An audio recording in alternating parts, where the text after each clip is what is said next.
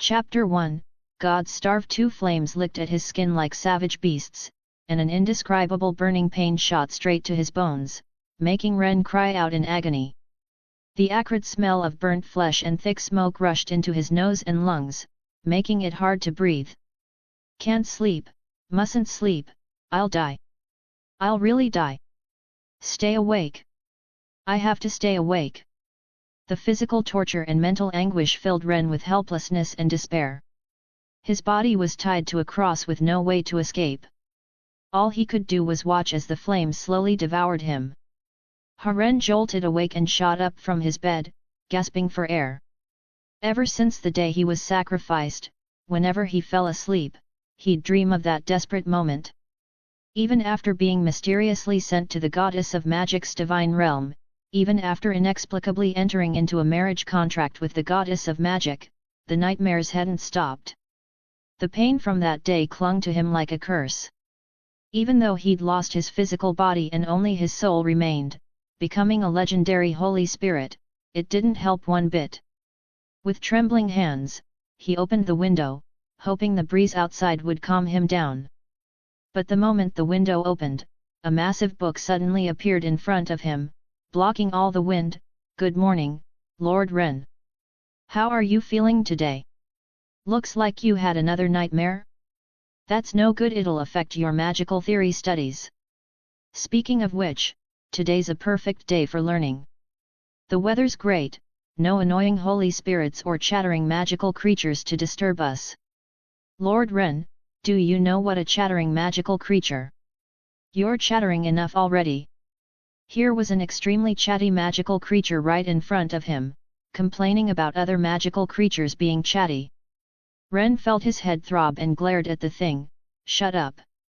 "Oh, of course, Lord Ren. You like reading quietly, just like the goddess. Your loyal butler knows this very well. Keeping quiet is important for you because..." Ren took a deep breath. "What I mean is, I'm ordering you to be quiet." The moment he said ordering, the book finally went silent. But the silence only lasted a few seconds. "Lord Ren, I almost forgot the important stuff. Is the goddess here?" Ren was speechless for a moment. He seemed to gain an even deeper understanding of just how chatty this book was. "What's going on? The divine realm's faith power is severely insufficient. The realm's barrier is becoming unstable. Without the goddess's divine power to reinforce it, the divine realm might have problems. The divine realm's barrier is unstable? Wait, what? Faith power is severely insufficient? How's that possible?" Ren couldn't help but exclaim. This was the goddess of magic's divine realm, not some minor deities.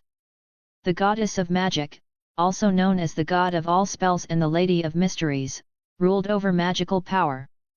Legend said she was the mentor to the world's first dragon and the elves. How could such a being have a faith shortage? Sure, spellcasters made up only a tiny fraction of the world's population, maybe 1 in 10,000, but the more powerful someone was, the more faith power they contributed. By all logic, the goddess of magic should be one of the deities with the most faith power. How could she possibly have a severe faith shortage? The cold sweat that had just disappeared broke out again. A sense of crisis filled his heart. In the few days since arriving at the divine realm, he'd learned quite a bit about the rules. Everything in the divine realm depended on faith power to exist. Whether it was the divine realm itself or holy spirits like him, it was all the same. Once they lost faith power, his remaining soul would completely disappear too. Then there really would be nothing left. After transmigration to this world and becoming a prince of the kingdom of Dawn, he'd thought he could reach the peak of life. But before he could even process all the information in his head, he got sacrificed. Then the deity who demanded his sacrifice directly converted him into a holy spirit and dumped him here with the goddess of magic. He'd barely had 2 peaceful days, and now he might disappear due to insufficient faith power. Could this get any more hellish? When the goddess was still mortal, she once said while teaching others magic, "Knowledge is power." So-called gods are just scholars who happen to be a bit stronger. The book's tone was full of admiration, but Ren caught the key point: so spellcasters who like pursuing truth and exploring mysteries don't provide faith power. No, no, no, not all of them. A small portion of magicians do choose to worship the goddess.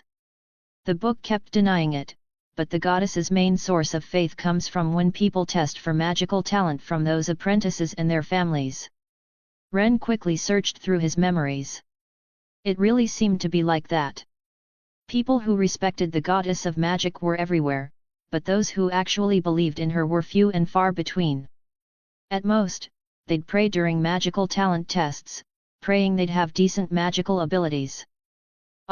This. Ren suddenly felt that if he didn't think of something, he might really end up completely destroyed. Who told him his wife apparently didn't know how to collect faith? But how could he help her quickly collect faith? Ren's mind raced, drawing on knowledge from both his past life on Earth and his current life. Book, if I remember correctly, you mentioned that the entire mortal realm is like a ball, and the source of magic is this ball's core?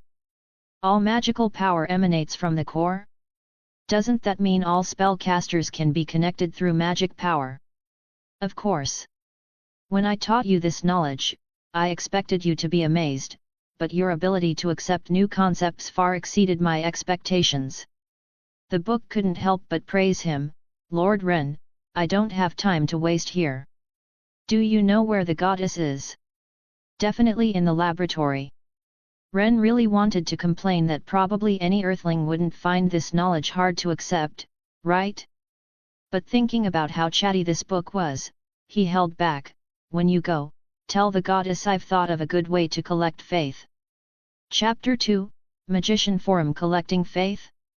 With all due respect, Lord Ren, the goddess is the wisest person in this world.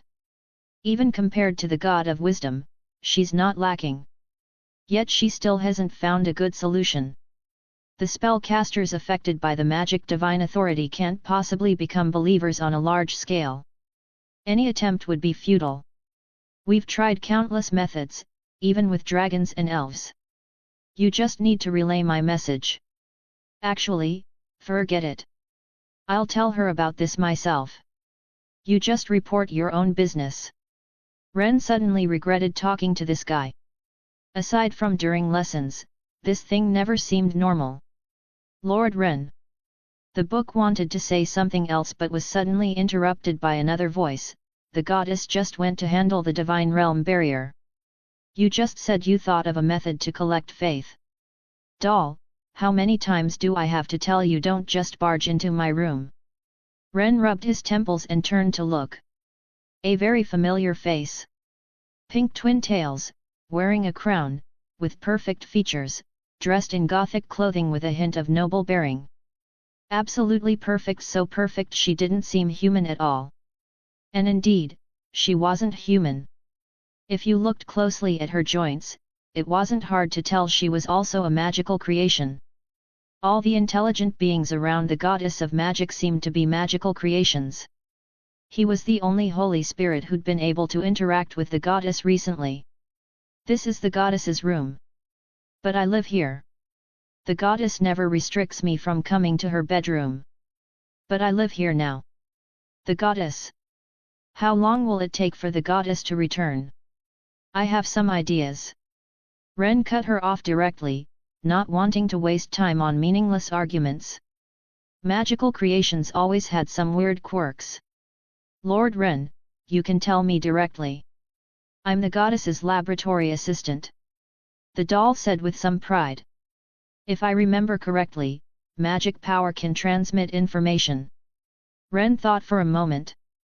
Is there any possibility we could use the magic core to design a virtual world that any spellcaster could enter with a trace of their soul through magic power? No, we don't need souls, just letting a bit of consciousness enter would be enough. Theoretically possible, but practically impossible. The scattered magic power isn't sufficient to support such a thing. The doll shook her head slightly. So it's just because there's not enough magic power.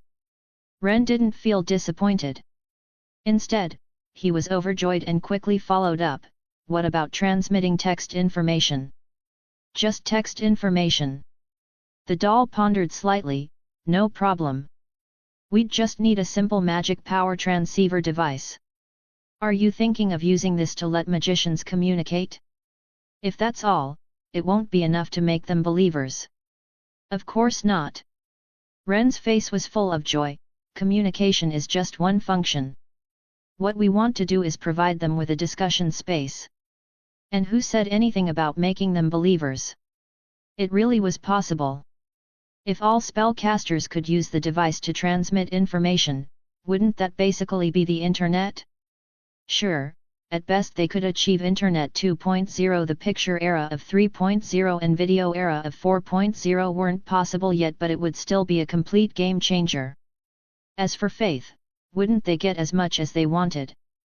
Spellcasters loved pursuing truth and almost never became believers, so don't make them believers. Just require a prayer every time they opened the magic Internet. He didn't believe faith wouldn't skyrocket. As for later features like pictures and videos, he was confident they'd eventually be possible. It was just that this doll didn't know how to do it yet. With this thought, Ren used the most concise and direct language possible to explain his ideas for the magic Internet and the first application, Magician Forum. You mean building a bulletin board where people can discuss things? Everyone can post announcements, and others can pick announcements to discuss. Ren nodded slightly, pretty much for the initial version. Every time they open this bulletin board, they'd need to pray once. Even as casual believers, we should get plenty of faith from those spellcasters, right? But the magic core can only transmit information, not store it. Even though she was a doll, her expressions were quite human-like. Ren could clearly see her disappointment. But he didn't see any problem. Well, couldn't we add another step? Any magician could send text information through those transceiver devices you mentioned, but the information wouldn't be transmitted to others directly. Instead, it would go to one of our information storage magic devices, and everyone could view these stored messages. In your terms, we'd use the magic core as an errand boy. We'd set up a bulletin board, and everyone could view or write information on it through the magic core. Since the magic core could serve as network cables and base stations, why not just add a server? If the connection problem was solved, why worry about storage? He didn't believe there wasn't some magic that could store information. Genius! A genius idea! I think I'm perfectly suited for this job. I just need to link myself with those transceiver devices through the magic core, and everyone could discuss things on me. Other creatures might have some difficulty, but humans naturally love getting involved in discussions. Even magicians are the same. I can already imagine countless magicians discussing topics they're interested in on me every day. We could set a threshold requiring them to pray every time they access. The book seemed to finally understand what Ren meant and couldn't help exclaiming. This time Ren didn't stop the chatty thing. Because Ren was stunned. That's right. He'd completely forgotten about this guy. Wasn't this thing a perfect server? Magical creatures were naturally able to connect with magic power. And it was the goddess of magic's library, storing vast amounts of information.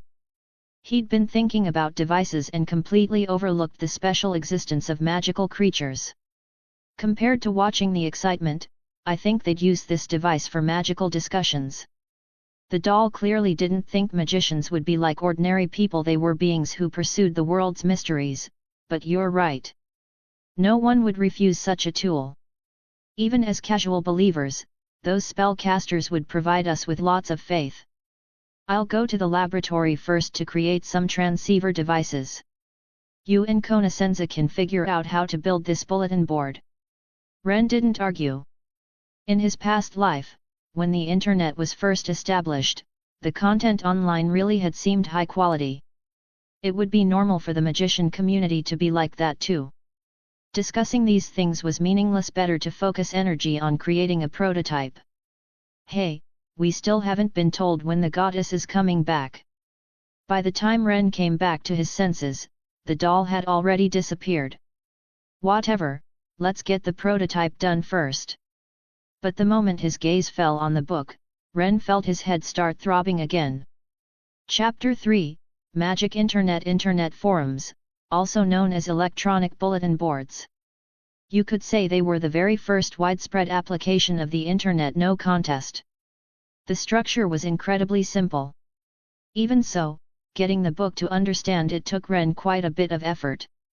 By the time they had the app figured out, the doll had already finished several prototypes. They looked like mirrors. This isn't the mortal realm, magic power is everywhere here.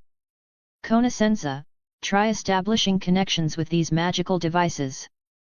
Of course, no problem. Honestly, Lord Ren, your wisdom is truly admirable. Even someone blessed by the god of wisdom probably couldn't compare to you. There was once a person who... Book, Konosensa, I'm ordering you to connect with these mirrors right now. The moment Ren's voice dropped, purple light emanated from the book and flashed by. Connection complete. Lord Ren, even if you hadn't ordered me, I would have eagerly connected them. I'm really looking forward to this amazing magic succeeding. I long to help the goddess, just as she gave me life. Of course, I'll definitely obey your orders. You're the person with the second highest authority in this divine realm. The book kept rambling on, but Ren ignored it completely and focused on the mirror. The moment the connection was established, the image in the mirror changed. A blank forum with no posts appeared before him. Very simple. It didn't even have separate sections yet. After all, they were in another world, no need to make things too complicated right now. Ren figured the more complex it was, the harder it would be for people to accept. Once they built up some users and people started discussing things, then they could organize it better. As for other features, that was way down the line. You can use it directly, I've already input magic power. The doll noticed Ren's gaze and explained, take a look and see if it matches your vision. Is there anything that needs changing? Ren nodded slightly and reached out, quickly filling in username information, then created a post. I want to collect all the world's magic, please help me everyone. Posted successfully. Then he quickly opened the post and wrote a reply: fireball, ice freeze, entangle, reply successful. Just as he was about to test it with another mirror, a second reply had already appeared: soul devour, annihilation bullet, doomsday judgment, I suspect you're targeting me, and I have proof. Ren looked up at the doll who was messing with a mirror not far away and sighed, whatever. Go somewhere in the divine realm as far from us as possible and test whether it works normally at long distances. You can also test the friend system and private chat features. Sure. The doll showed a mischievous smile of success and instantly disappeared. Friend request accepted. I'm now 30,000 meters away from you. Can you receive this? The moment he got the message, Ren's face broke into a huge smile. Yes. Are the other features working normally? The book seemed extremely excited too, its massive body floating around nearby. Usually so chatty, it was now too excited to speak. 30,000 meters away, the doll's face was also full of excitement. It really worked. Using magic power and Konosensa, they could let people within magic power range communicate with each other and save text information for later users to browse. The entire spellcaster community would change because of this. Not a single spellcaster could refuse such a tool.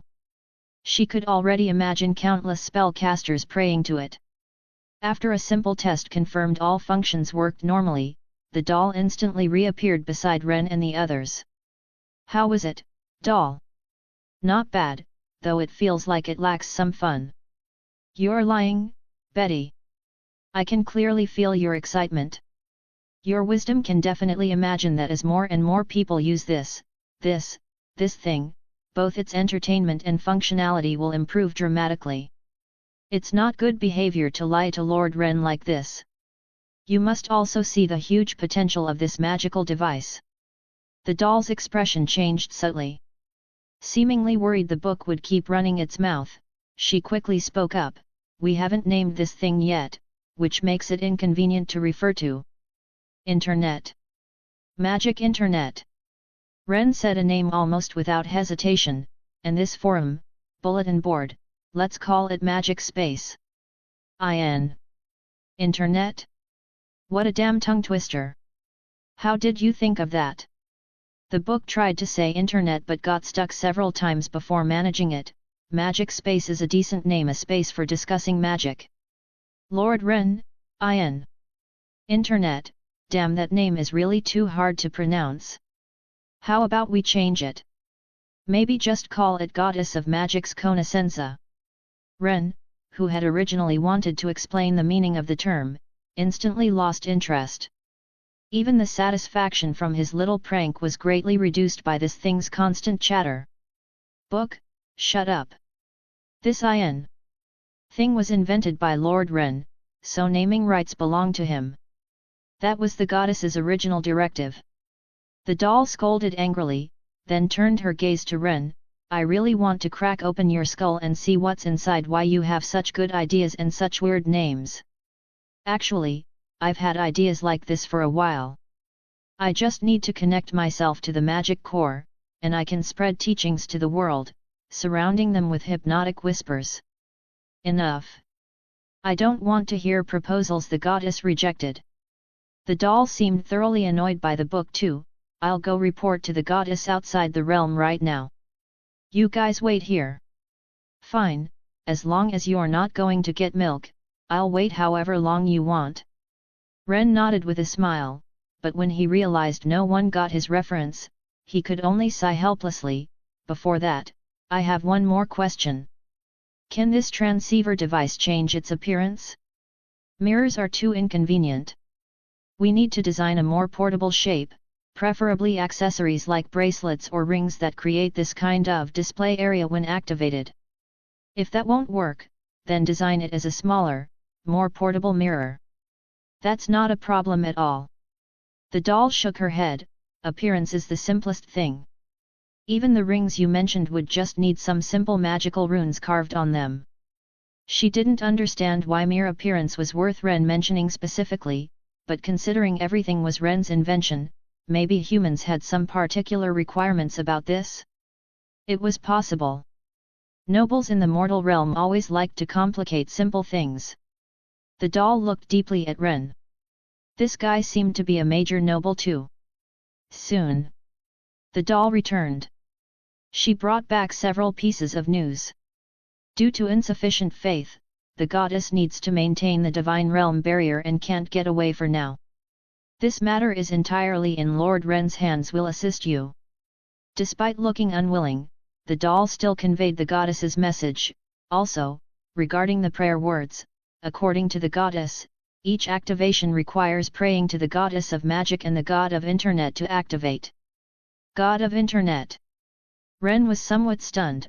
I just invented the internet, where's this deity coming from? Chapter 4, God of technology. That would be you, of course. The goddess has been worrying about how to find you a divine spark.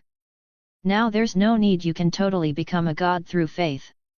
As she said this, the doll's face was full of envy. The divine name of God of internet will be bound to you.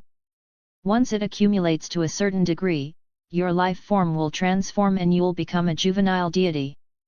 Gods can be made this way too. Ren was completely stunned. This was the first time he'd learned about this. Gods are a special form of life, born from worship and reverence. When gods fall, they transform into divine sparks that can be consumed to inherit their divine position. The doll explained, when worship and reverence for the god of internet reaches a certain threshold, you'll naturally become the god of internet. What's this threshold? Ren's breathing became a bit rapid. He hadn't expected gods to be born this way. He especially hadn't expected he'd have a chance to become a god, and in this way. How fascinating! Achieving divinity through incense and prayers, changing his life form. Then he'd leave his Holy Spirit state, and even without faith power support, he wouldn't die. The biggest problem and its solution was right in front of him. The doll directly pulled out a crystal. This is a powerless, useless divine spark, a natural container for absorbing faith power. The goddess has already inscribed your divine name and true name on it. Consume it, and you'll be able to sense changes in faith power. When it's completely filled, you'll fully evolve into a deity. Taking a deep breath to barely calm himself, Ren finally spoke, can the divine name be changed? God of Internet sounds kinda awkward. I'd like to change the name. He felt that once a divine name was bound, it couldn't be changed for life. No rename cards available. Better try before binding. If it can't be changed, then it can't be changed. At least I can become a god. Seeing the doll's strange expression, Ren suddenly felt something was wrong. But before he could finish speaking, the doll's voice came out, so you also think this name is awkward? Then why did you pick such a name? So it can be changed. Ren felt his blood pressure rising. Of course it can be changed now. What do you want to change it to? God of Technology. God of Technology. Ren thought for a moment only this divine name seemed fitting. You can go find the goddess to change it later. Since she can't get away, let's discuss how to promote the magic internet first. Doll, you said earlier it could easily be designed as a ring. Yes, it can be designed as a ring that creates a light screen to display information with just a touch. Can this light screen only be seen by the user, or can others see it too? Both options are possible. You can make it visible to just one person or to everyone, it's just a difference in runes. The doll answered fluently. She had very high expertise in magical equipment manufacturing. Which costs less? We need the most economical method. Ren explained his thinking in detail again. The divine realm's materials aren't infinite. The number of spellcasters among all intelligent life was definitely very scarce, but looking at the whole world, the scale was considerable. One for each person, even the goddess of magic had to consider costs. This time, the usually quick-to-answer doll fell silent. After a long while, she finally spoke.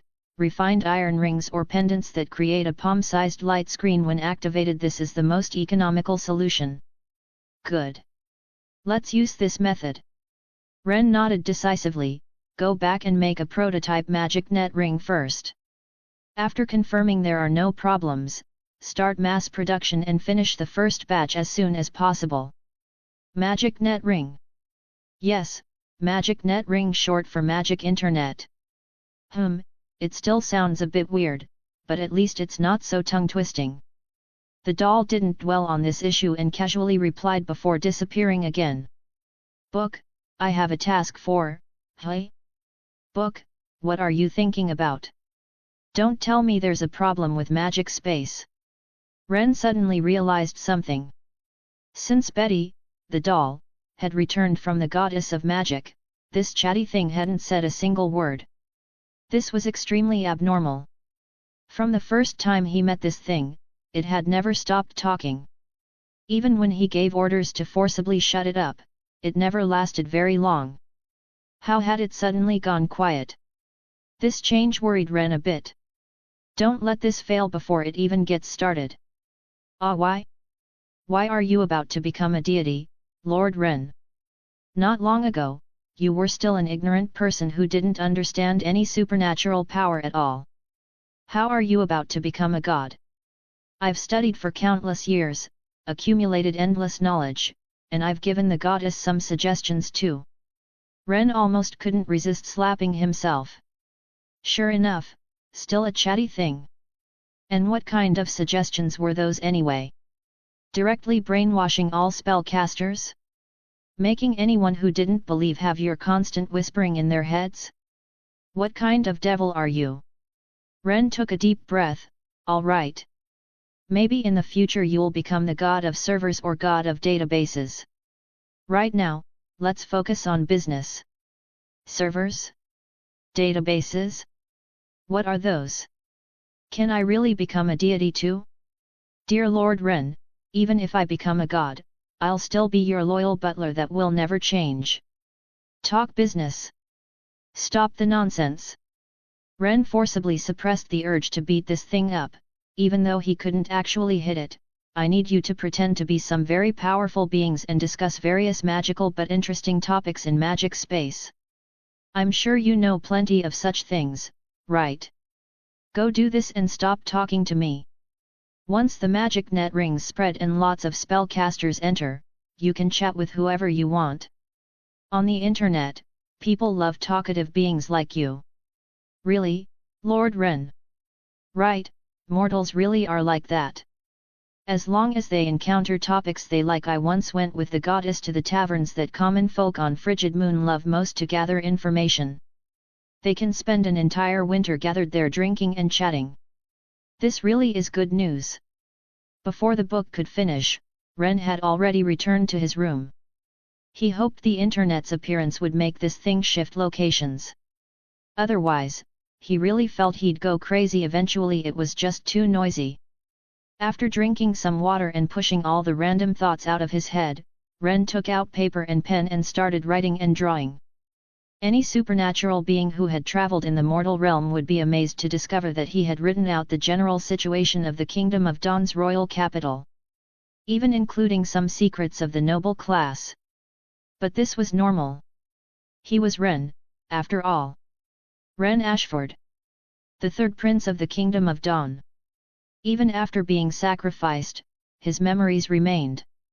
The Kingdom of Dawn didn't belong exclusively to any single deity.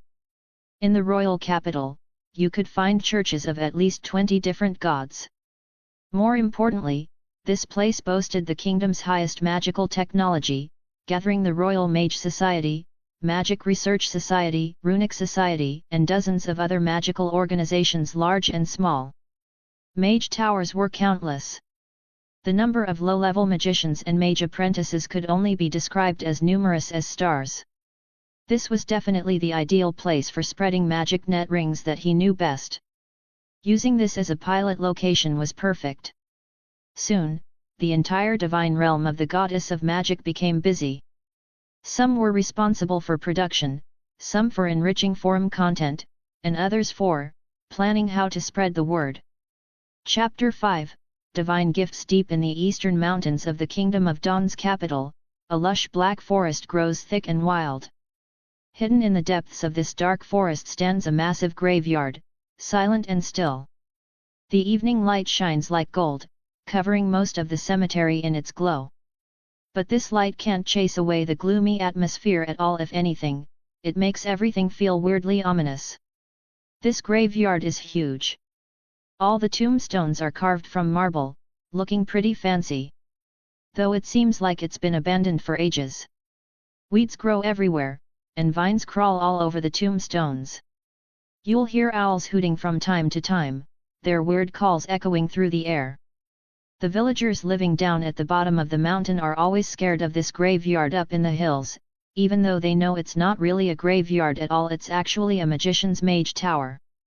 These simple villagers blame every strange wind, weird fog, and mysterious beast on the magician's anger, and they warn their kids to never go near that black forest, or the magician will definitely put some kind of spell on them. If they're lucky, they'll just get turned into tombstones for the mage tower or become one of his pet monsters. If they're unlucky, well, whenever they get to this part, they never finish what they're saying. This unknown fear haunts generation after generation of villagers. Lots of people think of him as some kind of unspeakable horror, but the truth is, an elderly magician who's really good at making potions lives there. He's got a weird personality, keeps to himself, hardly talks to anyone, and just sends his apprentice down the mountain to buy food or handle other business. Hetty, wearing her hooded cloak and carrying the groceries she bought, leaves under the fearful stares of the villagers. Their wild gossip swirls around her ears, but she doesn't really care. As that old magician's apprentice, she's gotten used to all this stuff by now. Right now she just wants to get through this last stretch of the journey as fast as possible. But even so, by the time she gets back to the center of the graveyard, night has already fallen. The creepy, scary atmosphere gets even thicker. But she doesn't care one bit. She walks straight toward the very center of the graveyard. That's where another huge tombstone stands. It looks like the tombstone of a massive black tower. You're finally back. The statue next to the tombstone suddenly speaks in a dry, scratchy voice. As its mouth opens and closes, bits of dust fall down. Hurry up and go inside. The master is waiting for you. As soon as it finishes talking, a door actually appears on the tombstone. Spiral stairs stretch down and down, gradually disappearing into the darkness. Hetty walks right in without hesitation. Sure, this place looks creepy and scary, but it's actually a rare spot where magic power acts weird. In a place like this, whether you're meditating or recovering your magic power, everything happens way faster. Down on the second underground level, the old magician, wrapped in his black robes, is standing in the center of the potion lab, but he's not holding one of those glowing potions he usually has. His hair is gray and white, he looks all withered, and time has left deep marks on his face like he could die any second. But Hetty knows this old magician is still a long, long way from returning to the divine realm, or the underworld. She even suspects this old guy could live forever and ever. You're back. The old magician shows a completely different expression than usual. He looks excited beyond belief. Hetty, you need to come congratulate me right now, congratulate the birth of a new living saint. I have passed God's test and witnessed God's greatness. God has fully recognized my dedication to studying mysteries. God said I'm someone with the potential to explore the truth of this world. Hetty stares at her teacher, kind of stunned. He usually doesn't like to show emotion, but today he's talking way more than usual. And his words are absolutely mind-blowing. Did he take too many drugs or something? Did he eat too much of his own experimental medicine and get poisoned? But the detection device isn't giving any warnings, so he seems to be in normal condition. How did he suddenly get a response from the goddess of magic? This old guy only prays when he's making potions at crucial moments, right? He only converted to the goddess of magic so he could pray when he needs luck, didn't he? But after being stunned for a few seconds, she quickly shows the old magician proper respect and congratulations. Only fanatics, only the most devout fanatics, could possibly get a response from God. No matter who it is, if they get a response from God, they deserve respect. Especially since he got a response from the god of all spells, the Lady of Mysteries. The old magician's face is full of smiles. God's wisdom is with each and every one of us. After all that excited talk, the old magician finally seems to have let out all his excitement. Now, I need you to do something. Give these rings to every magician, or every mage apprentice. What are these? Hetty is obviously stunned. She's been living here ever since she accidentally wandered in when she was 6 years old. She can say for sure that she's never seen these rings before. These are gifts from God. The old magician's eyes are full of fanaticism. God said they will affect every spellcaster in the world. Everyone will become stronger because of them. In the process of exploring mysteries, they will become spellcasters' greatest help. Hetty stares at the old magician, kind of dazed. For a moment, she even wonders if this old guy got influenced by some cult members, but these rings really are appearing in the Mage Tower for the first time. These are just rings made from refined iron, but they're covered with tiny, dense runes that even she, who's almost become a mid-level magician, couldn't possibly make. With this many rings, even if all the magicians in the capital worked together, it would probably take several years. Could these really be gifts from God? Because of her teacher's influence, she also believes in the goddess of magic. She prays every time she makes potions. But she never imagined that someone close to her would actually get God's attention. Does that mean she might also? Thinking about this, cold sweat starts forming on her forehead. Don't worry. I'll make sure every magician gets one. Good, you should leave right away. Here's the proof and suggestions I'm giving you. The old magician waves his hand, and a box appears next to Hetty. It's made of luxurious golden metal with rivets and reinforcements, covered in complex patterns, and shaped like a coffin. There are some documents inside too, you can put them in this box and take them with you. In the goddess of magic's divine realm. Ren watches this scene and can't help but twitch his lips.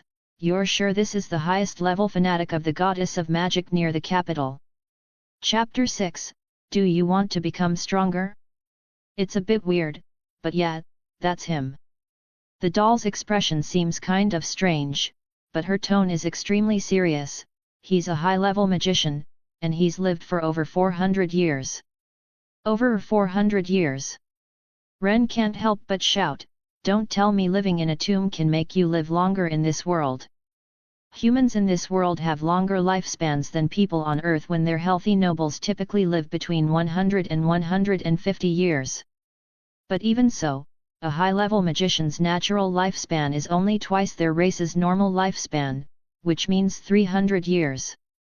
This old magician who doesn't seem very serious has actually lived for over 400 years.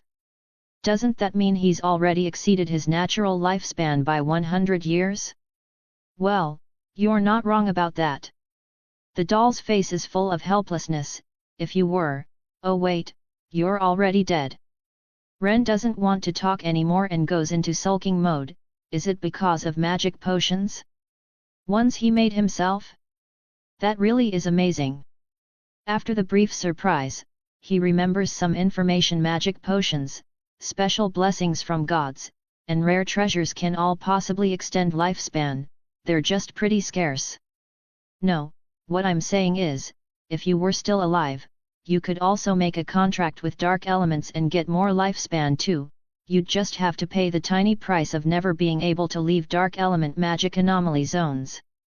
Are you jealous that I might be about to become a god? Ren's lips twitch. What does she mean if he were still alive? That's so hurtful. How could that be? The doll gets all flustered and angry. Lord Ren, as a magical creation, I could never have thoughts like that, absolutely not. Never. Never. By the end of it, Ren seems to hear a crack sound. Then, her head falls off. Right in front of Ren, a head with twin tails falls off the doll's body and rolls right over to Ren. Her body is still holding the pose from just now, waving her hand, like she's saying she's not that kind of person. I get it, you're not. Just put your head back on. Ren wipes the cold sweat from his forehead and nods very seriously. Let's just switch the screen and see if that heady can spread the rings around. With Ren pushing her, the doll skillfully and gracefully puts her head back on, even fixing her hair. That's creepy. Really, really creepy. How does this guy even have a trick like that?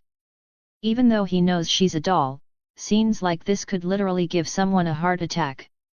Luckily that topic is over, and this guy doesn't seem to want to cause trouble anymore, so she quickly adjusts the scene they want to see.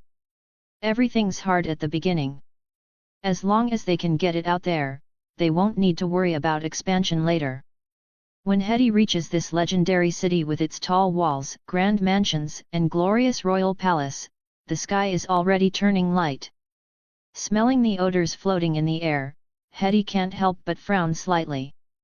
It really is as majestic and magnificent as the legends say. But it's also full of staleness and filth. Even though the weather is pretty cold, the stench spreads through every street. It's like every single brick has been soaked in the smell. Totally disgusting. Hetty knows the way to the district where magicians gather. She sometimes brings the old magician's potions here to sell. Looking at the low, messy, crowded houses around her, some of which can't even see sunlight under the city walls, she frowns even deeper. Even though she lives in a graveyard, she thinks the environment here is really terrible. A few scattered vendors are calling out along the street, but the very few pedestrians can't bring them much business. Every face is written with numbness. Everyone looks like walking zombies. The winter cold is almost killing these chronically malnourished people. When they see the coffin-like box floating behind Hetty, they rarely become somewhat lively, almost instantly falling to the ground. Even though their hearts are full of fear or disgust, even though they really want to avoid this and get away quickly, their instincts, some kind of almost inborn instinct, make them press their foreheads tightly to the ground, like even their gaze would disrespect those high and mighty spellcasters or noble lords. This situation doesn't last very long. When she enters the next district, things around her get a bit better. This is where the citizens live. Craftsmen with some wealth or noble connections all live here. The houses here are obviously bigger, and the people have more energy. When they see spellcasters or noble carriages, they don't immediately fall down, but instead hide on both sides of the street, bowing their heads and bending over, making sure they're lower than the carriage windows and the spellcasters' heads.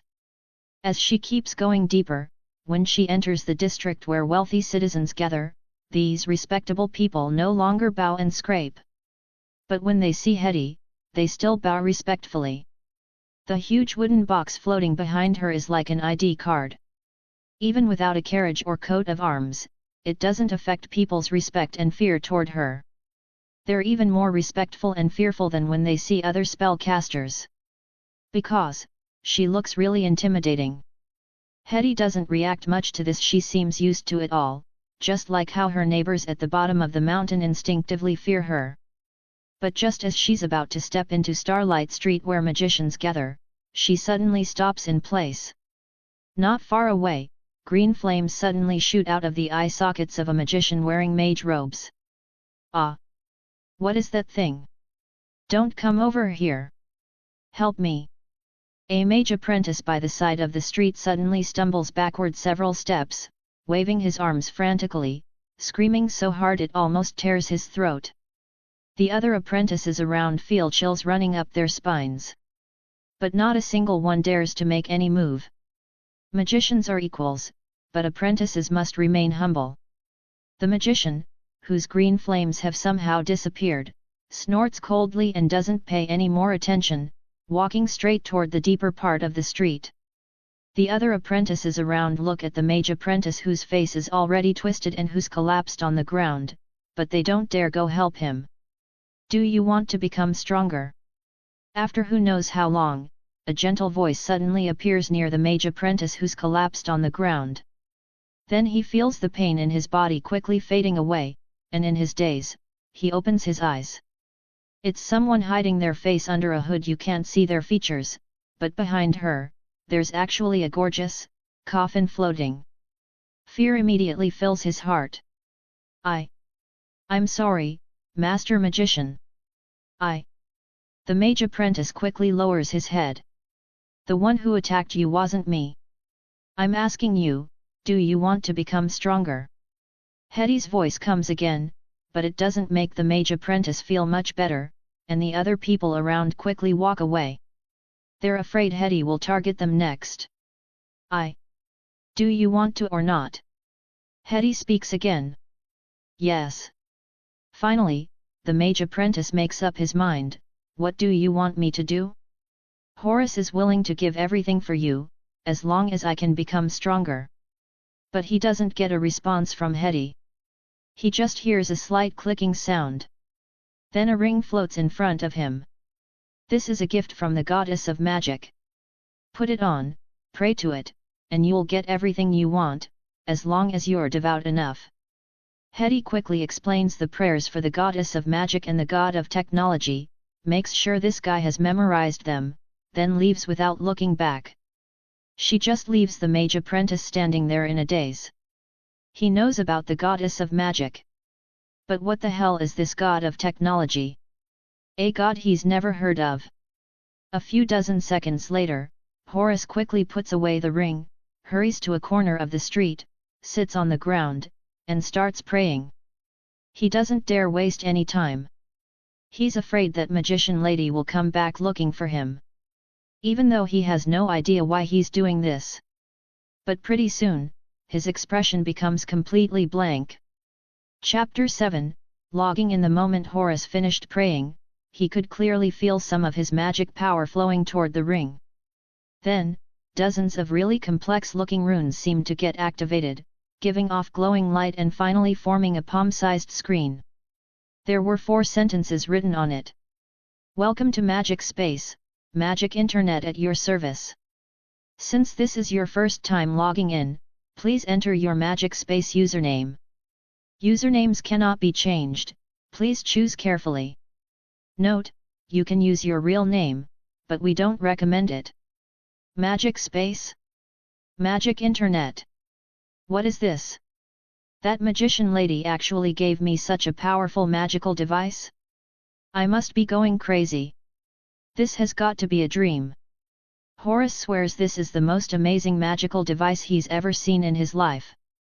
Dozens of incredibly precise runes, each one way beyond what an apprentice like him could make, and even his teacher, a mid-level magician, would probably need to spend tons of energy to complete runes like these. And that's just talking about one single rune. Dozens of runes, all concentrated on this tiny ring. Even his teacher probably couldn't pull this off. He pinched his thigh hard, and the pain finally brought him back to reality. It's actually real. Getting beaten up by some magician for no reason, then getting this magical device from another magician that he never would have imagined in his wildest dreams, and this incredible screen, what does it all mean? Horace's brain just can't process all this stuff at once. After who knows how long, he carefully looks around to make sure no one's paying attention to him, then quickly types Magician's Apprentice into the username field. Input successful. Dear Mr. Magician's Apprentice, Magic Space is a gift from the Goddess of Magic and the God of Technology. Please use it well. Seeing the names of the Goddess of Magic and God of Technology again, the respect on Horace's face obviously gets even deeper. That powerful magician must be a believer of the Goddess of Magic or the God of Technology. They actually gave someone as weak as him, just a little apprentice, a gift from the gods. Horace's heart is completely blown away. It's not until that line of text disappears and the Magic Space interface appears on the screen that he finally snaps back to reality. I want to collect all the magic in the world, please help me, offering a reward for high-level knight armor. Contact me if interested. The ice spirits in the far north are acting weird, but the watchtower guards don't seem to notice. Ancient ruins might have appeared in the Highland Kingdom. High-level magicians have been exploring for months with no news. Does anyone know what's going on? High-level knight armor? Far north? Ice spirits? Highland Kingdom ruins? Horace feels like his entire life hasn't been as shocking as this one moment. No wonder it's a gift from the gods. The topics are actually at this level. Is this really something I should be looking at? But he still can't resist his curiosity and clicks on the least dangerous and most approachable post. The screen changes. I want to collect all the magic in the world, please help me. Fireball, ice freeze, entangle, good, these are things I might actually have a chance with. Just as Horace is about to feel relieved that he's finally seeing something he can understand, he sees the next line: Soul Devour, Annihilation Bullet, Doomsday Judgment. What the heck are these? What level of magic could do stuff like this? Don't these sound like forbidden spells? These names don't sound normal at all. As he keeps scrolling, things get weirder and weirder. Some people are indeed replying with magic they know, but way more people are saying all sorts of strange stuff. Thanks for the invite, I'm a dwarf, don't know magic, only know how to forge. You can't activate anything without magic power, duh, is the original poster crazy? Magic is vast and endless, even if you spent your whole life, you couldn't collect even 1 or 2/10 of it. Hijacking this thread, I'm Strong Ashford, I'm not dead, I've been trapped in a secret realm for 1,200 years, give me 10 gold shields and when I break the seal, I'll make you Hand of the King. Horace stares blankly, completely shocked and confused. What the hell is all this? Why do so many people seem totally nuts? But the things these people are talking about, seem so real. What kind of existence is this gift from the gods? As he keeps reading, suddenly he freezes. Someone actually says that Fireball has lots of different variations. People in different regions use slightly different activation runes when casting Fireball, and the power, speed, and temperature of the fireballs are all different too. They even explain in detail how to construct all these different types of fireball spells and what effects they'll have. All of a sudden, he gets super excited. He reads it carefully over and over again, afraid he'll miss a single word. In the Goddess of Magic's divine realm. Ren watches this scene with his lips curving up slightly. Not bad, that old guy's apprentice is pretty reliable, she's already handed out several of them, and this apprentice is pretty good too, he's already starting to use it, he's just a bit slow, don't know when he'll fully master it. If you could create fewer fake accounts and write less useless stuff, I'm sure he'd master it way faster, the doll complains helplessly, even I have trouble understanding all the information on there. But without that information, the internet isn't complete. Ren smiles slightly, and don't you think when lots of people start chatting this way, the internet becomes really interesting, and lots of people can't help but click on it more and more. Wait. Here it comes. Here it comes. I'll stop chatting with you for now. What's coming? The doll looks at Ren, whose expression suddenly changed completely, her eyes full of confusion. What else could it be? Faith, of course. The transmission speed of faith seems a bit slower than magic power. That apprentice has already had magic space open for a while, and only now does Ren feel that white blank godhead bound to the god of technology's name suddenly receive a strange aura or light. That feeling isn't very clear. Hard to describe. But it's definitely golden, like smoke. Dreamlike and fantastical. Soon, under Ren's gaze, it merges into the godhead and completely disappears. It's probably because it's just one prayer from one mage apprentice, so it's really thin, and after merging you can barely feel it, but it makes Ren super excited. At least it proves he really can absorb faith. What's with that expression? And you said you weren't jealous of me. Reluctantly shifting his attention away from that blank godhead inside him, looking at the doll with her resentful face, Ren can't help but laugh. Ever since he met this guy, he hasn't seen this kind of expression many times. Seeing that the other person's excited head looks like it's about to fall off again, Ren quickly changes the subject. By the way, where's the book? The mortal realm has started using the internet. I still want to ask him if he has any special feelings, and whether he can handle it when the numbers go up. I locked him in the storage room. Ever since he saw those ridiculous comments you made, he's gotten even weirder. I really couldn't take it anymore, so I locked him up. The doll acts like the book is her personal property. Chapter 8, How enviable. Ren's eyes widen. Locked him up. There's actually an operation like that? My God! How didn't I think of that? Oh right, I can't do that. Never mind then. Don't look at this guy as just a book, but he's a real magical creation. And he can use all the magic the goddess of magic knows. Throw him into the mortal realm, and he'd be at least a magic god to start with. Locked him up, so what? The doll waves her hand casually, and a black hole suddenly appears in front of them. Before Ren can react, the book floats out from inside. Betty, how could you treat me like this? How could you lock me in that dark space? Simply unimaginable. Really unimaginable. Our thousands, tens of thousands, countless years of friendship, and you treat me like this. Do you know that physical wounds can heal, but the cracks in the heart are? The moment another black hole appears, the book's tone completely changes.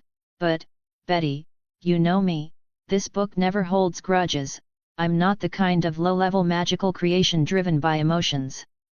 Book, how's the signal from the mortal realm? Ren rubs his somewhat swollen head and cuts him off directly. Sure enough, even locking him up won't change him. Signal? What's a signal? Lord Ren, you always have endless new words in your mouth, I've never heard such vocabulary. I mean, are you receiving information from the mortal realm smoothly? Same as the divine realm? Any delays? Almost exactly the same. The book is silent for a moment, like he's comparing, Text information transmits extremely fast through magic power, even faster than the speed of light. Faster than the speed of light? So that's faster than fiber optic. Ren instantly understands. This is good news. The faster the transmission speed, the more you can do. In the mortal realm. Kingdom of Dawn's capital. Horus finally memorizes all the information about fireball in magic space. He looks around to make sure no one's paying attention, quickly puts the ring away, and runs toward the runic society. Teacher, look, is this information correct? After copying down all the knowledge he just got on parchment, Horus rushes to his teacher's lab. His teacher is a noble mid-level spellcaster. And a senior researcher at the Runic Society.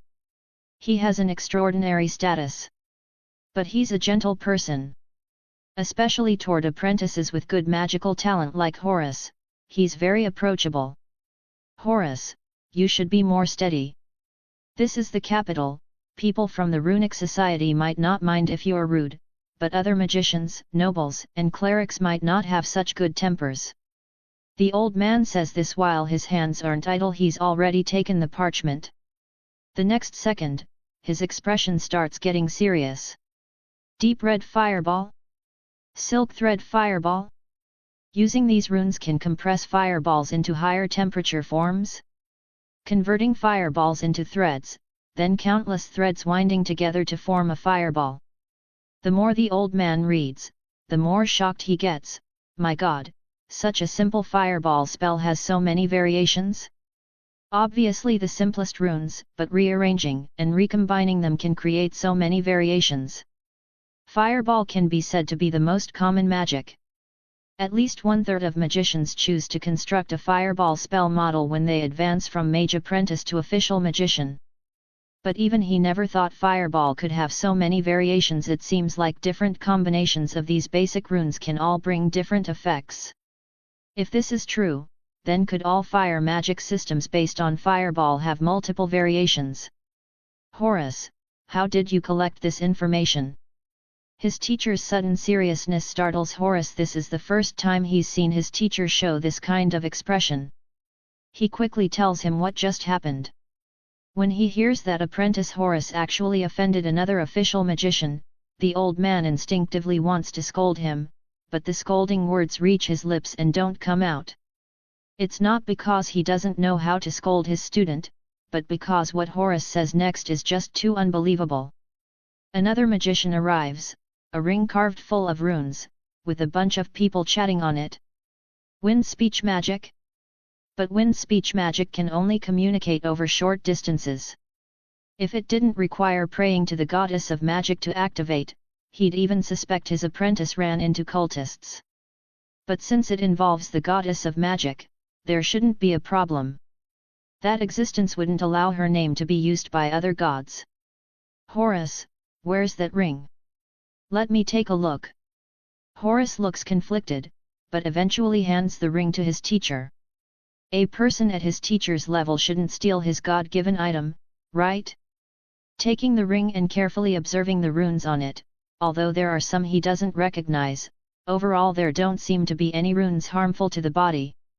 This makes him feel somewhat relieved. But needing to pray to activate it makes him a bit conflicted. Official magicians generally don't worship any gods, even the goddess of magic. Even praying is almost impossible. He's already forgotten when he last prayed, maybe 50 years ago, maybe 100 years ago. But thinking about that fireball technique, he takes a deep breath and starts praying. Why isn't there any reaction? Horus, did you get the prayer wrong? Or do you need some special gestures? Many gods have gesture requirements for their clerics, like the Church of Light not far from them. Every divine spell needs different gestures. Once a cleric tried to use magical power to force divine spells without those gestures, but the result was, he lost his brain. Literally. His brain was burned by holy light and turned to ash, but his body didn't change at all. No, I've already told you everything I know. Horus is silent for a moment. How about I try? Horus takes back his God-given item and starts praying. After the prayer, magic power flows from his body, the ring activates, and a screen appears in front of them. The old man is silent for a moment. This ring requires soul binding, looks like only you can use it. Horace, your luck is really enviable. Before he finishes speaking, a middle-aged man walks in from outside. Drew, you'll never guess what I got when I went to buy potions today, eh? Hey? How do you have this ring too? Chapter 9, Important Task. Horace's teacher, the old man called Drew, looks at the middle-aged man who just walked through the door and is obviously stunned for a moment. The guy is holding a magic net ring in his hand, exactly the same as the one in Horace's hand. How do you have one too? The other guy is shocked, and Drew is no different. I went to buy potions, and a lady magician who's close to mid-level or already mid-level gave it to me. She should be a believer of the goddess of magic, said this was a gift from the goddess of magic. After his brief amazement, the middle-aged man also comes to his senses. I haven't tried praying yet, but there's a rune on here that's similar to wine speech magic. I'm guessing the connection that lady talked about comes from. I don't care about that, first tell me where you met that lady magician? I'm going there right now. Before the middle-aged man can finish, Drew cuts him off. No one notices the middle-aged man's weird expression. That coffin-carrying lady said he was an honest person, so she gave him a magic net ring. Honestly, honest person sounds like a good term, but for some reason, he always feels something's off about it. After Drew gets all the details, he rushes to the spot between shop number 9 and shop number 10 on the street, but when he gets there, he doesn't see that respectable lady, doesn't see any coffin, and doesn't even see anyone carrying a big box. Did he miss her? Drew can't help but sigh. Seeing quite a few people around who already got magic net rings, several people already have screens in front of them just like Horace's, proving they've successfully activated them through prayer. Hearing quite a few people around already whispering about it, he only regrets not having 2 more legs, or not using some wind magic to hurry over here. Once there was an opportunity right in front of me, but I didn't treasure it. Drew mutters as he follows the crowd, searching around. And at this moment, in a small shop not far from him, Hetty has already pulled out another ring. Little girl, it looks like your teacher isn't very good to you. That burn on your face should be from getting burned as his test subject, right? Want to change your fate? Just pray to this. In the goddess of magic's divine realm, over 100 spellcasters have already prayed. Although most of them are mage apprentices, still, Ren, things are going way smoother than we imagined. Before Ren can speak, the book in front of him who's teaching and preaching is already acting impatient, like he's finally caught the doll's weakness. Betty. I'm giving Lord Ren a lecture, this is the task the goddess gave me, please don't interrupt. The goddess's will cannot be blocked, even you can't interrupt it. The doll originally wanted to interrupt the book, but the moment she hears the word goddess, she obviously gets stuck, though she quickly recovers. But Lord Ren is the person in charge of the goddess's internet faith project, I must report to him about achieving the internet's staged goals, this is also the goddess's will. Goddess versus goddess. Neither can overpower the other. But both have valid points. They're at a complete standstill. Watching these two guys bicker, Ren can't help but laugh and lean back in his chair. This counts as one of his rare forms of entertainment. Especially since he can already feel that his blank godhead is starting to no longer be blank, at least, it already has one drop of faith, and that excitement is indescribable. Anyway, he's in a great mood. After a while, the doll suddenly realizes she has real business. Ren, although that Hetty chooses her recipients in a somewhat abnormal way, she's distributing them really fast. Should we prepare to give her teacher another batch of magic net rings? Hetty isn't a fanatic, and in the capital, she doesn't have a suitable place to build a magic array to communicate with the divine realm, so she has to go through her teacher as an intermediary. Of course. Ren nods with a smile, but I want to remind you of something. I think her choice of recipients is really interesting. Before Betty the doll can voice any doubts, he adds another sentence, by the way, how many magic net rings have we made in total? About 10,000. Betty knows this data by heart. Good, tell that old magician that after giving away 1,500 rings for free in the capital, switch to paid mode. Betty can't help but exclaim, hey! Why? Money from the mortal realm is useless to us, charging will definitely affect the internet's spread. The refined iron in the divine realm isn't endless, we need them to sacrifice enough refined iron. Ren's expression is very serious, besides, this is the goddess's grace. Even the Church of Light's watered-down holy water is priced so high people can't afford it, but we're giving ours away for free. Don't you think they'll take the goddess's grace lightly? The more it's free, the less they'll treasure it. Furthermore, we're just following the rules among magicians' equivalent exchange. After they buy them, they'll have ownership rights and can send them to friends and family far away. How should we price it? Betty thinks about it carefully and feels like this actually makes sense, especially when she hears the last part. That's right.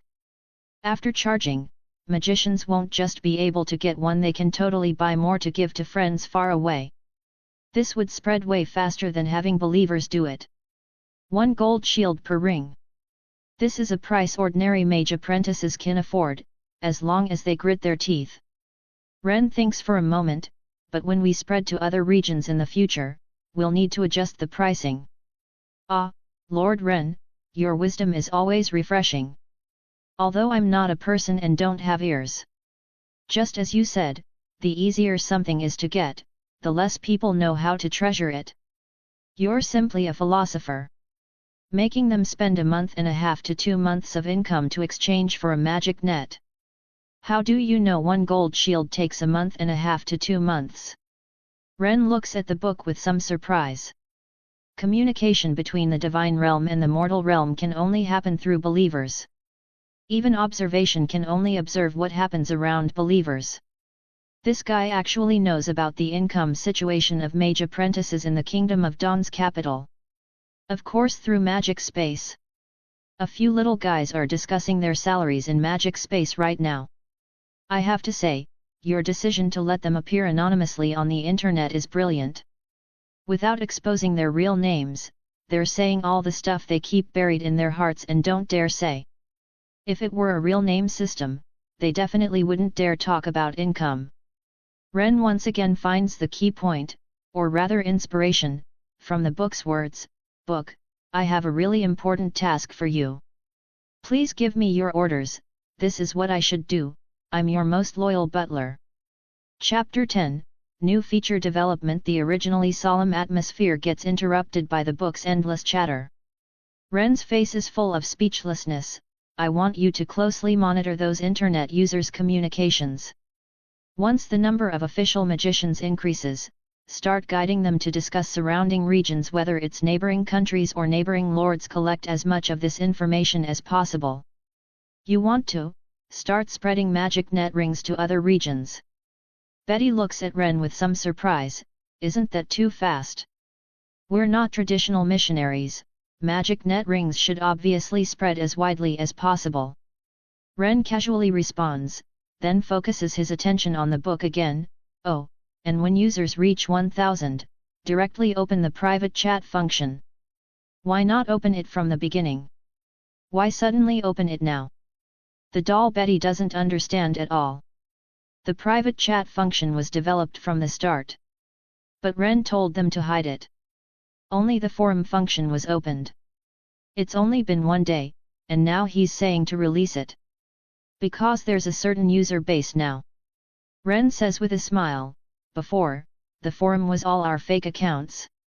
Opening private chat then might have caused problems, but once the user volume goes up, they can communicate with each other. Plus, the private chat function will speed up our magic net promotion. In this world where commoners and serfs almost never move around, nobles and supernatural beings have huge communication needs. But often delivering a single message takes dozens of days, months, or even longer. Even the king sitting in the capital, if he wants to send a command to the border, even dispatching griffin messengers takes over 3 days to arrive. Spellcasters are scattered across different countries, making communication hell-level difficult. For news about a magical material, crossing countless lords and kingdoms to deliver a message, running around for several years isn't uncommon.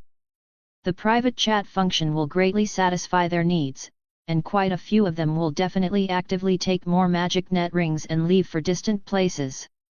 They won't even need to do it themselves. Magic net rings will spread at extremely fast speeds. The farther apart users are, the more obvious the internet's value becomes. Lord Ren, your wisdom once again. Before the book can flatter him much, Ren quickly interrupts, "Book, let's talk business. I have a new idea here, let's study whether it can be implemented. This new feature, I think, is also groundbreaking." New feature. The book and doll instantly show interested expressions, at least the doll Betty does. The discussion of new features doesn't go very smoothly. The book and doll's understanding of the new terms from Ren's mouth is really limited. But Hetty in the capital is going incredibly smoothly. The reputation of the goddess of magic's chosen coffin-carrying Hetty spreads rapidly through the capital's magician circles. Legend says her coffin is full of gifts from the goddess of magic. Just pray to the divine gifts and you can get the purest knowledge in this world. You can see legendary big shots debating magical truths and worldly mysteries there. Legend says this is the key to unlocking magicians' greatest secrets. Even magicians who usually don't appear in the capital, who stay away from crowds, are all returning. But very few people can actually get magic net rings. Coffin-carrying Hetty is a capricious person, or perhaps she can see magicians' devotion to the goddess of magic. She'll give magic net rings to humble mage apprentices, and also to powerful high-level magicians. She'll give magic net rings to beautiful people, and also to ugly people. She'll give magic net rings to people recognized as the smartest, and also to incredibly stupid people. It seems like anyone might get close to her, yet anyone might be rejected by her. There's no pattern at all. But everyone knows one other thing: the Runic Society's senior researcher, mid-level magician Mr. Drew, seems to be really disliked by the goddess of magic. He's always one step behind. Whenever they see him, it means coffin-carrying Hetty has already left, and they suggest not following or trying a different route to test their luck. What they don't know is that coffin-carrying Hetty has already returned to the Black Forest in the eastern part of the capital. My God! I never knew you had talent in this area, actually completing the task God gave me in such a short time. The old magician looks at his apprentice in amazement. God knows how many times this apprentice has made him cry with her stupidity over the past dozen years. A simple magic rune might take her several months to memorize. A simple spell model might take her several years to complete. A simple magic potion she could even blow up his lab. Although he was about the same back in the day. But that's not a reason for him to think Hetty isn't stupid. But this time is really different. Before Hetty even returned, he got divine revelation. Hetty actually completed the task in such a short time. Teacher, if you don't have other requirements. Just as Hetty wants to say she wants to rest, she sees her teacher, the old magician, quickly walk to the side and pull open a curtain that's appearing in the room for the first time. Hetty's pupils dilate. Her gaze is full of disbelief. For a moment, she even thinks she should have put on smoky eye makeup when she came back. At least then her teacher might think she's already tired. 10 times, at least 10 times the number of magic net rings from the first batch. My God! If she'd known there were so many rings to distribute, she should have set up a stall in Starlight Street's plaza and just given them away directly. No, even if she gave them to everyone on Starlight Street, she probably couldn't finish distributing this many rings, right? Teacher, do all of these need to be distributed too? The coffin-carrying Hetty, who brought huge shock to the capital's magicians, now only feels like her life has become incredibly dark. She even starts stuttering. No, there are only 500 rings here. 499 need to be distributed, and one is yours. God said you didn't keep one for yourself. How can that be convenient for communication? The old magician shakes his head and says a number that makes Hetty feel like life might have hope again, but his next words leave her completely stunned. The rest are for selling. You need to open a shop in the capital and use the money from sales to buy refined iron and send it back. Chapter 11, Private Chat. Not long after Hetty left the capital, all 1000 magic net rings were activated. The book immediately opened the private chat function. Private chat and magic space are independent functions, but they're linked together. The username entered when first activating the magic net ring becomes the unique sole account, synchronized across all future applications. The private chat function is much simpler than any chat tool Ren had seen in his previous life. You can't send emojis, can't send pictures, can't send voice messages besides text, there's nothing else fancy. But this is enough. In this fantastical land, although there's magic like wind speech that allows remote communication, the limit is only 1 or 2 kilometers away, which can't really be called communication. At best it's a walkie-talkie. Goddess of magic above, God of internet above, they actually released a new feature so quickly. Private chat? You can chat privately. You can add friends. Communicate with friends individually. This feature is so awesome.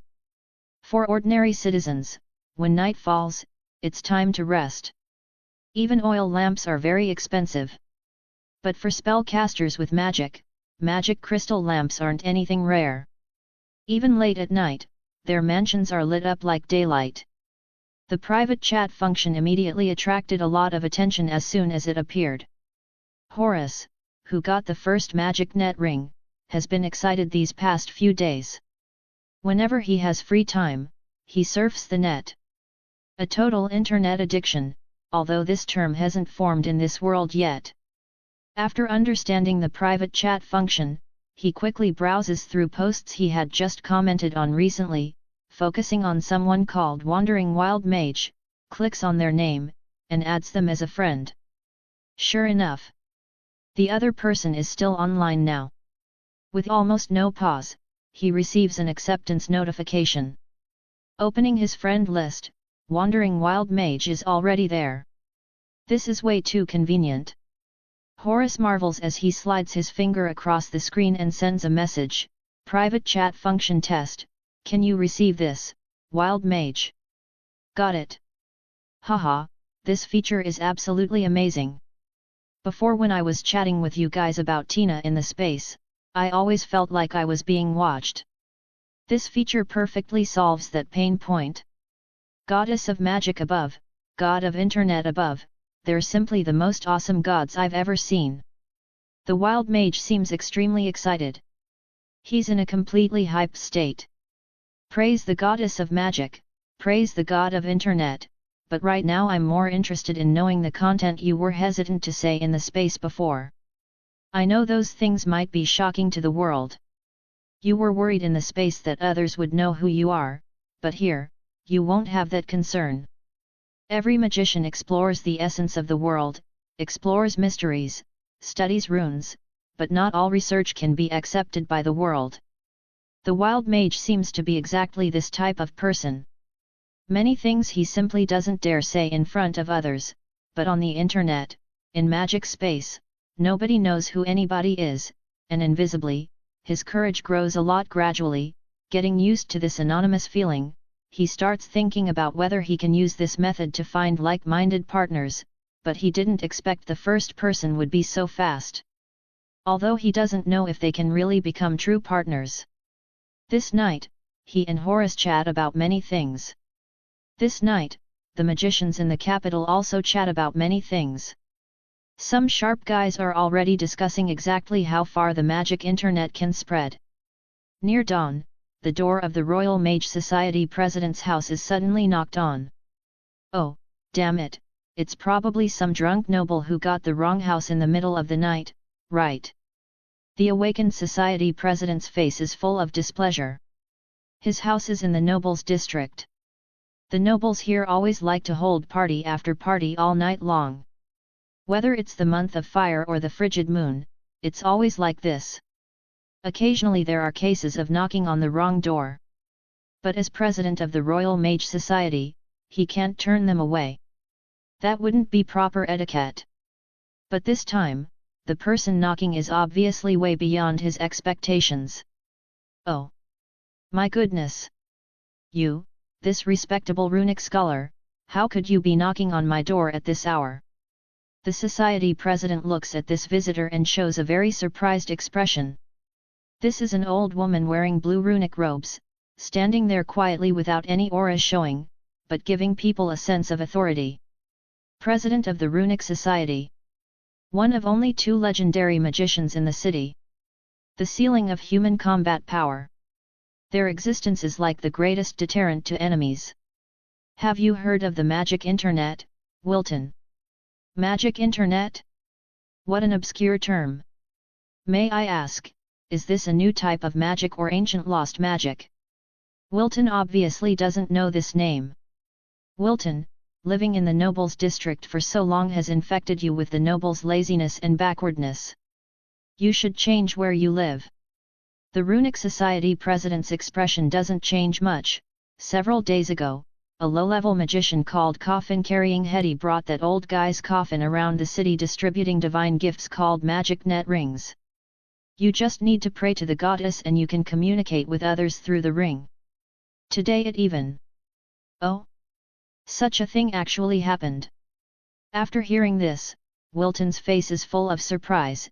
In that case, wouldn't we not need to continue investing in communication runes and have ready-made ones to use? Praying to the goddess of magic is something every magician has done, although maybe only once in their lifetime, but who cares about doing it a few more times? At least Wilton doesn't care. What he cares about more is actual benefits. Researching communication runes costs astronomical amounts every year, enough to build 10 mage towers, but there's never been much progress. Now someone is actually giving away such devices for free in the city. The first thing he thinks of is those almost endless gold shields. Wilton, I see you've really been infected by these kingdom nobles. The old woman's face finally starts looking ugly. How can you guarantee these rings will work forever? How can you guarantee these rings aren't bait someone put out? I came to invite you to research the communication runes on them together. Chapter 12, For Sale, Not Free Is That All? Wilton looks at the old woman in front of him with somewhat deep eyes. Long-term comfortable living has indeed made him somewhat dull, but that doesn't mean he's lost his wisdom. Before that, I hope you can take magic net rings to the kingdom's border.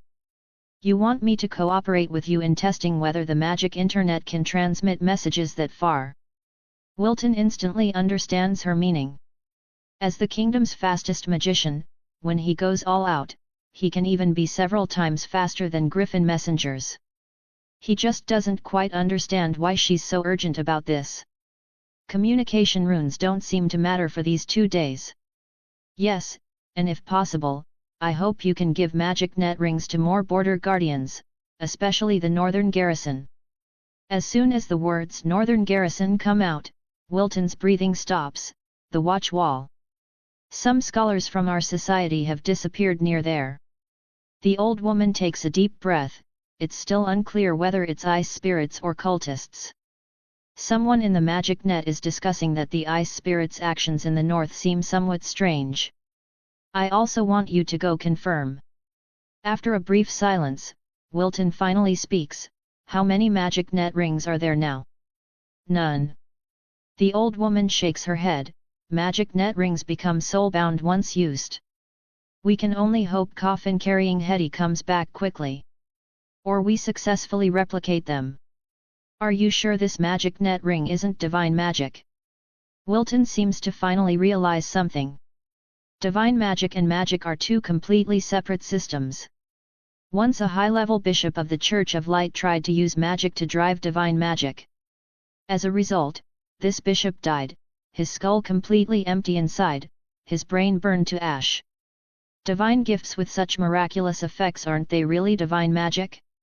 He doesn't dare research divine magic runes. As a legendary mage, although he looks old, he's actually still in his prime.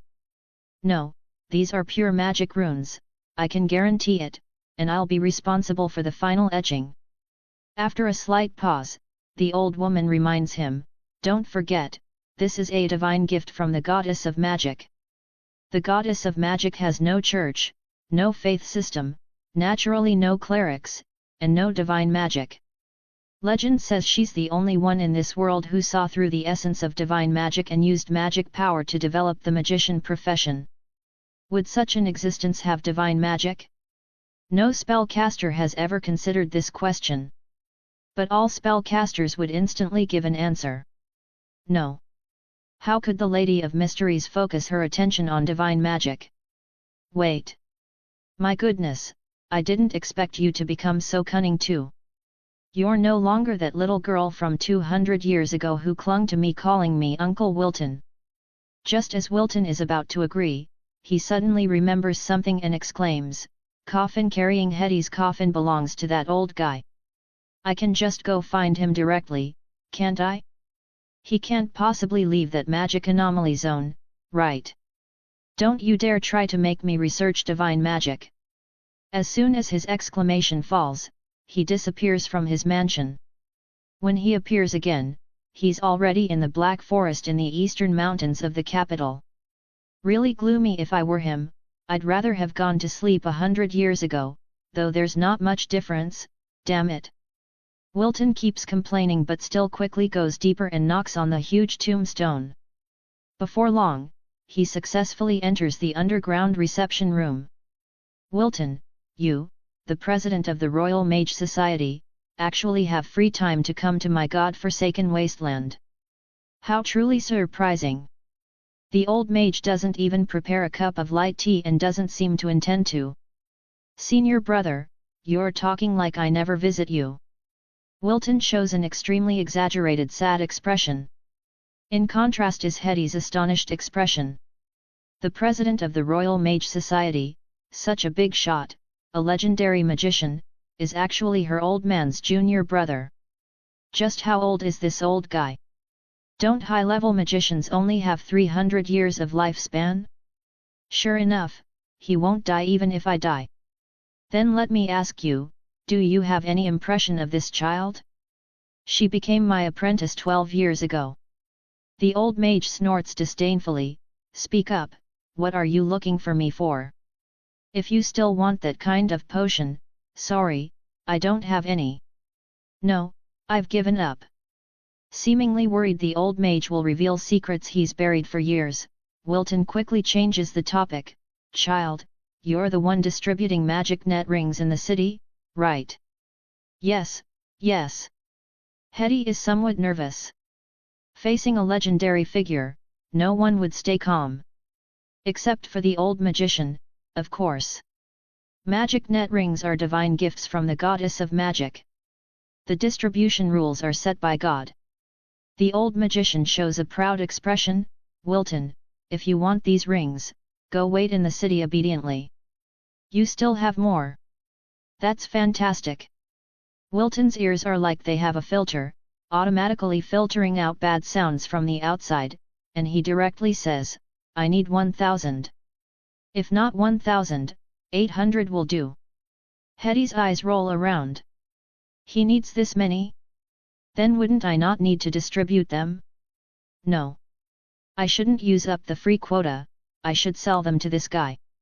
The Royal Mage Society, an association supported by royalty. The richest spellcaster in the kingdom. Hetty is obviously still too naive. The old magician's reaction is much faster. My goodness. You actually need so many? Do you want to distribute them directly to everyone in the Royal Mage Society? Before Wilton can speak, the old magician continues, most of our magic net rings have already been distributed, but I, a believer of the goddess of magic, a living saint in the magical field, am willing to pray once for you, beseeching the goddess to bestow more divine gifts. Go back, I need to start preparing. Remember to prepare more gold shields, at least 10,000. Otherwise you'll never get that many magic net rings. Without giving this legendary magician any chance to react, the old magician sends him away, leaving only the dumbfounded Hetty. Teacher, didn't God say to sell them at 1 gold shield per ring? God wants us to collect gold shields just to let them know magic net rings don't come easily, right?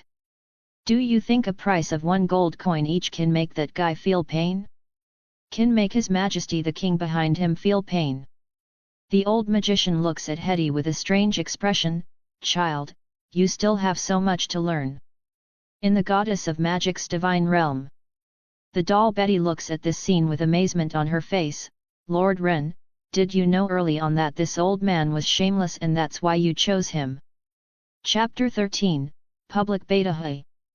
Wasn't this old mage your choice? I just told you to find a powerful fanatic. Wren looks at the doll Betty in shock. How can she say such complete nonsense with a straight face? But weren't you the one who made the final decision? I only knew there was this powerful old mage in the eastern mountains of the capital. You said this guy was a fanatic, so I agreed. We can't have some weakling do this kind of thing, right? The more powerful the magician, the more convenient it is for them to do things for us. Meeting Betty's suspicious gaze, Wren shakes his head helplessly, but honestly, choosing this guy isn't bad. He's pretty clever. He was blackmailing just now, wasn't he? How can you call it blackmail? He understood our intentions, and besides, didn't you notice? He doesn't have that so-called etiquette between nobles that's common in this kingdom. That's very useful for our future expansion. Wren seriously analyzes. Let's not talk about this for now. From what that Royal Mage Society president said, it seems like he wants to send magic net rings to the border. Try checking other believers to see if this is really happening. If so, it could save us a lot of trouble. Sending things to the mortal realm isn't easy. You have to use fanatics as intermediaries and build an altar to do it. If mortals handle the spreading, efficiency will definitely increase a lot. Are we planning to go public beta? That should be the right word, right? Betty looks at Wren seriously. Even now, she still can't figure out why this guy's mouth always produces some really weird new words. It can only be considered larger scale testing. Wren shakes his head. We can only confirm now that 1,000 people within the capital can operate normally. Next we need to verify whether thousands of people throughout the entire Kingdom of Dawn can operate normally. If there are no problems, we'll start applying the Dawn model in various duchies, kingdoms, and empires, finding one fanatic as a base point in each region, if we can find them. The magic internet is crucial. You can't just throw it out there all at once. If something goes wrong and the scope is too big, it won't be easy to fix. Wren is pretty cautious about this aspect. She's finally gone. Lord Wren, you don't know this guy actually controls a tiny bit of rule power. As long as she's around, no matter what I say, you can't hear it. This is really when the goddess is away, the doll rules the roost. Not to criticize you, but as someone with second-level authority in the divine realm, you should limit her, otherwise she'll eventually ride on your head. Did you finish the task I gave you? Wren rubbed his temples in exasperation. He'd love to have Betty properly restrain this guy. Without any limits, he instantly becomes like this. Even when working, he can work while chattering away, and Wren discovered this guy can work while chattering at him while arguing with spellcasters in magic space at the same time. Honestly, for a moment there, Wren thought the reason the new project was having difficulties was because this guy was out there chattering all day without concentrating. They're just some new terms, are they that hard to understand? Finally, under Wren's word command, the book goes silent again, for 5 seconds. Then he starts working while complaining. With a helpless sigh, Wren once again shifts his attention to the godhead inside himself. Seems like they're pretty addicted to the internet. Lots of people pray 5 or 6 times a day. Feeling those wisps of faith coming from the mortal realm, Wren can't help but sigh. Casual believers pray more often than fanatics who can handle that? Every time his blood pressure spikes, seeing this crazy faith makes him feel much better, and his blood pressure gets significant relief. The next day.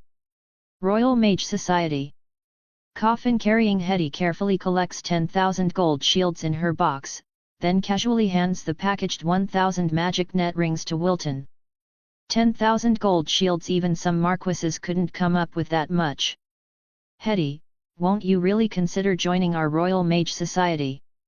Wilton looks at her seriously, just nod your head, and no matter what you need, no matter what magical experiments you want to conduct, you'll have the support of the entire kingdom. Besides, the previous society president was your teacher's teacher, and this current one is your Uncle Wilton. The fanatic really is my teacher. I'm just an ordinary believer. Coffin-carrying Hetty looks completely helpless. Even if I joined the society, I could only get magic net rings from my teacher. Sure enough, this legendary figure is just like the old man said, equally shameless. Hetty can't help but complain internally, but doesn't dare show it. After spending half an hour in this awkward atmosphere, the old woman in the distance finally can't take it anymore. Wilton. Time to move. Or do you want to stay here and experiment with me?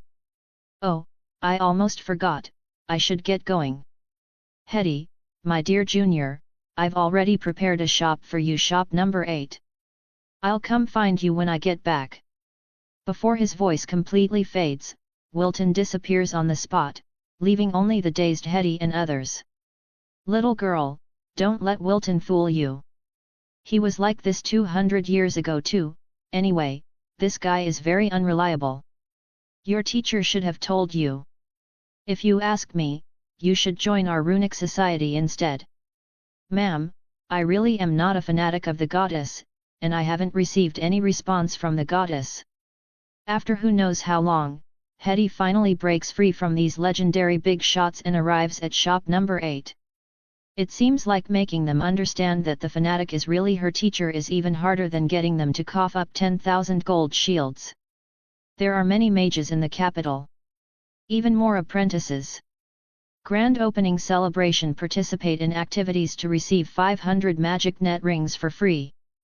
This is Hetty's idea for a good way to give away magic net rings. In fact, it really is a good method. When she opens for business, almost half the spellcasters in the capital come to this little shop. The unlucky Drew also participates in the activity, but unfortunately, he still fails to get his own magic net ring. What? Only one gold shield. When the free era ends, unlucky Drew takes out his wallet, preparing for major bleeding, but after hearing coffin-carrying Hetty's price, he's stunned. Completely dazed. Only one gold shield. He just needed to wait a little longer. He who originally could have easily obtained a magic net ring now carries the nickname Unlucky Drew. He knows this nickname has formed, is already circulating in the capital's mage circles, and is irreversible. Before long, people will forget why he's called Unlucky Drew, but Unlucky Drew will follow him like his shadow until 100 years later. Even after 100 years, when his life ends, it will still remain on his tombstone. People's feelings don't connect with each other. He's still despairing, but everyone around him is excited. They've finally gotten the legendary magic net rings. Hetty's little shop is very lively, especially a few days later when people are surprised to discover that mages from various border cities throughout the kingdom are also starting to appear in magic space. Magic net rings can actually transmit over extremely long distances. Some quick-thinking people are already considering buying one to send to friends and family far away. Help! What kind of monster is this? Waiting online, pretty urgent. This day, after Ren finishes his day of studying and has nothing to do, he opens the magic net to pass some time and sees this post. Then, doll, is this your relative? Chapter 14, Vengeful Spirit Puppet, Call Me Betty. The doll Betty glares at Ren. I'm a creation of the goddess, what relatives would I have? Look at this description. Head flew off but can still attack. Ren points at the post in his hand, laughing. Look for yourself, sapphire-like eyes, blonde hair, dress, got her head blown off by fireball but can still move, then put it back on herself. Konosensa. Get over here. Give me these people's information, let me see if there are any believers among these guys. Betty stares at that post with her eyes wide. Good lord. It really is somewhat similar to her. Seems like it's really also a doll. Seems like it's also the high-end kind with intelligence.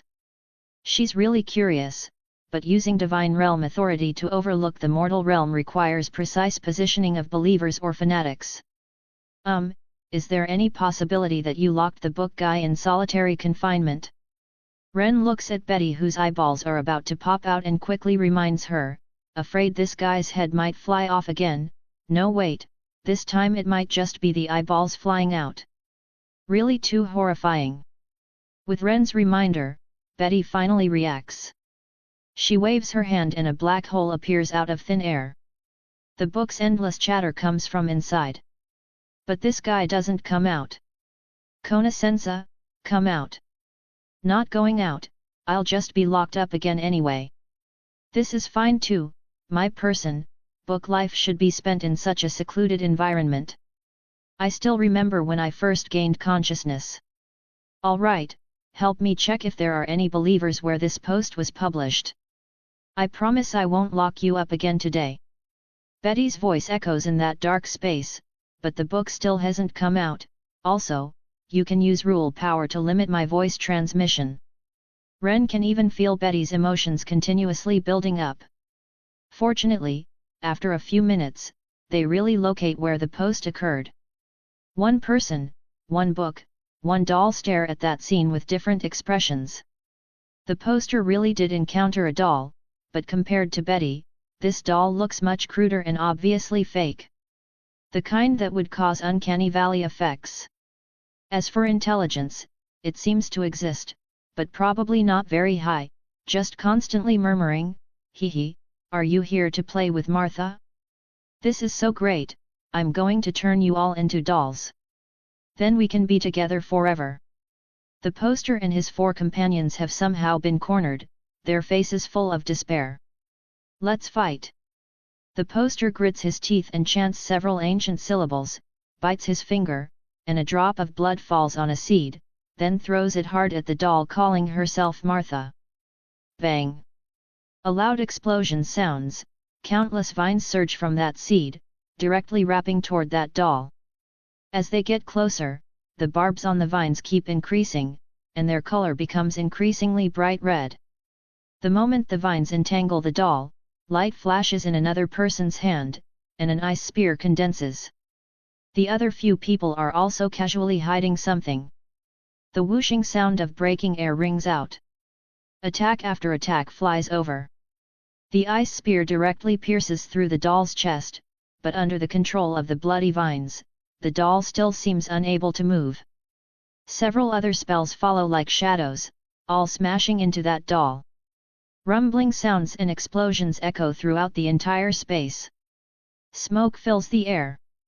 It seems this attack power isn't small, but through their god's eye view overlooking all this, Ren and the others know this attack still didn't work.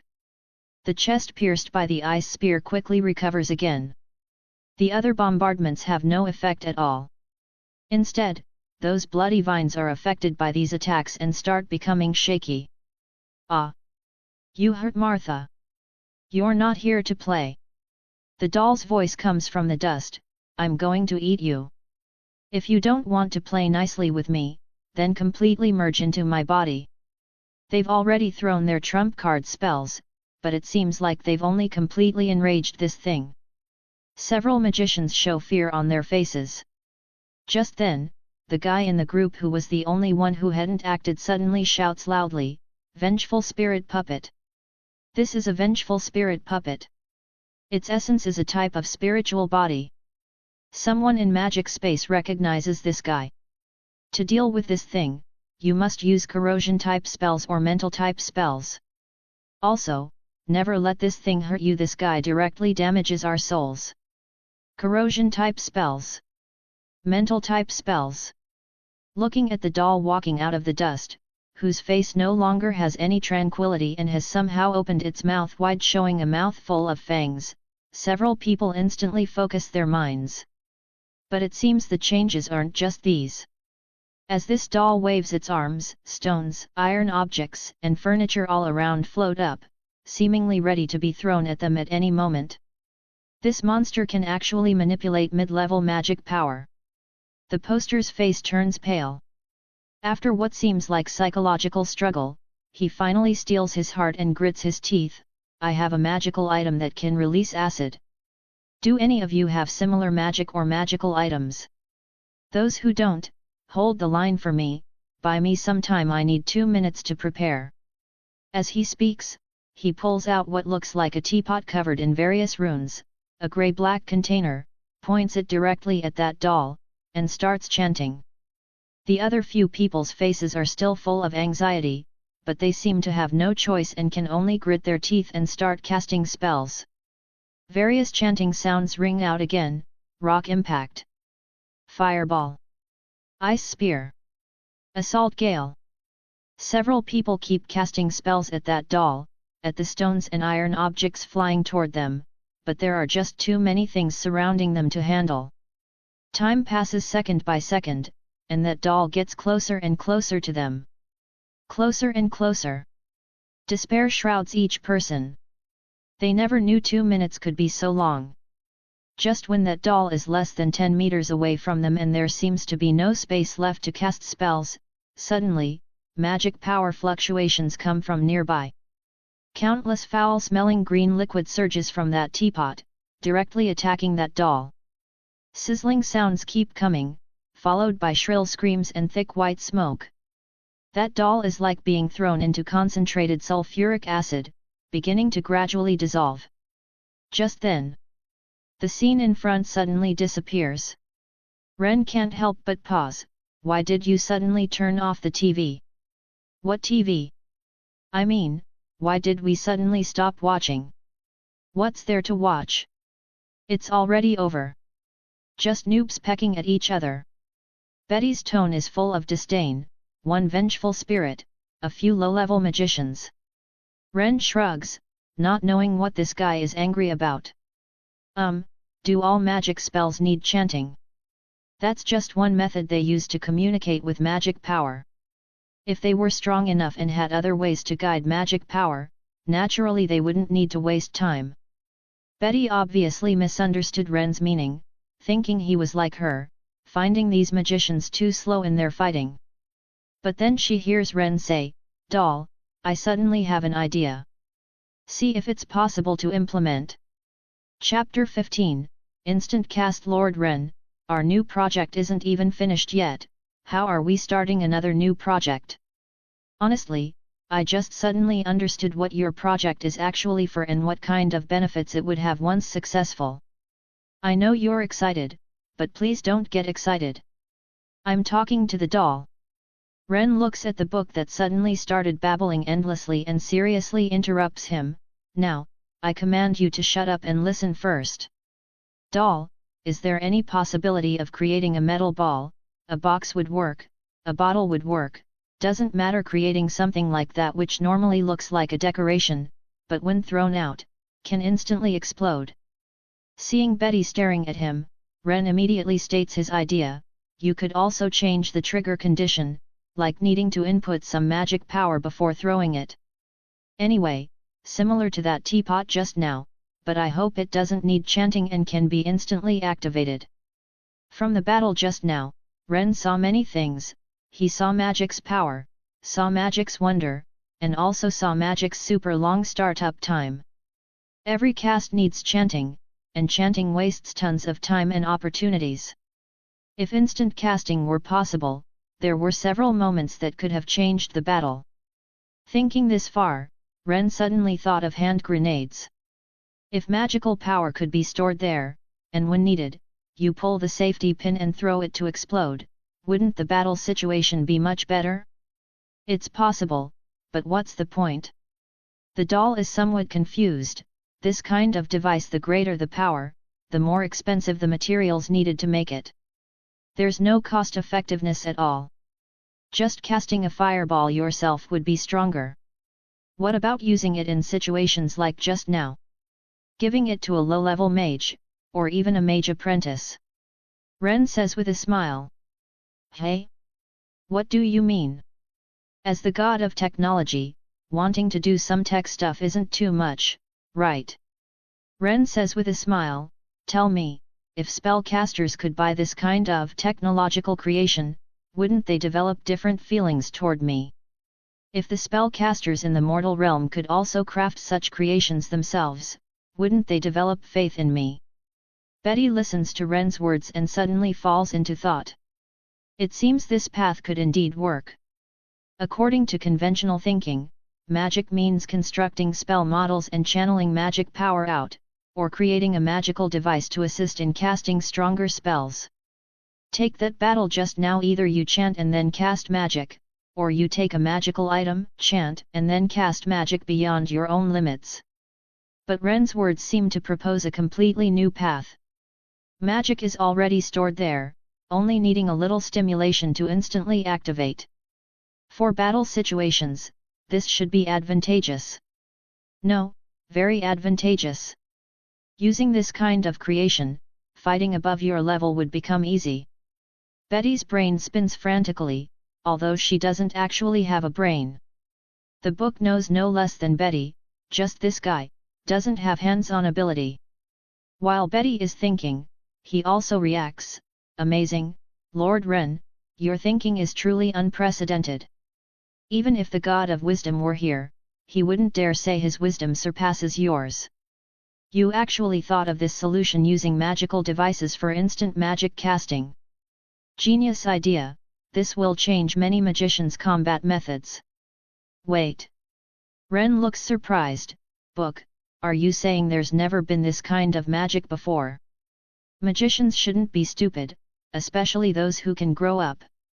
Each one yearns to explore the world's mysteries. How could they not think that magical devices that don't need chanting would be more advantageous? Because only dragon language runes from dragons can store magic power. Humans, elves, or other spell-casting beings can only store through their bodies.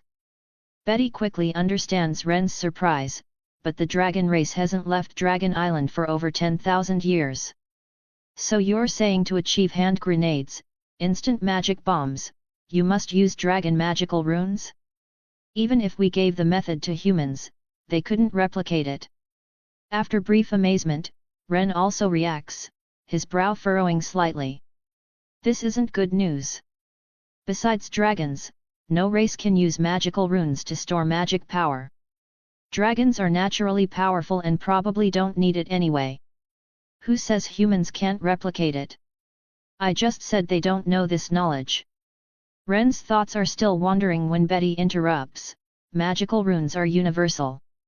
Did you forget that human magical runes were also learned from elsewhere? It's just that humans don't know the knowledge of storing magic power. So you're saying humans, or any race, as long as they learn magic storage runes, can create them. Ren seems to recall this is indeed the case. That's just the magic power, the most important rune for magic bombs.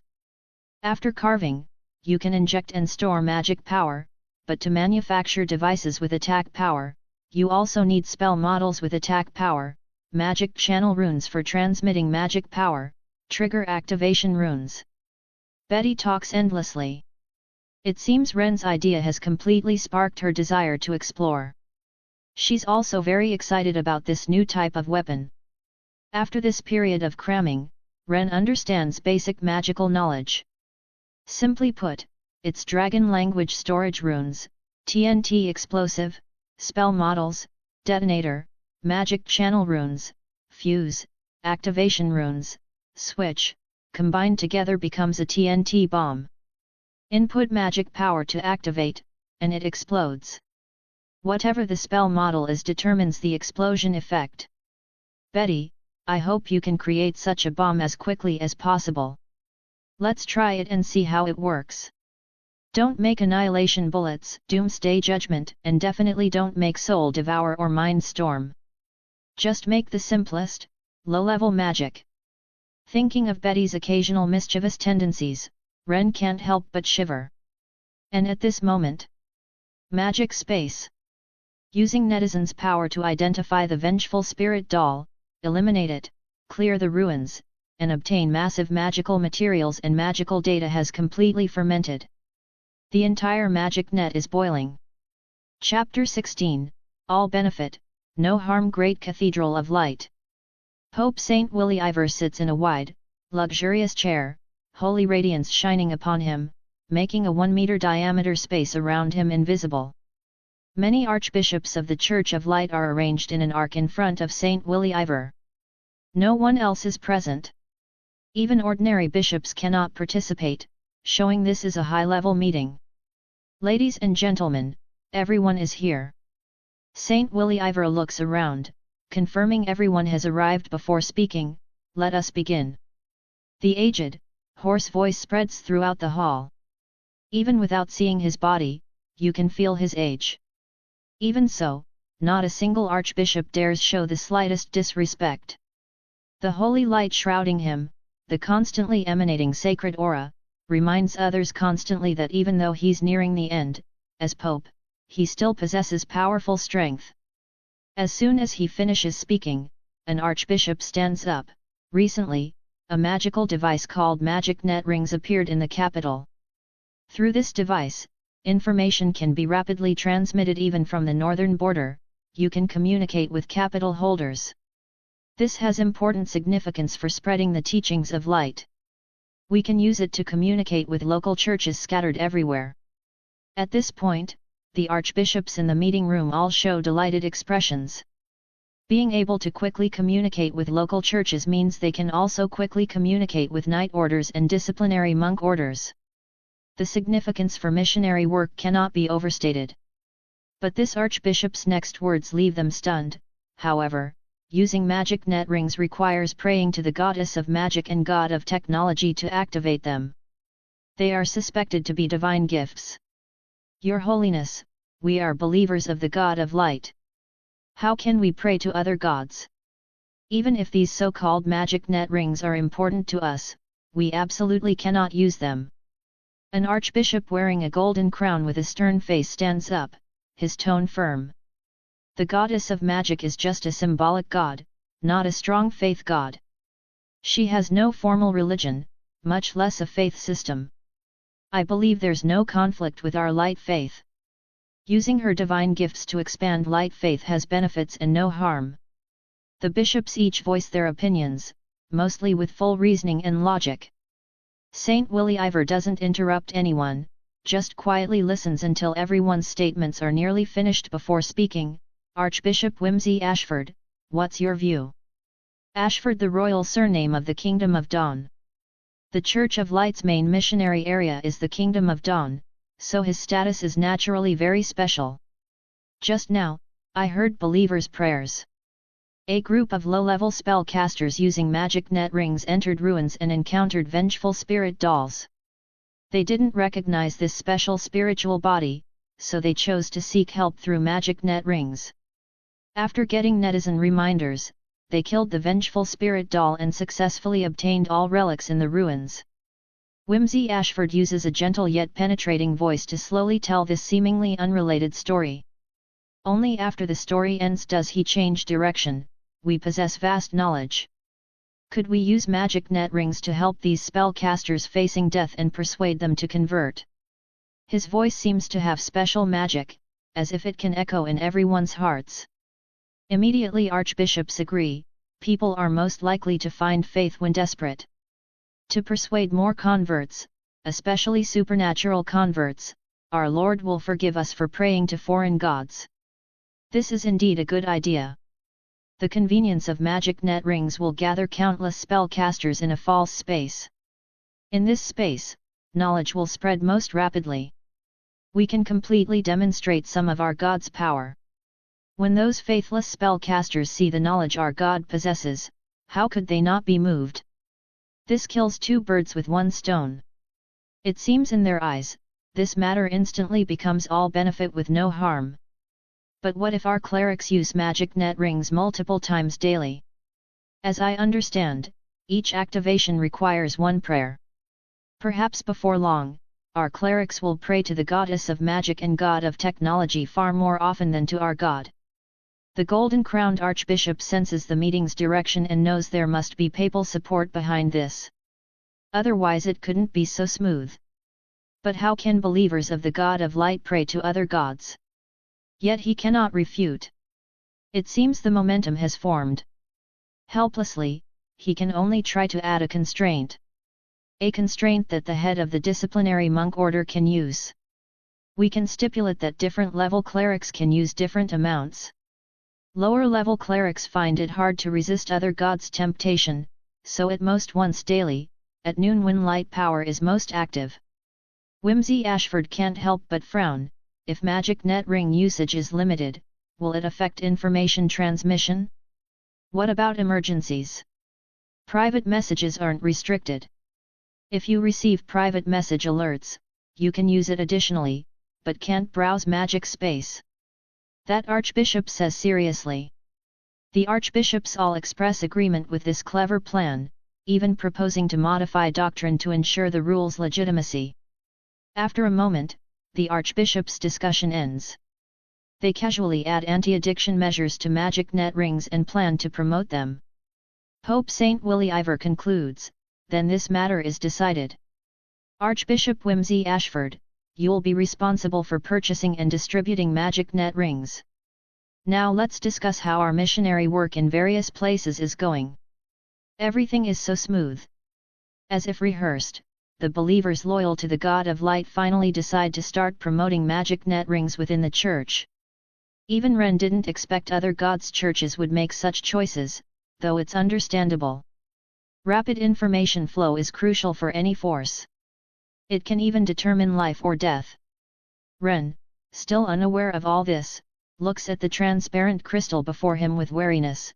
Doll, you're sure you won't abuse your power for revenge and stuff a mind storm in there, right?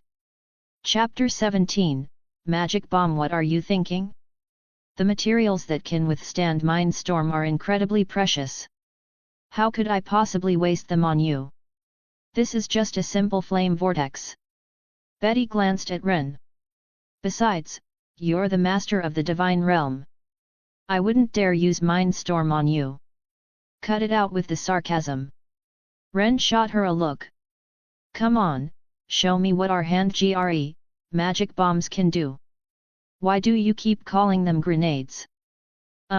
It doesn't really matter. Ren couldn't figure out how to explain it. Let's just see how they work first. He had no idea why that word kept coming to mind. Maybe because they made a big boom when you threw them? Either way, it was hard to match up with these magic bombs. Betty wasn't satisfied with Ren's answer, but she didn't want to get into it right now. Instead, she looked down at the box full of crystals. Diamond-shaped crystals. All the same size, about as big as an adult's thumb. From the outside, they looked like water crystals full of impurities. Almost completely opaque and white. Using them is pretty simple. Just inject a little magic power and throw. Before she'd even finished talking, Betty had already tossed the little thing. When it hit the ground, magic surged, and suddenly a fire tornado formed in the area around the crystal. It wasn't very tall, and the coverage was only about 1 square meter. The temperature was decent, though Ren could feel the heat waves rolling over him from about 30 meters away from the blast center. If it were an ordinary person, getting hit by this once would definitely be game over. Even a mage apprentice would probably be done for. For low-level magicians though, it would just be, well, kind of a pain. But even so, Ren was totally pumped. This was just a prototype. The first time, without even spending half a day, they'd created this kind of bomb. That was pretty damn good. Nice. Really nice. Ren couldn't help but praise it. So you just input magic power to trigger it and it explodes right away? How long is the delay? No, I added a vibration rune too. The magic input only opens the first switch, you have to throw it and let it hit the ground to fully activate it. Betty said proudly. If it was just one trigger, someone else might use it against you and end up blowing yourself up. Ren heard what Betty was saying, but in his head he was thinking about those special World War II grenades where you pulled the pin but still had to knock it somewhere else before throwing it to make it explode. Pretty similar concept, really. But this way was better, double safety was safer. I didn't expect you to think of that. Ren looked at Betty with what seemed like surprise, but if you looked closely, you'd realize Ren wasn't actually surprised at all. The goddess of magic's little lab assistant, it would be weird if she didn't notice these details. Humph, don't think you're the only smart person in the world. Betty snorted. So, is it what you imagined? Honestly, not exactly, but it meets my expectations. Ren smiled. What's the cost on these things? Just carve runes on discarded magic crystal lamps. Betty's expression was casual. Material cost is basically zero, but the rune carving and charging, that all needs to be done by magicians, which is a pain. A low-level magician would probably need 1 to 2 days to make a single one. I mean, this kind of low-level magic would take a low-level magician 1 to 2 days. The charging is what takes most of the time, right? Ren thought for a moment and asked curiously. Yeah, exactly. 2/3 of the time is spent charging. Betty nodded. The more skilled you get, the bigger percentage of time goes to charging. Magic power was everywhere. But for magicians to use it, they had to absorb it into their bodies first. To make magical devices like this, they needed to transfer the magic power from their bodies into the storage runes to power the spell models. That works. After a moment of silence, Ren finally nodded. Even though it takes a day or two, which is way harder than just casting a spell, the fact that you can store it and instantly detonate it when needed makes it really valuable. Yeah, really valuable. Betty didn't disagree. What if we wanted to use other magic? Like, say, vine entanglement. Could we just swap out the flame vortex for vine entanglement?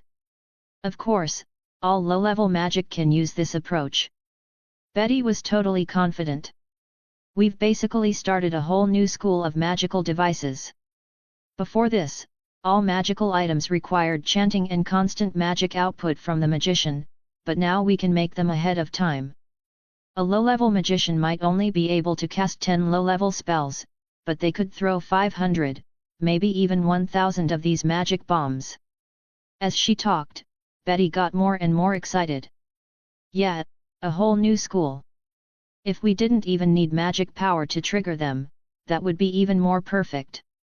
After hearing Ren's words, Betty immediately shot back, that's impossible. Only magic power can activate magic power. Without external magic power stimulation, no matter how much magic power is stored in the runes, it can't be released. Instead of thinking about impossible stuff like that, why don't you help me figure out what materials we could use to make mid-level magic bombs?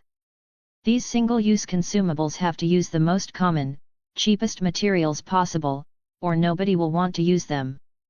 Only magic power can activate magic power? Ren thought about it, and yeah, that seemed right. So it looked like users would have to have some magic power themselves to activate the storage runes and make the magic bombs explode. Let's not rush into mid-level research. Ren snapped back to attention.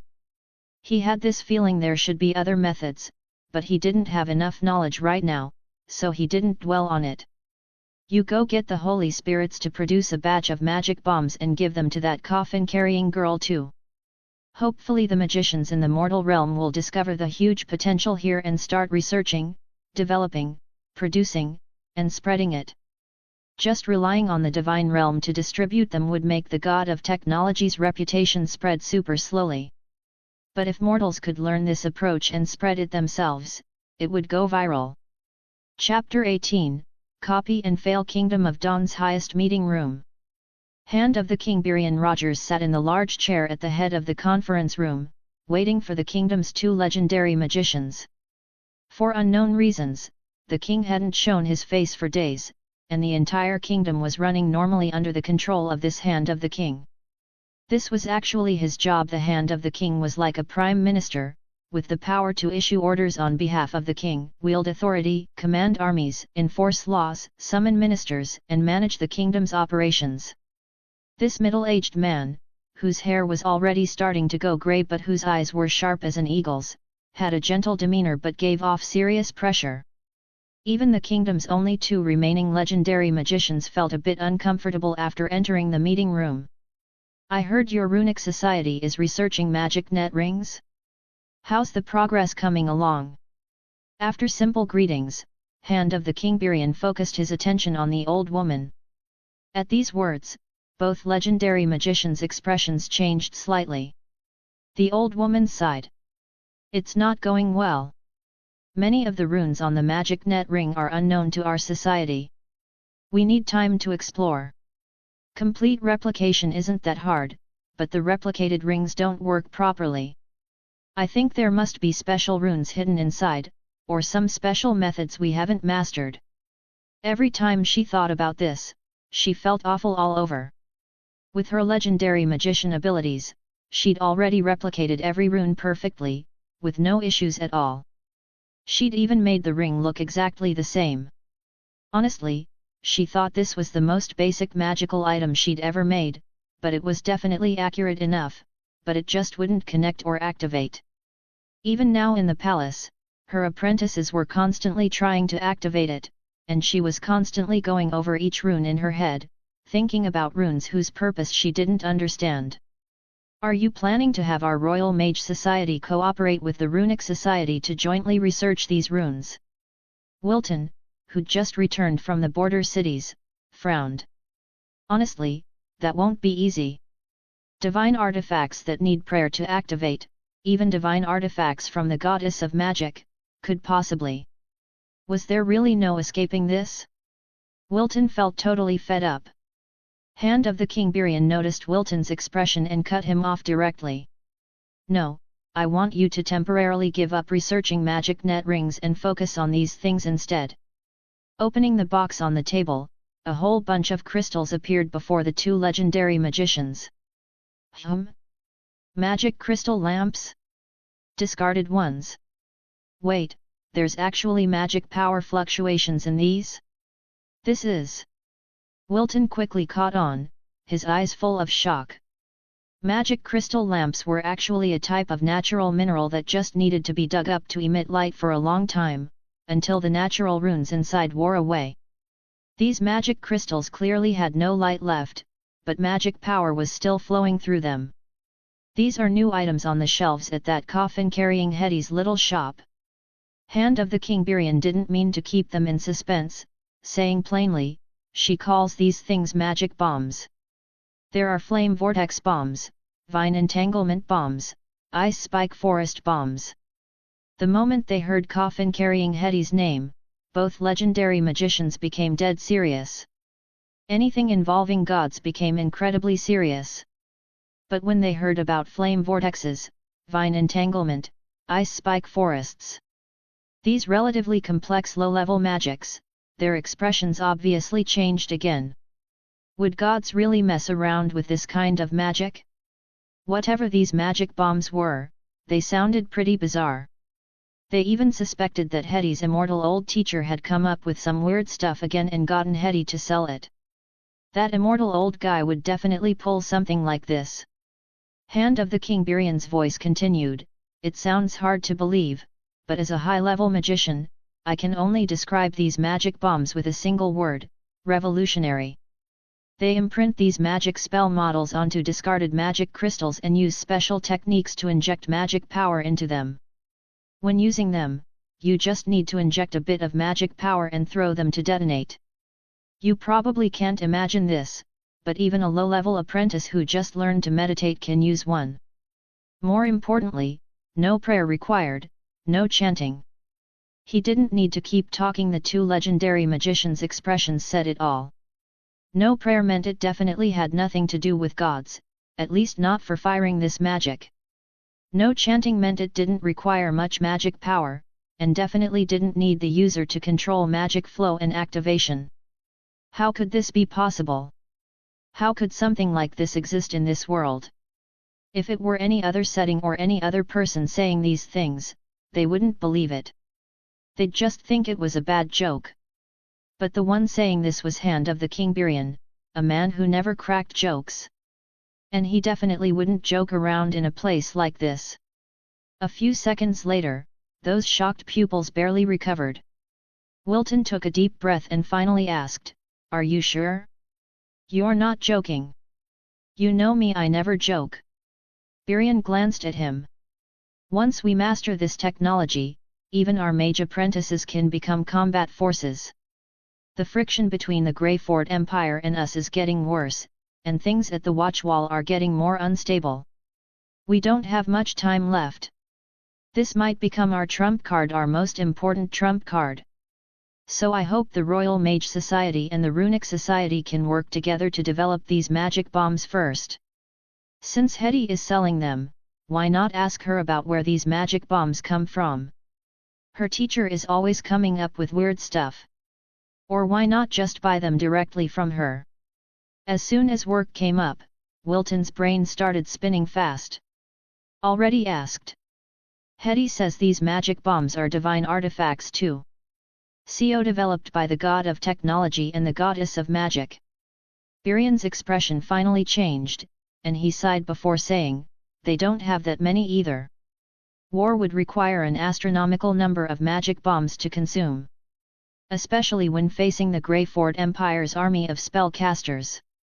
The goddess of magic's divine realm." Ren looked at the book with some surprise. "You're sure? Someone in the mortal realm has already replicated magic net rings and tried to connect to you, but you rejected them." Chapter 19, Voice-activated lock. Magic net rings are just magic power transceivers with some extra runes at most. Making copies wouldn't be difficult. Before the book could start rambling, Betty cut in, "But to connect to our magic internet and enter magic space, you need Konasense's permission. Are these knockoff magic net rings any different from the ones we make?" Ren raised an eyebrow, his mind racing through various possibilities. If they were identical, like magic bombs that regular folks could develop freely, that might actually work out well. Holy spirits were limited in number, couldn't mass-produce those forever. Mass production through regular people, quick distribution through regular people. But Betty's next words caught Ren off guard. Magic net rings made by regular folks can connect without prayer once authorized. The lock requiring prayer isn't in the runes. Could we add a runic lock? Like, a voice-activated lock that unlocks after hearing the prayer. Voice-activated lock? That's actually a pretty descriptive name. Betty paused, clearly taken aback. "Unfortunately, it's not doable. You probably never left the Kingdom of Dawn's capital when you were in the mortal realm, so you don't know what it's like out there. Sure, humans have a common tongue, but every region has different languages, and their common tongue gets mixed with local accents. Voice runes can't be precise enough to unlock every single time. And that's just humans. Spellcasters aren't limited to humans. Detecting faith power before lifting restrictions is the best solution. Speaking of which, I still don't get why your magic bombs don't have any restrictions. People can use them without prayer, so who's gonna become your believers? Who's gonna pray to you? If magic bombs required prayer, how would they be different from other magical devices? The biggest advantage of magic bombs is instant activation." Ren chuckled and shook his head. "Besides, if every believer needs to be forced into prayer through activation, are they really believers?" Betty still looked confused. Why wouldn't they be? Church of Light clerics have specific ritual movements for different divine arts to show their faith in the God of Light. Church of the God of War clerics and the Blessed Ones need daily prayers to keep their battle blood boiling. Pretty much every strong faith deity has these kinds of rules. Every strong faith god does this? Ren fell into brief silence. But he quickly snapped out of it, shaking his head slightly, "But whether it's the goddess or me, we're symbolic gods. You'll understand in time. It won't be long before lots of people become my believers. Alright, since only our devices can detect faith power, we'll just block access to knockoff magic net rings. Let's not discuss this anymore. Doll, I've got something really important for you. What? Betty straightened up, seeing Ren suddenly serious. I can't monitor the mortal realm myself. Help me check if anyone's buying magic bombs, and if they are, see if it's more for protection or research. In Ren's view, giving tech products to believers as divine arts would definitely constrain and restrict him, not a smart choice.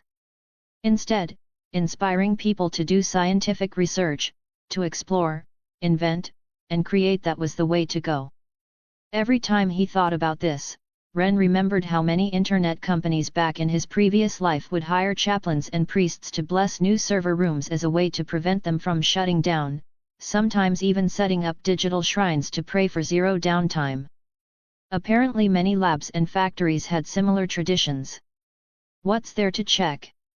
Magic space is buzzing with discussions everywhere, people talking about power and combat scenarios, others discussing how they're made.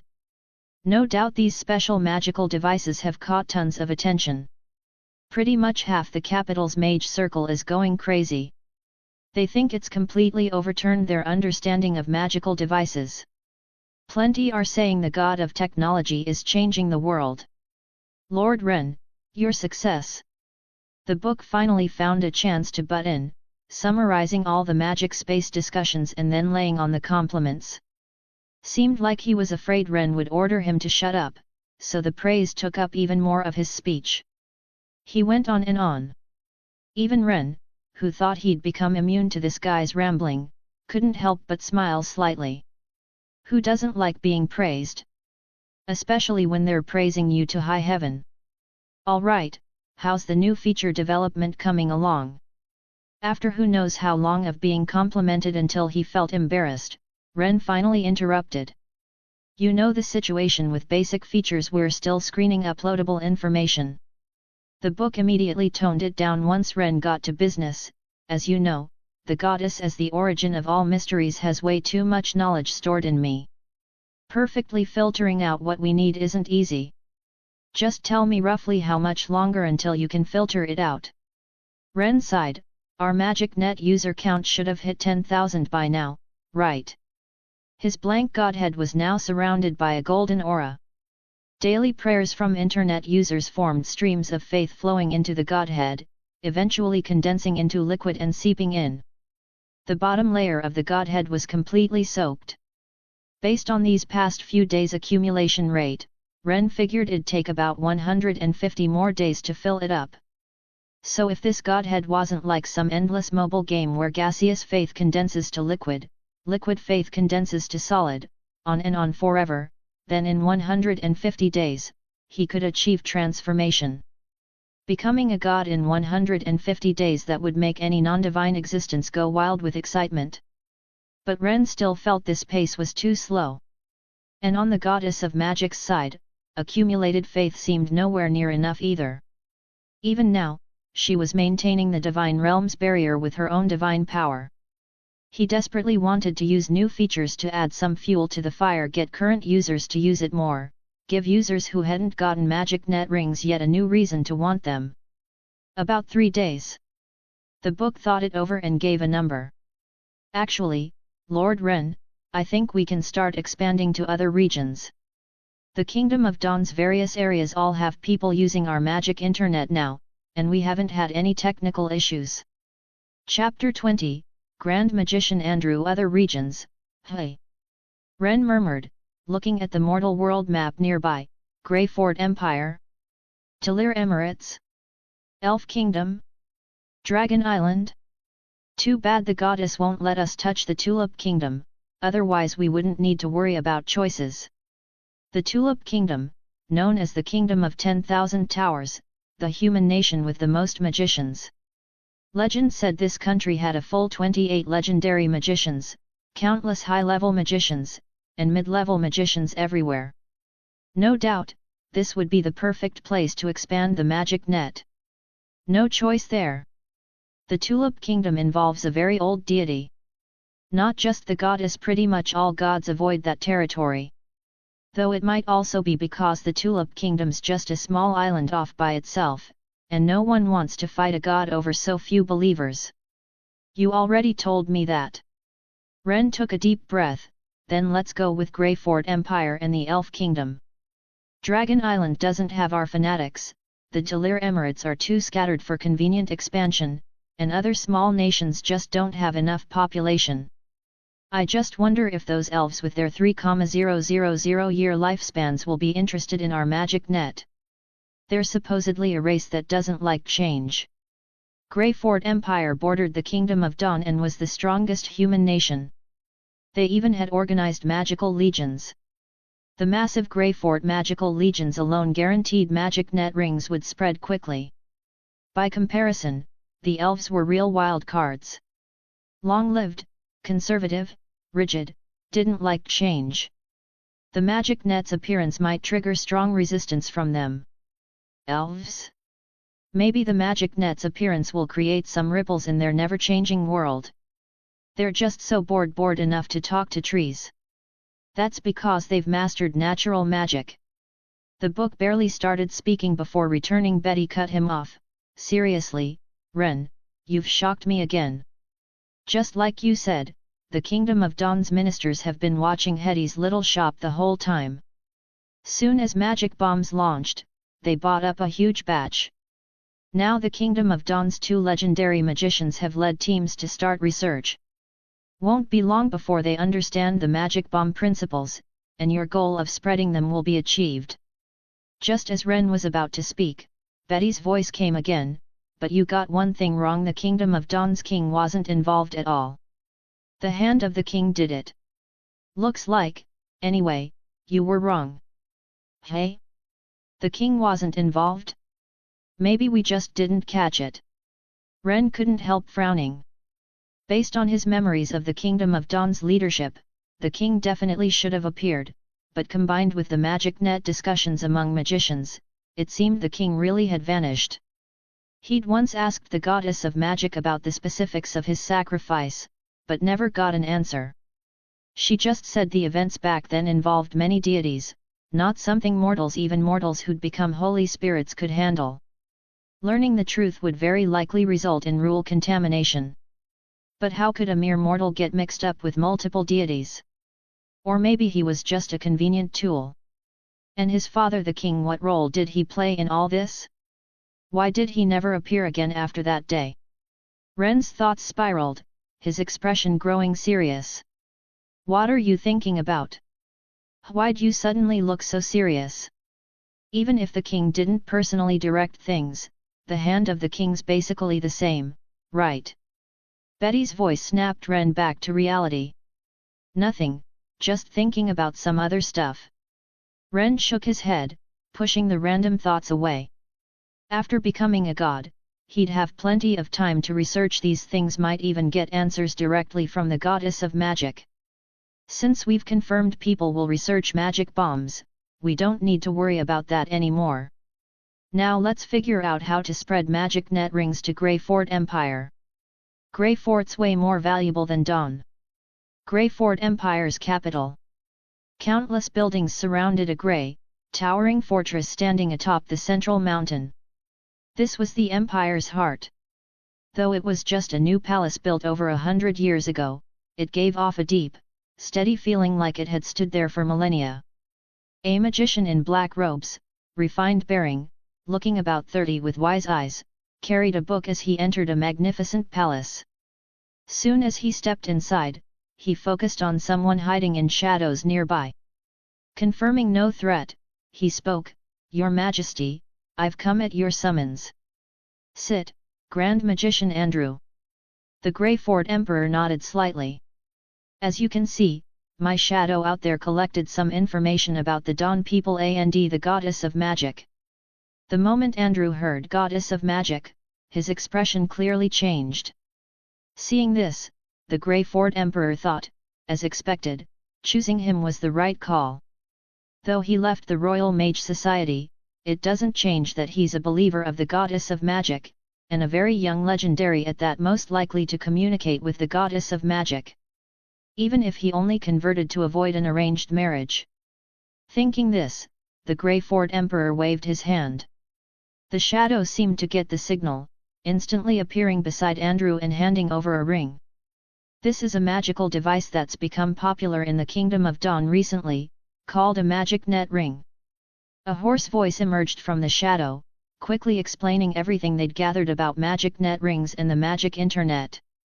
A divine gift from the goddess of magic? Pray to the goddess to send messages? After brief conversation, Andrew understood why the Greyford Emperor had invited him here. Grand Magician Andrew, you're a convert of the goddess of magic. I believe you should easily determine whether this really is a divine gift from the goddess of magic. Now, it's yours. I am a convert of the goddess of magic, but I don't know who the god of technology is, so I can't guarantee I'll sense anything. After stating his disclaimer, Andrew took the ring without hesitation and began praying. As a believer of the goddess of magic, this held no pressure whatsoever. But after one round of prayer, the ring showed no reaction at all. This made the Greyford Emperor frown, his gaze turning toward the shadow. The moment he looked away, he caught Andrew's expression changing dramatically out of the corner of his eye. At the same time, a mysterious aura enveloped him. A deity was responding to his prayer. The god of magic? Or the god of technology? Chapter 21, Divine Summons. Time ticked by second after second. Neither the Greyford Emperor nor the shadow dared make another sound. They just waited quietly, waiting for that divine aura around Grand Magician Andrew to fade. About 3 minutes later, Andrew's eyes suddenly widened. Your Majesty, no need to test it, this is definitely a divine gift. It's an extraordinary creation forged by the goddess of magic and the god of technology, a miraculous product that can connect the entire world. Grand Magician Andrew, just now was. The Greyford Emperor showed an I knew it expression but still asked. It was the goddess. Andrew's face filled with reverence. She has tasked me with conducting a ceremony to bring the magic net miracle here. Hiss. Even though he was prepared, the Greyford Emperor couldn't help but gasp. Lord Andrew, what preparations do we need for the ceremony? I'll have the Royal Mage Society and the Magician Legions assist you however needed. It really was a deity. The legendary goddess of magic, who supposedly never responded to believers, had actually given a response. Miracle ceremonies, even the common churches rarely held such events. This sudden news left him feeling dizzy and lightheaded. At the same time, he was overjoyed. Magic net rings that could let spellcasters anywhere communicate freely, instantly sending messages no matter the distance. This was incredibly important for an empire. Communication between the palace and provinces, between the palace and borders, was often quite difficult. Even the fastest griffin messengers might need several days, and regular messengers could easily take months. In case of war or other events, there was no way to react in time. Local authorities had to make their own decisions. This seriously weakened imperial power. But if they had such magic, you could say the magic net's appearance would speed up the entire empire's operations, directly affecting his centralized control over the empire. Even as Emperor of Greyford Empire, humanity's strongest nation, learning this news made his heart pound wildly. Having reached high office, enacted reforms, standardized management of supernatural professions, accomplished what countless kings and human ancestors throughout history couldn't do, turning Greyford into an empire, he thought nothing in this world could move him anymore. Yet now he was very excited, extremely excited. Nobody understood the huge benefits of such magical creations better than he did. Greyford Empire truly lived up to being humanity's pinnacle nation. The imperial capital gathered far more spellcasters than the Kingdom of Dawn. Under the Greyford Emperor's orders, massive numbers of spellcasters assembled in under 3/4 of an hour. With spells like stone to mud, mud to stone, reduce weight, and shape enhancing their work, they built an altar and road leading to it on the hill outside the capital's east gate in half a day. Countless believers, converts, and casual believers of the goddess gathered together, while cartloads of refined iron piled up like mountains. The goddess actually responded to Grand Magician Andrew.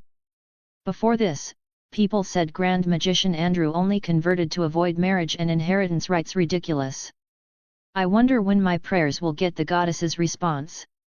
I have so many mysteries I want the goddess to answer. It'll definitely happen this time. Grand Magician Andrew said the goddess will grant us many of these miracles called magic net rings. She's sure to notice us.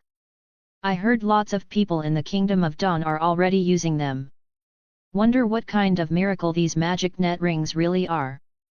The believers, ready and waiting for prayer time, gathered in small groups, finding familiar faces and discussing what would happen next. The normally aloof magicians had all become devout in this atmosphere. Finally looking a bit godlike. Ren watched the projected scene, sighing, finding this many spellcaster believers in the Kingdom of Dawn wouldn't be easy, and fanatics are almost non-existent. In Greyford Empire, anyone who becomes a magician, even apprentices, can collect stipends from the Royal Mage Society. Those willing to join the Magician Legions get generous salaries even if they can't become low-level magicians.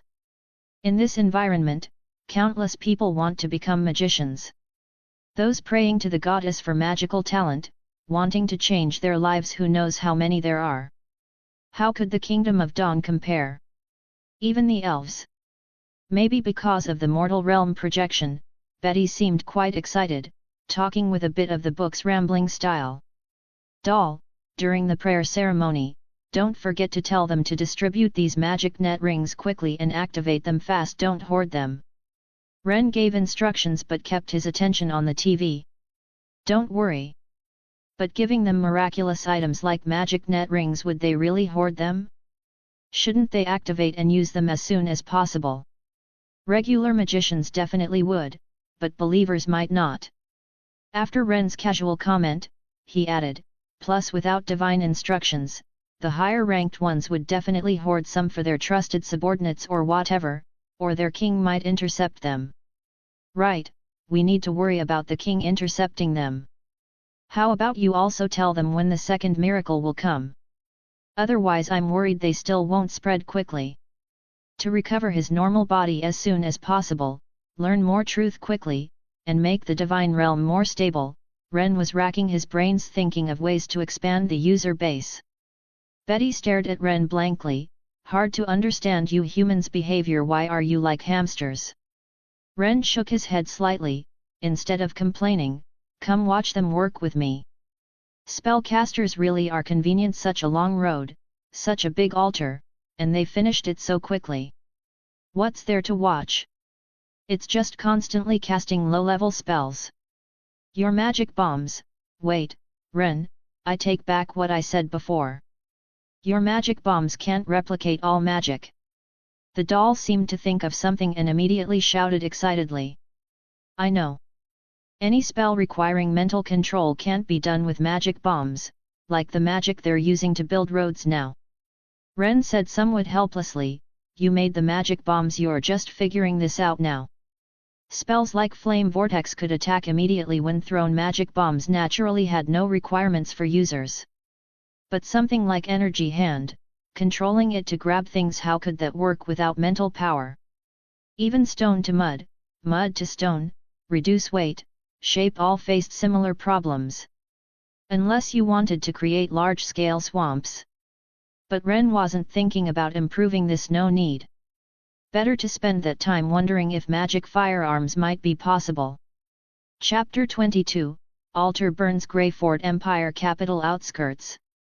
Grand Magician Andrew stood at the center of the newly built altar. Over 100 believers of the goddess of magic sat cross-legged in a circle around him, beginning to recite prayers to the goddess of magic and god of technology that had just been learned and compiled from various churches, including the Church of the God of War and Church of Nature. As a legendary magician, he possessed vast knowledge, numerous spells, and powerful strength, but when it came to prayer, he was completely clueless. Fortunately, with His Majesty's decree, various churches were quite courteous in sending high-ranking clerics or even popes to personally instruct. The whole process went smoothly. Deep, solemn prayer words echoed across the altar as a mysterious aura spread from the altar's center. Frigid moon's cold winds howled, but they couldn't affect them at all. This wasn't just because they were supernatural beings, but because faith power had begun surging. Even magic seemed drawn into motion. Surrounding magic particles became especially active. Every magician felt their body and spirit becoming excited. Gradually, magic actually condensed into firefly-like points of light, dancing freely around the altar. The most direct feeling was that this place seemed to have transformed from an ordinary area into a magic anomaly zone. Any magician here would get major bonuses to magic recovery speed and meditation efficiency. All the magicians became excited. This was their first time knowing that praying to the goddess of magic would cause such things to happen. Fanaticism. Everyone's face showed fanaticism. Even knowing that such miracle summoning prayers required certain costs, essentially equivalent exchange, it didn't affect their fervor. The prayer had continued for a long time, nearing its end. Even Grand Magician Andrew, with his legendary power, couldn't help but break out in fine sweat on his forehead. This was his first time receiving a response from praying to the goddess of magic. This was the first task the goddess of magic had given him. As a fanatic, his psychological pressure was imaginable. Fortunately, finally, just as it was about to end, they felt it, a strange sensation of being watched. Just like the clerics from the Church of the God of War, Church of Nature and other divine churches set a god's gaze. The goddess of magic, who never responded to mortals, had actually turned her gaze toward them. Success! They had succeeded after all. Grand Magician Andrew immediately relaxed, but quickly tensed up again. This wasn't over yet. Now wasn't the time to let his guard down. The moment the final prayer word appeared, everyone shouted, "God! Please bestow your miracle." Magical power on the altar became active to the extreme. Even the Greyford Empire Royal Mage Society headquarters wasn't 1/10 as active as here. Countless light points formed by magic particles danced frantically. A strange power they couldn't sense seemed to surge around them. Suddenly, the mountain of refined iron before them completely vanished, replaced by a hill-like pile of rings. Rings carved with various runes. Identical to the ring the shadow had brought back from the Kingdom of Dawn's border. Grand Magician Andrew thought this. His holding such gatherings produces so much faith power. In the divine realm, Ren felt intense faith power surging toward him. Watching faith essence rapidly forming drop by drop in the blank godhead, he couldn't help but exclaim, the faith from these 100-odd people equals what 10,000 people in the Kingdom of Dawn produce using magic net rings for a day. No wonder those strong faith gods form religious organizations and frequently hold such activities. Lord Ren, I think you must be mistaken. Such faith activities aren't common. Even the Church of the God of War might only hold them once every few years. When miracles occur, they extract a certain cost from participants. Most magician believers still maintain curiosity. That's the most important factor driving them to come. You mean such activities consume far more than that old guy in the Kingdom of Dawn praying and us giving him magic net rings? Ren frowned slightly. Of course. Betty cut in directly, take the Church of the God of War. They usually only invoke such prayers during major wars. Though our scale is smaller this time, plus they provided lots of refined iron and we only responded with magic net rings, so their drain isn't huge, at least not irreversible. Those who approach gods are no longer human. That's no joke. The closer to deities, the more contact with them, the more terrible the drain. So we can't have Andrew hold such events frequently. Ren frowned slightly. Greyford Empire actually having a legendary magician as a fanatic, and a famous great noble at that, was definitely a pleasant surprise. The more powerful mortals were, the less likely they'd easily contribute their faith. Ren wanted this guy to properly assist in developing the Greyford situation, couldn't let him get damaged. Don't worry, this time's drain on him is minimal.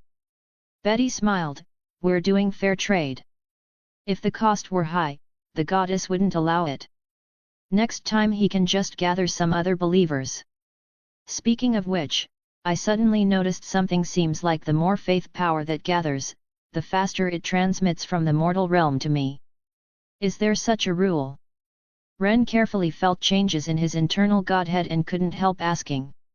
Just then, the magic particles above the altar gradually began calming down, and that mysterious aura started receding like a tide. Are these the legendary magic net rings? Can you really communicate with distant places through these? The pressure completely vanished, the active magic began settling down, and some magicians who'd just finished praying immediately grew curious. Whether it was the magic net rings before them or the experience they'd just had, it was all too novel for them. Chapter 23, The Bombardment. You should all have heard our God's voice. Everyone can now claim one for themselves and activate it right here. The remaining rings will be sent to the Royal Mage Society and Magician Legions. Those of you with acquaintances there can head to the society quickly to claim yours. Grand Magician Andrew's expression was solemn, the sacred aura seemingly not yet faded from him. Hearing this, the magicians quickly and orderly stepped forward to claim their magic net rings. Prayer sounds filled the air. Light screens flickered. Usernames entered. Discussions in magic space instantly caught everyone's attention. There are already this many people using it. What's with this post? Someone's discussing water ball spells on a miraculous creation. I take back what I said, water ball spells actually have this many variations. Brother, what's your username? Let's be friends first. Amazing people from the Watchwall camps can actually communicate with us Southerners. You can use it like this too. Post bounties for magic materials, send them to the Kingdom of Dawn's Runic Society, and get 3,000 gold shields. Praise the goddess! Praise the god of technology!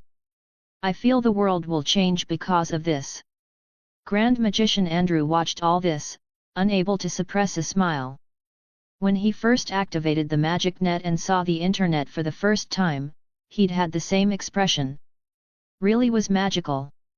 Thinking this, he couldn't help but touch the ring on his finger. About an hour later, Grand Magician Andrew brought the remaining rings to the palace. Excellent! Lord Andrew! Your faith in the goddess of magic has received unprecedented validation. From today forward, I'll entrust all matters concerning the goddess of magic within Greyford Empire to you, this respectable Grand Magician. The Greyford Emperor's expression remained normal, but if someone with supernatural senses observed him, they'd definitely notice his heartbeat had quickened considerably, his eyes burning with intensity. In this miracle, our God granted Greyford Empire a total of 50,000 magic net rings. 118 were distributed to believers who participated in the prayer ceremony according to divine instructions, and all remaining rings are here. Andrew quickly relayed all the deity's instructions. The Greyford Emperor was silent for a moment. Divine will must naturally be followed. Reserve 10,000 magic net rings for the various magician legions and regional knight nobles. You'll handle the rest. I'll have them prepare an area at the Royal Mage Society for distributing magic net rings. Rest assured, I'll ensure those belonging to the magician legions and regional knight nobles are all activated within 5 days. Andrew nodded slightly, showing he could accept this arrangement. So-called knight nobles weren't landowners but military nobles of knightly origin who'd achieved great battlefield merit. They were often distributed in Greyford Empire's border regions, protecting the Empire's territorial safety for generations. Such rapid communication naturally had to be used for national defense. That was the bottom line. Just as the Greyford Emperor was contemplating how to distribute these miracles from the goddess of magic and god of technology, in the Kingdom of Dawn, a young viscount stood on snowy night castle walls, his eyes full of solemnity. My lord, you should head to the Earl's territory. Let me defend our lands. If the territory falls, you can request the Earl's armies to come. They're not nobles, they won't follow noble rules of engagement. The Guardian Knight's face was resolute, seemingly having placed his life and death aside, yet he couldn't help but urge his lord. Where do you think they're from? Would mercenaries have so many supernatural beings? So many spellcasters? Viscount Roster took a deep breath. I've converted half my wealth into magic bombs from coffin-carrying Hetty. She's the earthly agent of the goddess of magic and god of technology. I refuse to believe. Before he could finish, instinct made him sense multiple sources of malice nearby. As a mid-level magician, he instantly became alert. Danger was approaching. Hostile individuals were lurking in the vicinity. Numbers unknown. But definitely not few. Seeing his expression, the Guardian Knight also became alert, activating Eagle Eye and scanning all directions. Soon, he locked onto one direction. It was a group of thugs dressed as mercenaries and civilians, but any supernatural being would definitely notice they were all knights and mages with supernatural power. Even though most were knight squires, their numbers exceeded 100 disaster level for any Viscount's territory. They charged forward, seemingly unconcerned about being detected by the castle's owner. The Guardian Knight quickly sounded the alarm, having soldiers on the walls take up ranged weapons. Adjust formation throwers forward. Leave a mage apprentice position beside each thrower. Mage apprentices activate the magic bombs, throwers hurl them out. Don't worry about what type of magic bombs they are, just throw them until everyone below is down. Viscount Roster's words left everyone present, whether Guardian Knight, soldiers, or mage apprentices experiencing castle walls for the first time, somewhat stunned. What kind of tactic was this? They'd never heard of such a thing. But thinking about how the Viscount described these magic bombs as coming from deities, supposedly requiring just a wisp of magic to activate and creating substantial spell bombardment when thrown, they gradually understood the order. Even so, they still found it somewhat incredible. Would this really work? Under the Viscount's authority, after some adjustment, the battle formation reformed. By this time, those thugs were very close to the walls. Some magicians had stayed back and begun chanting. Watching magic power continuously gathering, the Viscount gave the order. Mage apprentices hurriedly picked up magic bombs from the ground, inputting wisps of magic power, but nothing seemed to change. They even wondered if they'd made mistakes. As for the throwers, they were just strong regular soldiers and looked around in confusion. Viscount Roster directly seized an activated magic bomb from a nearby apprentice and hurled it with force. With a thunderous boom, a flame vortex erupted not far below the walls, followed by screams. Seeing this, the soldiers caught on and followed suit, throwing the crystals from the mage apprentice's hands. Flame vortexes, dancing vines, wildly growing ice spikes. Various spell-like special effects appeared frantically below the walls. Almost without pause. Below the walls, magicians who'd been chanting and about to hurl magic at the walls and gates were bombarded and scattered, many falling to the ground with unknown fates. Watching this scene, Viscount Roster's soldiers grew increasingly excited, continuously hurling magic bombs while mage apprentices rapidly extracted crystals from boxes, the whole process flowing like an assembly line. Anything that moved became their bombardment target. Everything happened in those brief few minutes. When nothing below seemed capable of movement, Viscount Roster snapped out of his shock and suddenly began shouting loudly, "Stop! All of you stop! Can't you see there are no more enemies? Do you know how much each magic bomb is worth? Stop right now!" Chapter 24. Among the corpses under Viscount Roster's shouting, the throwers and mage apprentices who seemed to have developed muscle memory finally snapped back to reality. Looking at the completely devastated land below, everyone's breathing grew heavy. Frigid Moon's bone-chilling whines entered their lungs, stimulating every sense and making them realize this was all real. Those magic bombs could actually give apprentices instant spell-casting abilities. Even a group of low-level mages know, even mid-level mages probably couldn't accomplish what they'd just done. What are you all standing around for? The magical radiance is almost gone. Go search for our spoils of war. Knights. Warriors. We've created a war miracle. Those who wanted to occupy our lands and seize our property after this, they'll probably never have the ability to enter Roster territory again. Viscount Roster looked at the scene below the castle and shouted excitedly to the warriors around him. Such massive casualties would definitely hurt even if this was a coalition from multiple neighboring nobles. After everyone went down from the walls, Roster looked at the remaining magic bombs and couldn't help murmuring, "God of technology above. Your creations are truly magnificent." Though magic bombs bore the name of magic and were purchased from a convert of the goddess of magic, considering that magic net rings required prayers to both deities, and these magic bombs differed from any magical items he'd seen before, Roster made a reasonable and bold guess these special magical equipment came from the god of technology. Nobody knew what the word technology actually meant. Many people discussed it in magic space but never reached a conclusion. Roster felt like he'd found the key. The last trace of magical radiance disappeared. Outside the castle returned to white emptiness, like the most ordinary snowy ground under frigid moon. Viscount Roster's guardian knight led soldiers in searching through the night. Night skill danger sense fully activated. Even though he believed nobody could survive such bombardment, he chose to be cautious. Watch those fallen guys. If their bodies are still intact, definitely finish them with a sword. Absolutely can't let our guard down. Anyone who could survive such bombardment would be among the elite of supernatural beings. The guardian knight reminded loudly, eyes warily scanning the surroundings. But everywhere he looked, all enemies were thoroughly dead. Take the guy in mercenary light armor in front of him. In life, he'd been at least a mid-level knight, but now his face was unrecognizable.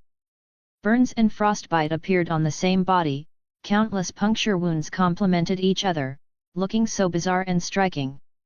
Magic cancelling each other out was perfectly normal, something almost everyone took for granted. But under magic bomb's relentless bombardment, these spells seemed to show no signs of cancellation, instead creating effects of ice and fire on enemies' bodies. After long exploration, in the enemy's rear area, the guardian knight found where mages had suffered most catastrophically. Fragile mages under such bombardment were even more miserable than knight squires. Near these mage corpses hid several fully armed, plate-armored mid-level knights.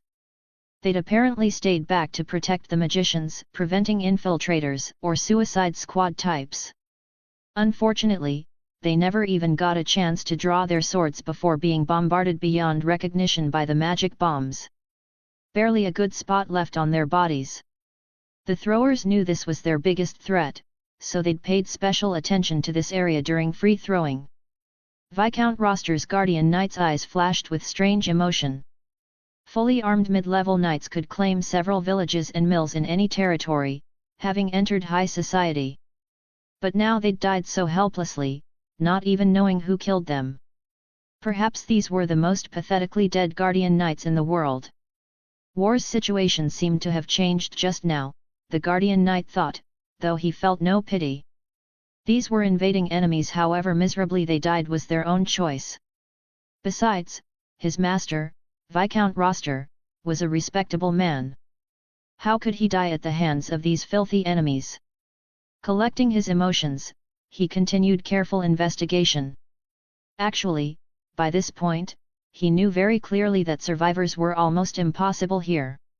Even powerful, fully armed mid-level knights had died so miserably. Who else could persist? Soon, the corpses were gathered together.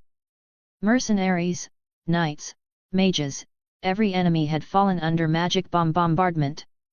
Whether ordinary people or supernatural beings, facing such attacks, there seemed only one path: death. Even escape wasn't possible. These piled corpses would be handled by corpse carriers tomorrow. Unfortunately, even now they hadn't found any remaining clues.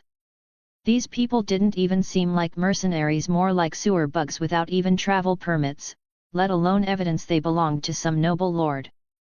Doll. I feel something's wrong. After watching Greyford Empire's TV program and preparing to rest, Ren suddenly felt something amiss. After careful observation, he suddenly shouted loudly outside. Lord Ren, what's the matter? As the goddess's advisor, I possess knowledge and wisdom far exceeding Betty's. You can ask me directly about any problems, no need to call Betty over. Besides, she's still researching how to create mid-level magic bombs and has no mind to pay attention to you.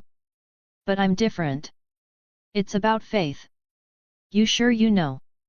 Ren rubbed his temples somewhat helplessly. I just received a strange faith. I can clearly feel it came from one believer, but this single believer actually produced a drop of faith equivalent to a regular mage apprentice praying 100 times. No, at least 200 times. Oh my! I never thought you'd gain such a huge amount of faith on this late night. What great news! Congratulations on getting closer to godhood. But regarding faith power reception, you should ask Lady Betty. She's more knowledgeable in this area. Book, have you noticed your forms of address keep changing? Is this your bottom line? Fluctuating with the questions asked?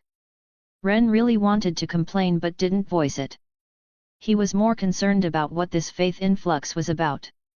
He knew that once he said this, the book would definitely give him a 1,000-word essay. After Ren's second summons, Betty instantly appeared in the bedroom. I was conducting experiments. If the experiment fails, will you compensate my materials? Didn't you say there were no more tasks today and you were resting? I just suddenly received strange faith from one person, at most a mid-level magician in strength, but they produced a drop of faith equivalent to a regular mage apprentice praying 200 times. Do you know what might cause this? Chapter 25, True Believer. Betty looked at Ren with some surprise. You already have your own fanatic this quickly? A fanatic devoted exclusively to the god of technology. Ren was clearly stunned. Yes, a fanatic devoted exclusively to the divine name of god of technology. Usually casual believers' prayers get split 50-50 between you and the goddess. 200 times is exactly 100 regular casual believers' prayers. That's the standard amount for a fanatic. Betty's eyes were full of astonishment. What did you do? What could I do? Ren shrugged. Can we locate this believer? I'm curious what happened too. It can't be that someone was just amazed by magic bombs and became my fanatic, right? That's not impossible after all. This is a completely new type of magical device, isn't it? As for locating them, you need to ask. Betty poked Ren's chest with her finger. Use your heart to feel it. Let your thoughts follow that faith power to explore everything. Heart. I'd need to have one first. Right now Ren was just a soul. A fragile soul. Every time he thought about this, he urgently wanted to collect faith quickly and escape this current state. Existing as a Holy Spirit, he really had zero sense of security. Especially with the divine realm's condition still not that stable. Sighing, Ren quickly adjusted his mindset. According to Betty's instructions, using faith power as a channel to explore everything. This wasn't easy to understand, but the moment his consciousness touched that stream of faith power, everything before him began to blur. When he regained clarity, he was no longer in the divine realm. Everything that happened in roster territory appeared before him. He even felt like he could manipulate the river of time to see what exactly had occurred in roster territory. Really amazing. A moment later, Ren's voice sounded again. Holy crap! Why are you two so close to me? Opening his eyes, Ren was instantly startled by the scene before him. Betty and the book had somehow gotten right in front of him, at most 30 to 50 centimeters away. Don't worry about these details. Betty waved her hand. You just said something was amazing. What happened? Do you know how you got that fanatic? Ren calmed his emotions and spoke unhurriedly. In the Kingdom of Dawn, there's a Viscount territory called Roster. The Lord freed all his serfs and slaves into free citizens, allocated land to them, trained them as craftsmen, then concentrated on mass-producing handicrafts. This touched on the interests of several surrounding nobles. Listening to Ren's detailed account, Betty looked at him with some surprise. You're saying he used magic bombs to kill large numbers of invading enemies and supernatural beings, then became your fanatic after the war ended? Seems that way. Ren nodded. He probably figured out that magic bombs, this special product, came from the god of technology rather than the goddess of magic. No, that's not the key point. What I want to say is that magic bombs usage scenarios seem to far exceed my expectations. and their impact on mortals might become much more profound. The surprise on Betty's face didn't diminish at all, it even kept increasing. This reaction left both Ren and the book somewhat puzzled. That Viscount Roster had almost no magicians under him, yet in this war, he seemed to have endless magicians. Various spells were like Greyfort Empire's magician legions launching attacks unstoppable.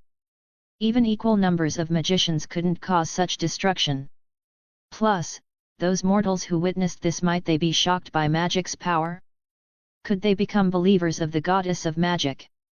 If similar wars keep increasing, the goddess's believers and of course, your believers as god of technology will start growing on a large scale, even potentially replacing faiths like god of war and god of blood to some extent. Betty's explanation made both Ren and the book suddenly understand. Getting mortals to develop faith was often easiest in situations like this. Looks like developing magic bombs really was a good idea. Ren smiled with a relaxed tone, speaking of which, I have another idea.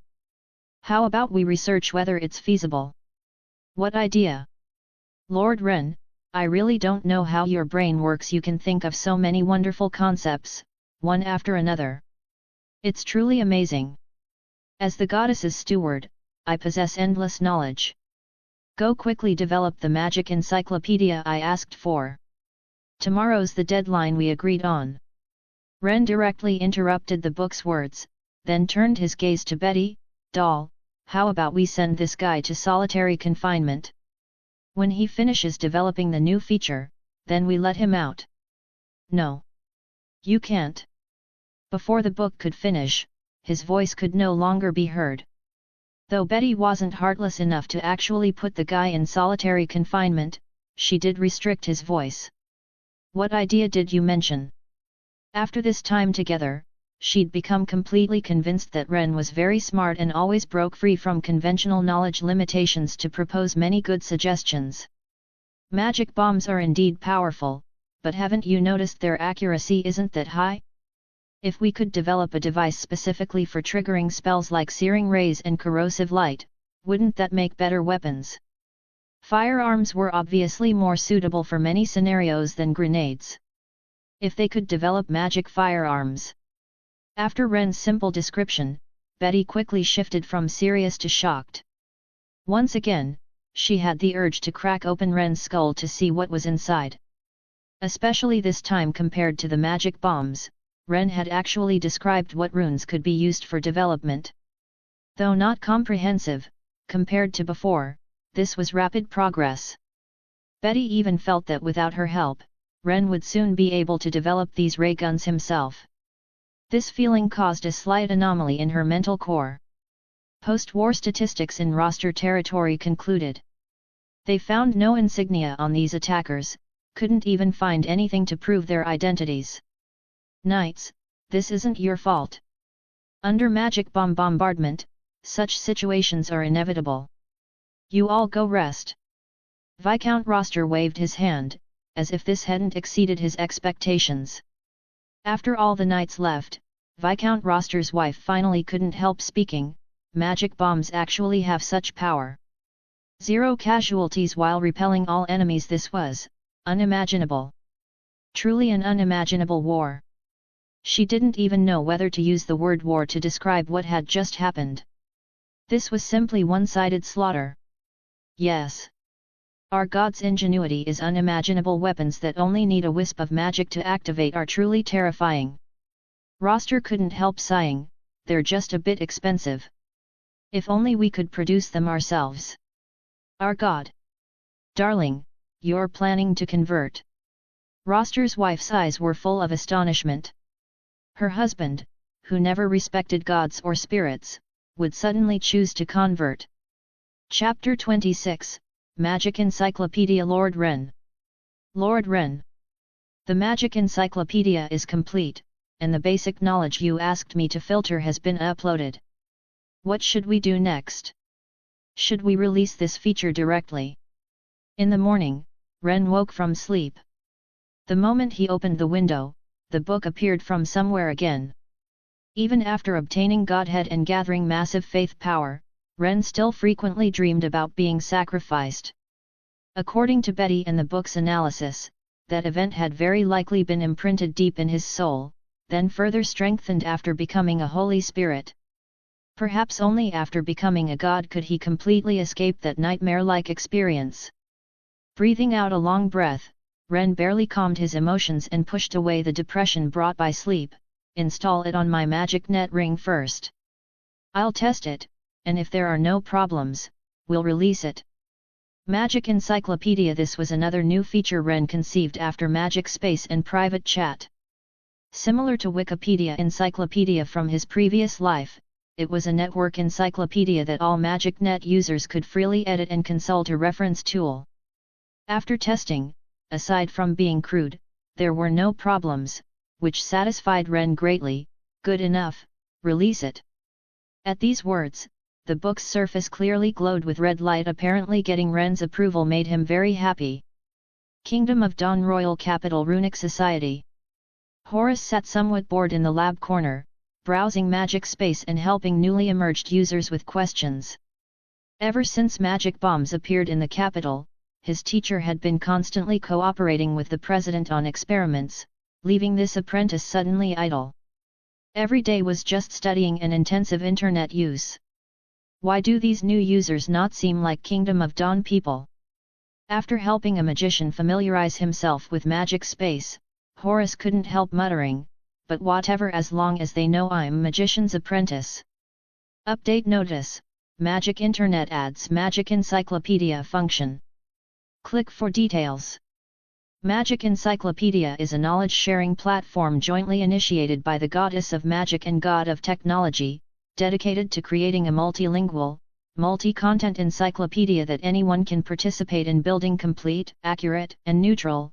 Magic Encyclopedia. Multiple languages. Anyone can participate. An encyclopedia encompassing all knowledge. My Goddess of Magic. Is this real? Can this actually be done? Horace's pupils shrank sharply, his face full of disbelief. Even as the first person in the capital to activate a magic net ring, facing this feature, his mind instantly filled with incredulity. Really couldn't believe it. Any knowledge was precious, that was everyone's consensus. In this world, nobles always liked using their family libraries to prove their wealth. Magicians always required apprentices to pay certain costs to learn new knowledge.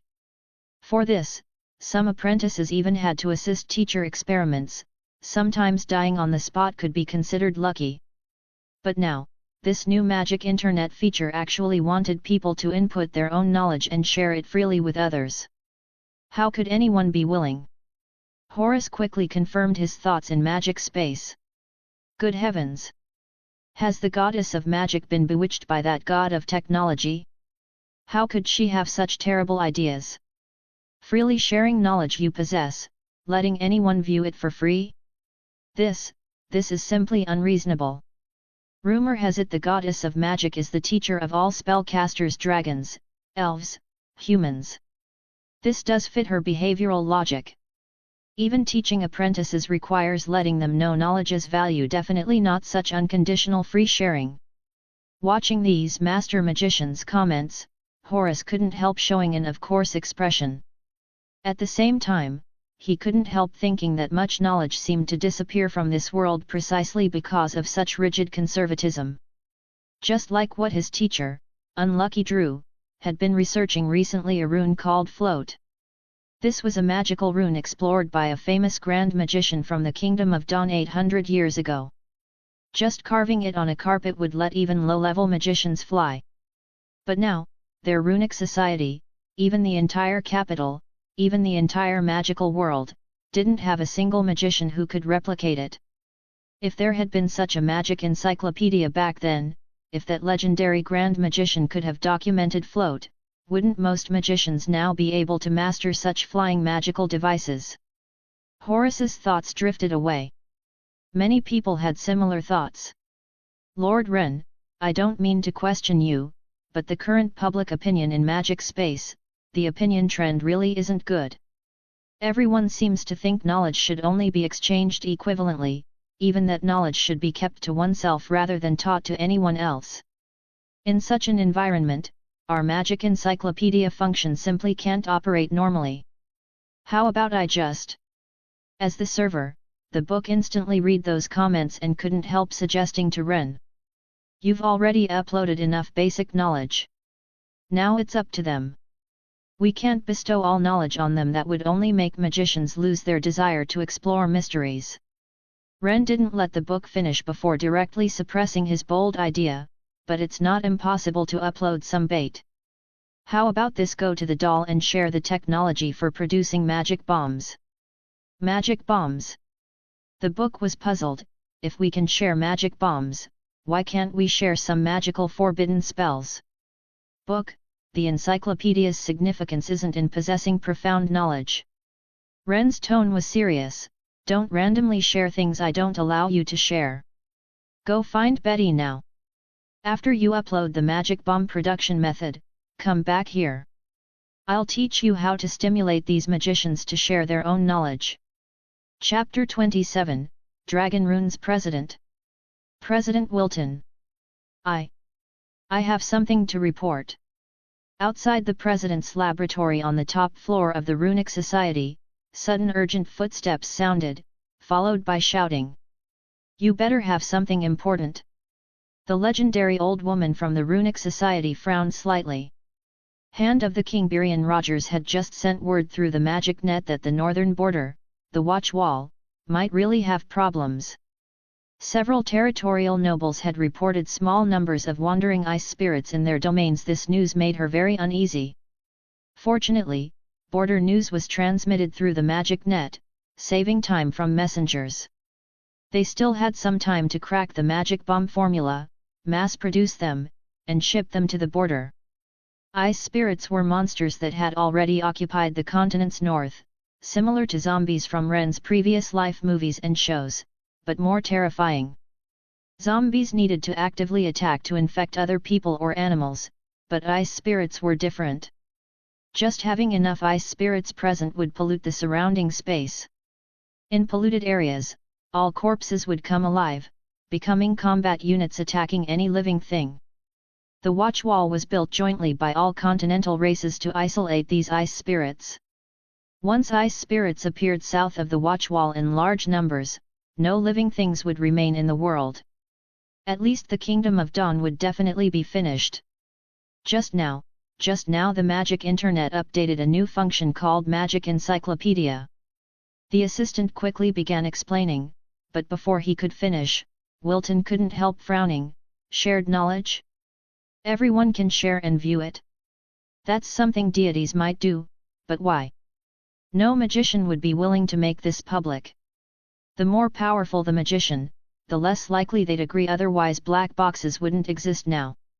Magic's essence was using runes to build spell models, then activating them with magic power to produce various effects. When teaching apprentices, magicians usually only taught basic runes and some spell models.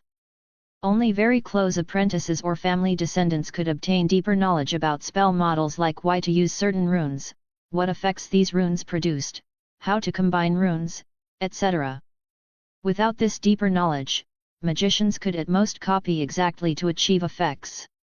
Simply put, when spell models couldn't be analyzed and builders didn't know the magic's principles but just constructed and injected magic power to use it when runic structures, energy flows, everything was unknown. This was called a black box. In this world, 99.9% of magicians only learned black box magic without mastering core knowledge, never able to create magic themselves.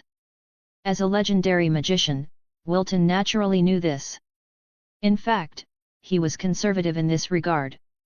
Now suddenly hearing that the Magic Internet's new function wanted to display all this for everyone, how could he not react?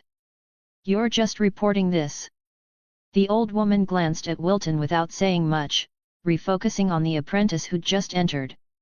The Runic Society mainly researched basic runes and black box magic. In this area, he had completely different psychology from Elder Wilton, but now wasn't the time to discuss this. No. The apprentice quickly shook his head. It's about, oh no, Drew's apprentice just came over saying he found magic bomb production methods and principles on the Magic Encyclopedia. Magic bomb production methods and principles. Almost everyone standing in the laboratory instantly turned their attention over. The knowledge they desperately wanted was just sitting there. The knowledge they'd been thinking about until their hair almost fell out could be viewed directly on the magic net. Those runes they'd never seen before, now they could directly check what they did. Even Wilton, this legendary magician, couldn't help but feel some waves in his heart, waves like towering tsunamis. "Are you sure?" As Wilton took a deep breath for final confirmation, Runic Society mages had already reacted, quickly praying, activating magic net, clicking this new function, skillfully searching for magic bombs, enhanced with speed read magic, entering quantum reading mode. Even before the apprentice could respond, they'd read all the information. "It's real. I've read everything what each rune does, runic structures, energy flows, medium materials, all the information is there. That magic storage rune we've been researching is actually a dragon language rune from the dragon race. No wonder it's different from runes in our understanding." Silence. You could hear a pin drop in the laboratory.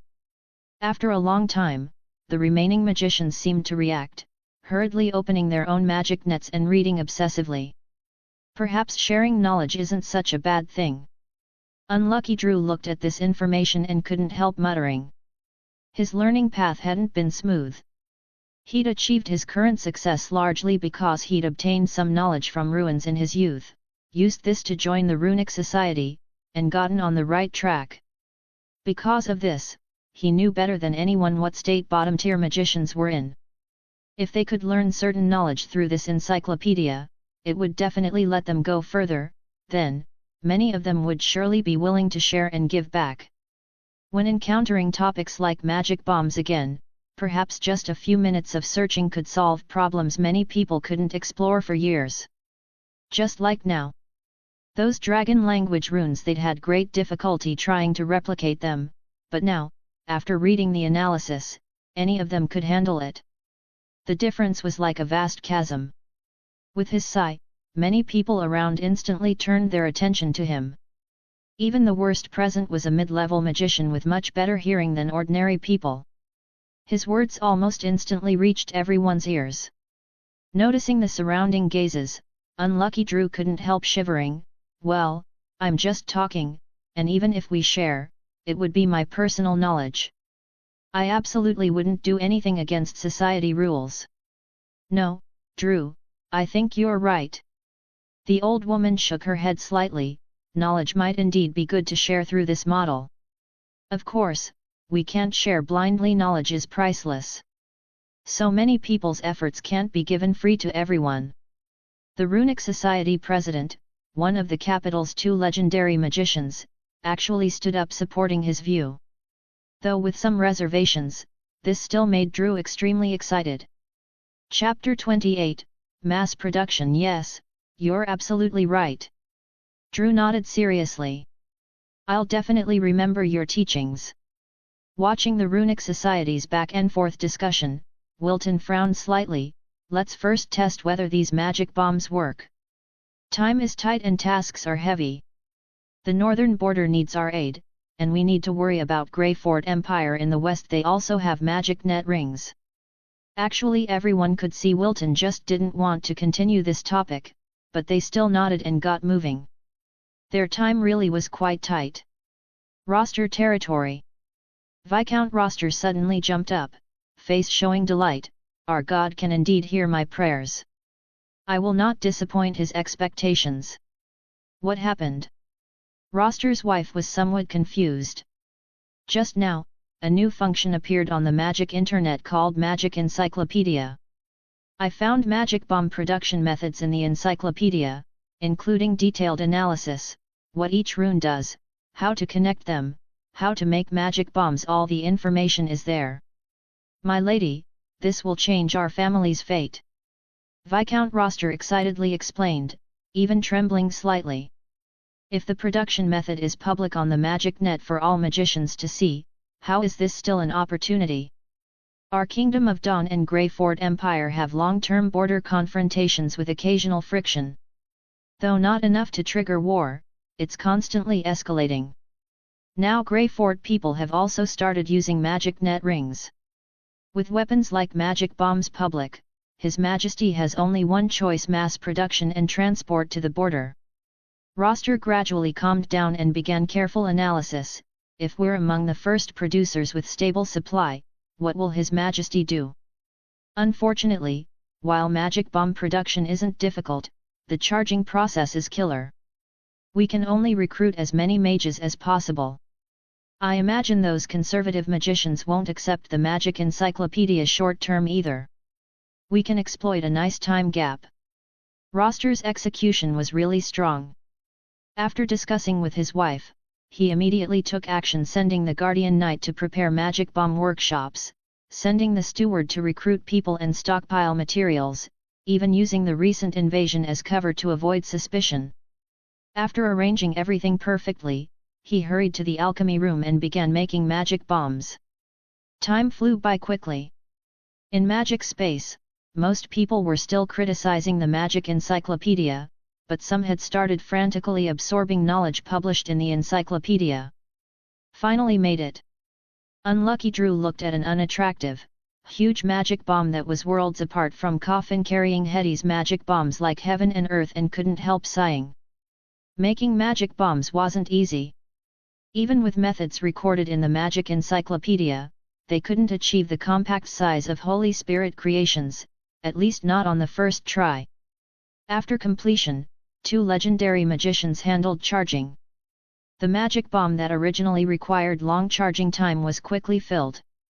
Wilton looked at the magic bomb quite satisfied and nodded. "Drew, I'll open a barrier space. You activate it and throw it into sea." As he spoke, a transparent hemisphere appeared in the laboratory's center. "This, you sure you want me to throw it?" Drew swallowed. "Of course you want me to throw it. Stop wasting time. The moment you throw it out, I'll have the magic barrier swallow it. Won't hurt anyone or any equipment around." At President Wilton's request, Drew picked up the ugly magic bomb, injected magic power, but before he could throw it, the magic bomb transmitted violent magic fluctuations, then countless vines appeared, binding him in place. "That shouldn't happen. We almost exactly replicated it. How did it activate right after injecting magic power?" Wilton looked at Drew with some confusion.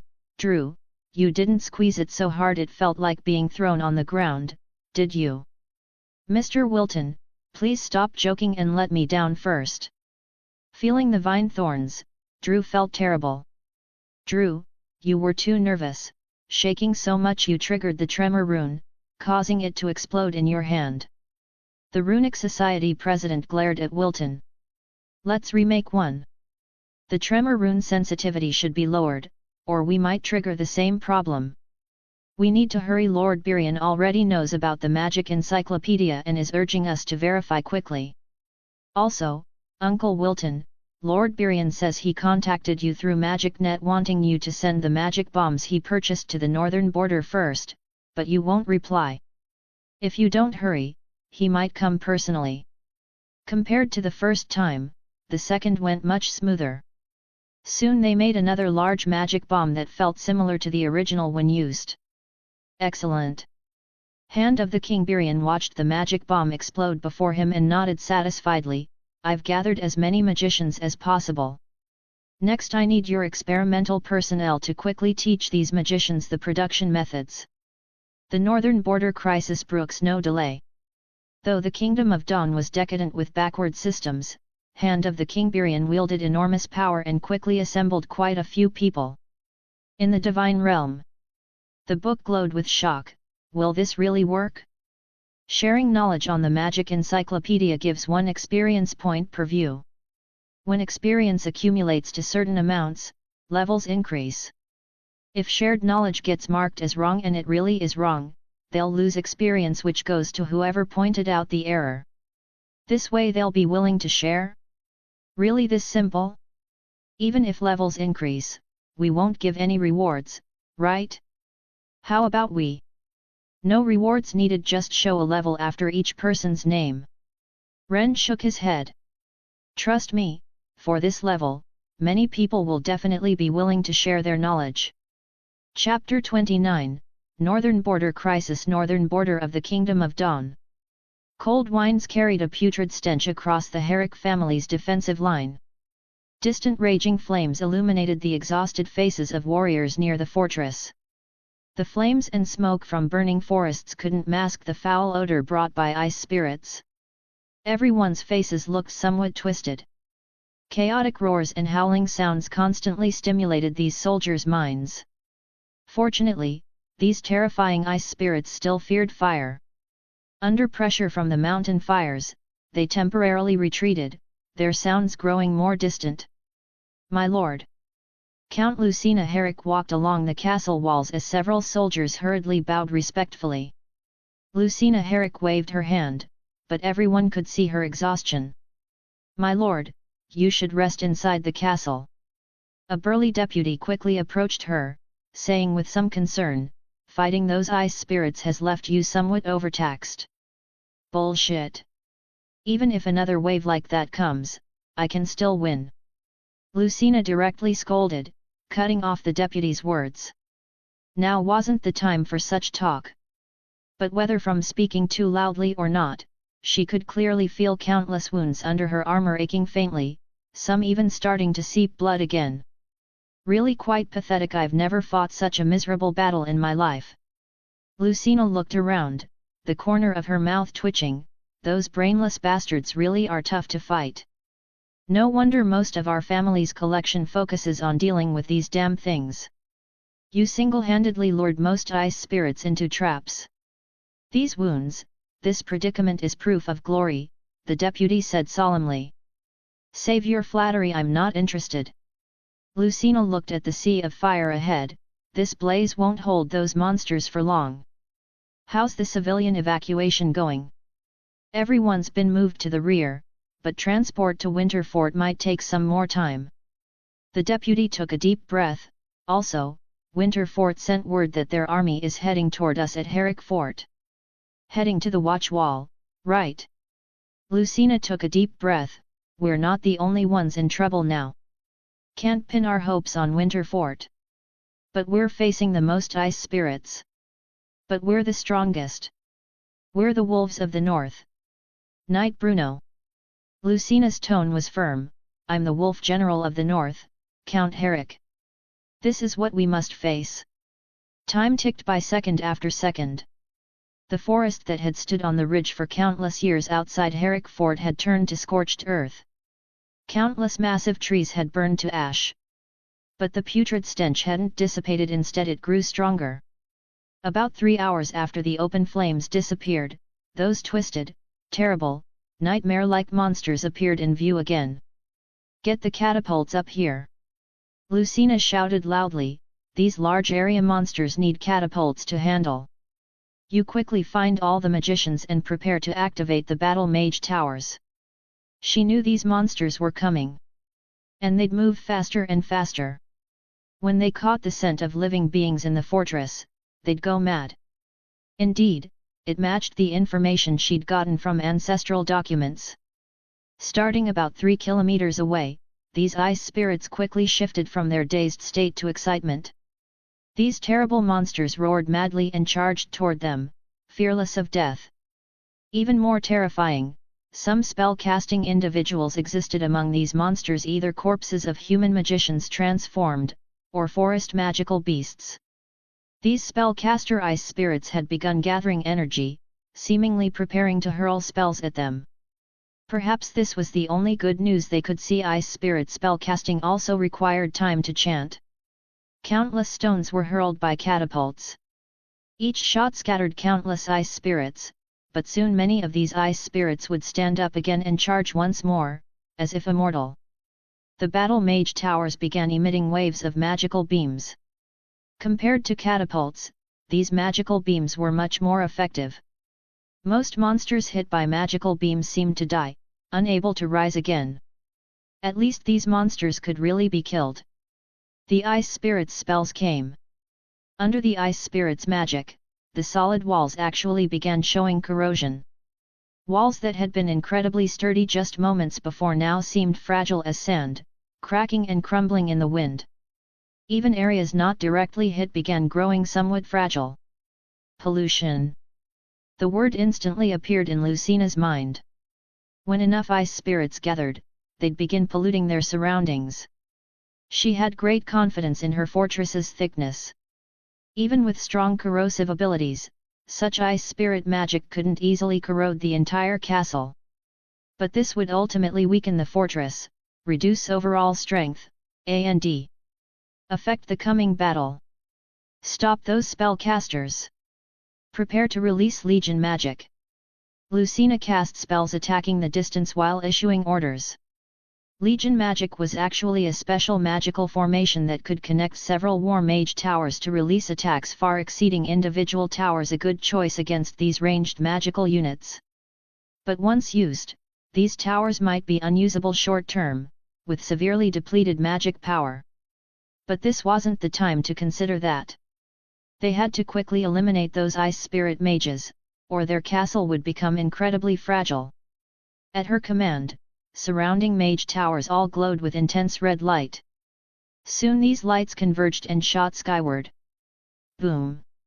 With a tremendous roar, the skyward beam descended vertically from deep in the battlefield, completely vaporizing all ice spirits in the area.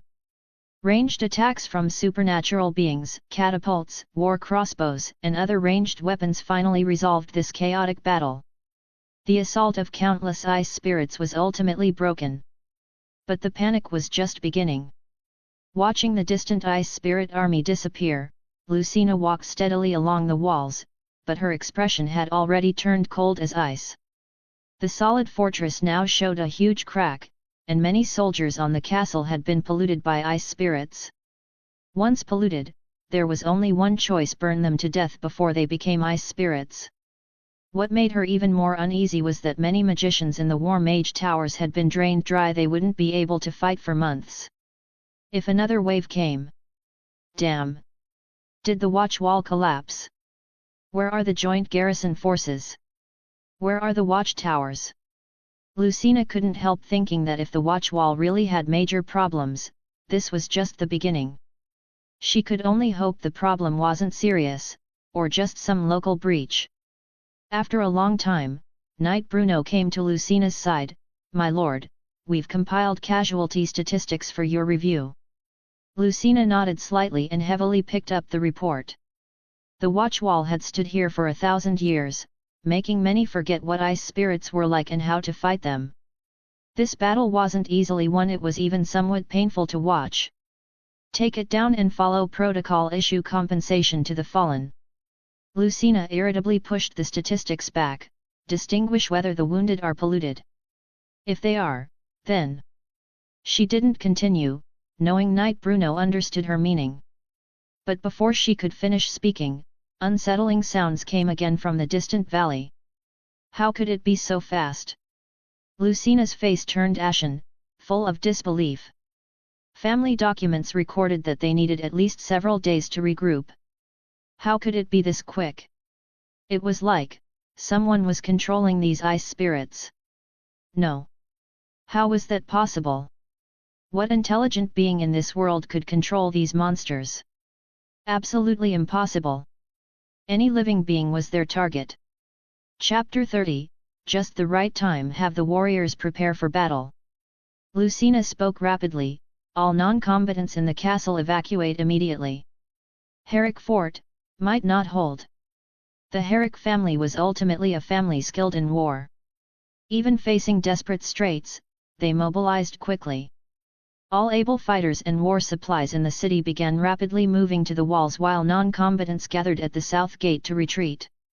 Soon after, black dust clouds came again from the northern ridge. The overwhelming pressure made breathing difficult for soldiers on the walls. They even felt nearby peaks seemed to be getting polluted. "Perhaps today is the Herrick family's final battle, at least we held until the last moment." Lucina watched the monsters appear in view. "Knight Bruno, looks like I can't fulfill what I promised you." "No, I'm honored to witness this." After a standard knight's salute, Knight Bruno also turned his gaze to the distance. On the walls, exhausted warriors stood up again, returning to their posts. The area near the wall crack was packed with close combat soldiers. They'd prepared for the final stand. Through the gaps, they could clearly see countless ice spirits charging toward them one after another. The scent of living beings was like a beacon attracting them. Lucina's knuckles turned white gripping her staff. Just as she quietly waited for these monsters to enter attack range, suddenly a voice reached her ears. "Count Herrick, looks like I came at just the right time." Grand Magician Wilton. The moment Lucina saw that seemingly calm face, her expression brightened with joy, then grew worried. "Though you're a legendary magician, facing so many ice spirits alone. I brought some good stuff." Wilton waved his hand and a pile of boxes floated down from the sky. "These are all flame vortex magic bombs. Each one can cast a flame vortex 50,000 total." Perhaps worried Lucina wouldn't understand, Wilton quickly explained magic bombs' principles and usage, even activating one himself and using magic power to project it into the distant ice spirit horde. After seeing this, Lucina couldn't help but gasp. Flame vortex power was honestly excellent among low-level magic, but seemed insufficient before mid-level magicians, let alone before her in such warfare. But this was a full 50,000. Even draining every magician in the city couldn't throw 5,000. And facing so many ice spirits, quantity seemed more important than power. Lucina's mind raced. Ice spirits were very close. She had to quickly arrange everything properly. Plan after plan appeared in her mind, then got rejected, continuously optimized as she began issuing orders, distributing these magic bombs to various positions. The whole process took only the time for ice spirits to advance 2 kilometers. When all ice spirits entered attack range, Lucina's vigorous voice rang out, "Enemies have entered attack position. Magicians activate magic bombs, catapults prepare 3, 2, 1, fire." With the sound of winches releasing, countless small catapults operated, launching fist-sized magic bombs replicated by the Kingdom of Dawn in perfect arcs through the air. The next second, explosions sounded. Flame vortexes formed below. Countless flames rose. It felt even more shocking than Legion magic. Even low-level magic could create terrifying effects with sufficient quantity. Flaming vortexes continuously appeared as waves of heat mixed with putrid stench spread like storms. Lucina couldn't help showing some excitement. "Continue firing." Under her voice's stimulus, surrounding soldiers finally reacted and hurriedly began tightening winches. These soldiers didn't know what magic bombs were and had never heard of them before, but now they understood what they were. Everyone felt their hearts pounding wildly, blood surging rapidly through their bodies. Watching the sea of fire below and ice spirits struggling within it, every face showed excitement and disbelief. The kingdom actually possessed such weapons. They were saved. The second round of magic bombs launched, new explosions sounded, flames grew more scorching. They even wondered if the monsters below would be roasted. "Continue firing. Archers prepare." Lucina's voice sounded again. At this point, ice spirits weren't very far from the castle. Arrows carrying magic bombs shot out should be able to clear most surviving monsters. Of course, after this there was another closer defense line: throwers. Catapults, archers, throwers each hid behind walls, throwing magic bomb after magic bomb. If magic bombs didn't require magic power to activate, and if the castle's magicians including mage apprentices weren't so limited in number, these 50,000 magic bombs probably wouldn't be enough to throw. Wilton watched this scene, his mouth twitching slightly. Honestly, such attacks certainly couldn't threaten him as a legendary, but somehow he developed the idea of not wanting to face such an army directly. Lucina and others stood on the walls, watching those monsters gradually become sparse and powerless under wave-like bombardment. Even pollution began stagnating, and magical attacks from some magical ice spirits had become very weak. They couldn't help but breathe long sighs of relief. These terrifying assaults that could have easily crushed them were resolved so easily. At least the main force was eliminated. Grand Magician Wilton, Do you know where these ice spirits came from? How many more are there? Magic bomb consumption was excessive, we might need more supplies. Lucina finally had time to ask the question that had been worrying her. Don't worry, I just came from the watch wall. It's completed self-repair and there won't be more main forces behind, at most some scattered stragglers. Though Wilton showed a smiling expression, his mouth couldn't help twitching. More supplies? Were they trying to kill him? Even as a legendary magician responsible for transport from the capital to the northern border, he still had to produce frantically in his spare time and nearly got drained dry. Seeming to demonstrate his embarrassment, Wilton quickly added, based on current information, cultists probably blasted open a gap, but we haven't figured out exactly what they wanted to do.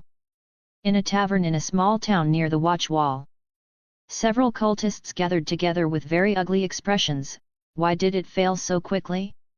This isn't what was agreed. Archbishop Kane, this isn't our fault. The Kingdom of Dawn is now using magic net rings for communication everywhere, greatly compressing message transmission time. Plus they produced some magical item called magic bombs that can instantly cast low-level magic. All major war zones combined, they brought out at least 100,000. Humph, all excuses. The Fallen lost significantly this time cooperating with you and need compensation. Kane's expression was serious, but his mind was already thinking about what magic net rings and magic bombs were. He'd only been lurking at the watch wall for 2 months. How did it feel like he'd missed an entire era? Chapter 31, Fanatics are skyrocketing. Ren, what are you doing? Are you even listening to me? Betty rushed over excitedly with the ray gun she'd just finished assembling, only to find that Ren was totally spaced out and hadn't heard a word she'd said. She was pretty ticked off. Hey? No, wait. Doll, whatever it is can wait. They're coming. More are coming. What's coming? Betty frowned hard. She honestly couldn't figure out what could get Ren this worked up. He was even ignoring the fact that the ray gun was finished. Wasn't he super eager to get this thing made as soon as possible? Fanatics. Haha, I still don't know what happened, but just in this short time, I've gained over a dozen fanatics, and the numbers keep climbing. People keep praying. The joy on Ren's face seemed impossible to contain, though I'm not sure why. These fanatics aren't all supernatural beings, there are tons of regular people too. Fanatics? Over a dozen. Including regular people. Betty was totally confused, struggling to process this. Yeah, I need to go see what happened. We'll deal with the ray gun later. Ren said as he started thinking about using the Faith channel to check out what was going down. But right then, the book's voice chimed in, Lord Ren, you don't need to go to the mortal realm to see what happened. Just check magic space, your century has exploded. The whole magic space is talking about it. You've appeared before the magicians for the first time as an independent deity. The entire magic space was talking about him? Ren quickly picked out the key points from the book's endless chatter, but he was even more curious about what had happened to get so many magicians talking and bring in so many fanatics. Betty was curious too. Actually, even more curious than Ren. She'd already pulled out her magic net ring and started browsing. This is absolutely insane. 50,000 flame vortexes, I can't even imagine what that scene looked like. I always thought magic bombs were good for staying alive, but now I realize they're perfect for major battlefields. Those damn cultists actually released the ice spirits, thank God for the magic bombs created by the god of technology. I heard the magic bomb method is published in the Magic Encyclopedia. I'm gonna go learn it right now and make a bunch for protection. It's so clever, even though they take a while to make, the instant activation gives us mid and low tier magicians endless opportunities to save our lives. As soon as they opened magic space, they were hit with this wave of praise. After spending quite a bit of time searching, Ren and Betty finally figured out what happened. Who would have thought so much was going down in the mortal realm? Your fanatics probably all came from that battle, blown away by the explosion of 50,000 magic bombs. Betty nodded in agreement. Why don't you give me your permissions so the book and I can watch TV too? Even though she still didn't get why Ren called that thing TV, she thought it was a pretty cool name and picked it up. Hey? Didn't you say that since I'm not an official deity yet, I can't give permissions to anyone else and have to experience it myself? Ren looked at Betty suspiciously. I get it. You're just being lazy and don't want to help me, so you said that. I did not. Betty looked kind of pouty, but her words didn't have much convincing power. Just worried this guy might get so mad his head would fall off again, Ren finally agreed to give her the permissions. Of course, as payment, Betty would need to help Ren manage things in the future, just like she helped the goddess of magic manage observing believers and their prayers. Whoa, forget about the people who were actually on the battlefield, even I would probably want to convert to your faith after seeing a scene like that. After watching the scene of countless magic bombs exploding, even Betty couldn't help but be amazed, not to mention the book's reaction. Haha, yeah, I never imagined that using magic bombs on a battlefield would create a scene like this. Ren couldn't help but laugh, getting totally excited. This is pure art. The art of war. But I really didn't expect that in the short time I was away from the mortal realm, monsters like ice spirits would break out from the north. Book, that bogus post you made up a while back will probably get dug up by people. He remembered when Magic Space was first created, Ren had the book make up some posts to prove people were using it. The book had made up something about ice spirit activity in the north, and now it had actually come true. Should I delete that post?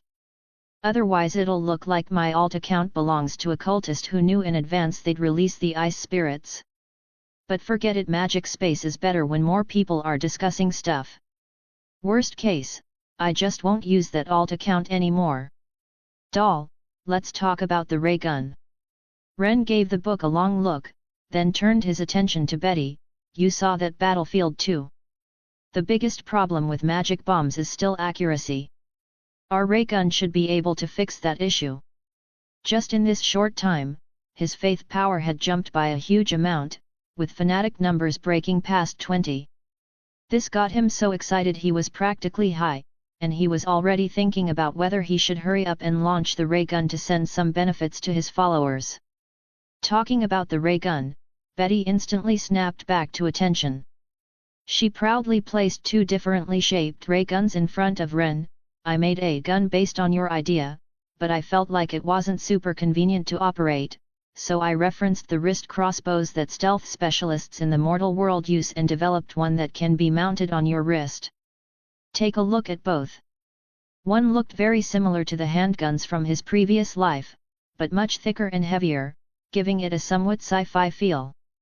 The other one, as Betty had mentioned, was indeed like a wrist crossbow, but maybe because it involved so many runes or other reasons, while it was called a wrist crossbow, it looked more like armor plating, thick and wide. If worn on the wrist, it would definitely stick out like crazy. The book seemed like it was about to complain about something, but when it saw these two ray guns, all its attention immediately focused on them. It figured these would be great topics for future Magic Space discussions. Ren casually picked up the first one, immediately feeling its weight at least 3 pounds, just as heavy as it looked. But it wasn't unmanageable. How do I fire it? Ren asked. Inject magic power. Chapter 32, Modularization. Yes, we carved energy storage runes into these guns, but you still need a bit of magic power to activate them, similar to magic bombs. Betty nodded slightly. You just need to inject magic power and it'll fire a ray straight ahead. This one shoots corrosive rays, the wrist crossbow version shoots searing rays. Doll, you try it. Attack that bottle on the table over there. Ren thought for a moment, then handed the gun to Betty. Why don't you try it yourself? Betty took it and started aiming like a pro. I'm afraid it'll explode the moment I inject magic power. Ren watched the front seriously. What if you're planning a rebellion and want to steal my godhead? Humph. Who wants your godhead? No, wait, you don't even have a godhead. The god of technology is still just a prototype, not even a fledgling deity. Betty snorted coldly and pulled the trigger. Instantly, a green ray shot out from her hand, and the cup in the distance started dissolving rapidly, finally turning into a puddle. How's that? Pretty good, right? Does it meet your requirements? Perfect, absolutely perfect. Ren nodded with satisfaction. When fully charged, how many rays can this gun fire? About 10 times. Only 10 times. Ren couldn't help but frown slightly. 10 times is plenty. Regular low-tier magicians can only cast about that many times too. Betty looked at Ren with some dissatisfaction. Of course, if you want more shots, we can make these guns bigger. You could also carry multiple ray guns at the same time. No, this size is perfect. Ren quickly waved his hands. What I mean is there any possibility of separating the energy storage runes? Someone could carry one ray gun and multiple energy storage runes. They'd just need to swap in the energy storage runes to fire another 10 shots. What do you mean? Betty was stunned for a moment, seeming to not quite understand. Ren carefully organized his thoughts. I think ray guns are different from magic bombs. We could use a completely new approach. For example, when you first get this gun, it doesn't have energy storage runes or spell models, just a basic framework. Then I insert a spell model representing corrosive magic, and this ray gun becomes a corrosive ray gun. If I insert searing rays, it becomes a searing ray gun. Of course, at this point it still can't fire. I'd also need to insert energy storage runes. Then it could fire 10 shots in a row. After 10 shots, I could remove that energy storage rune and swap in a fully charged one.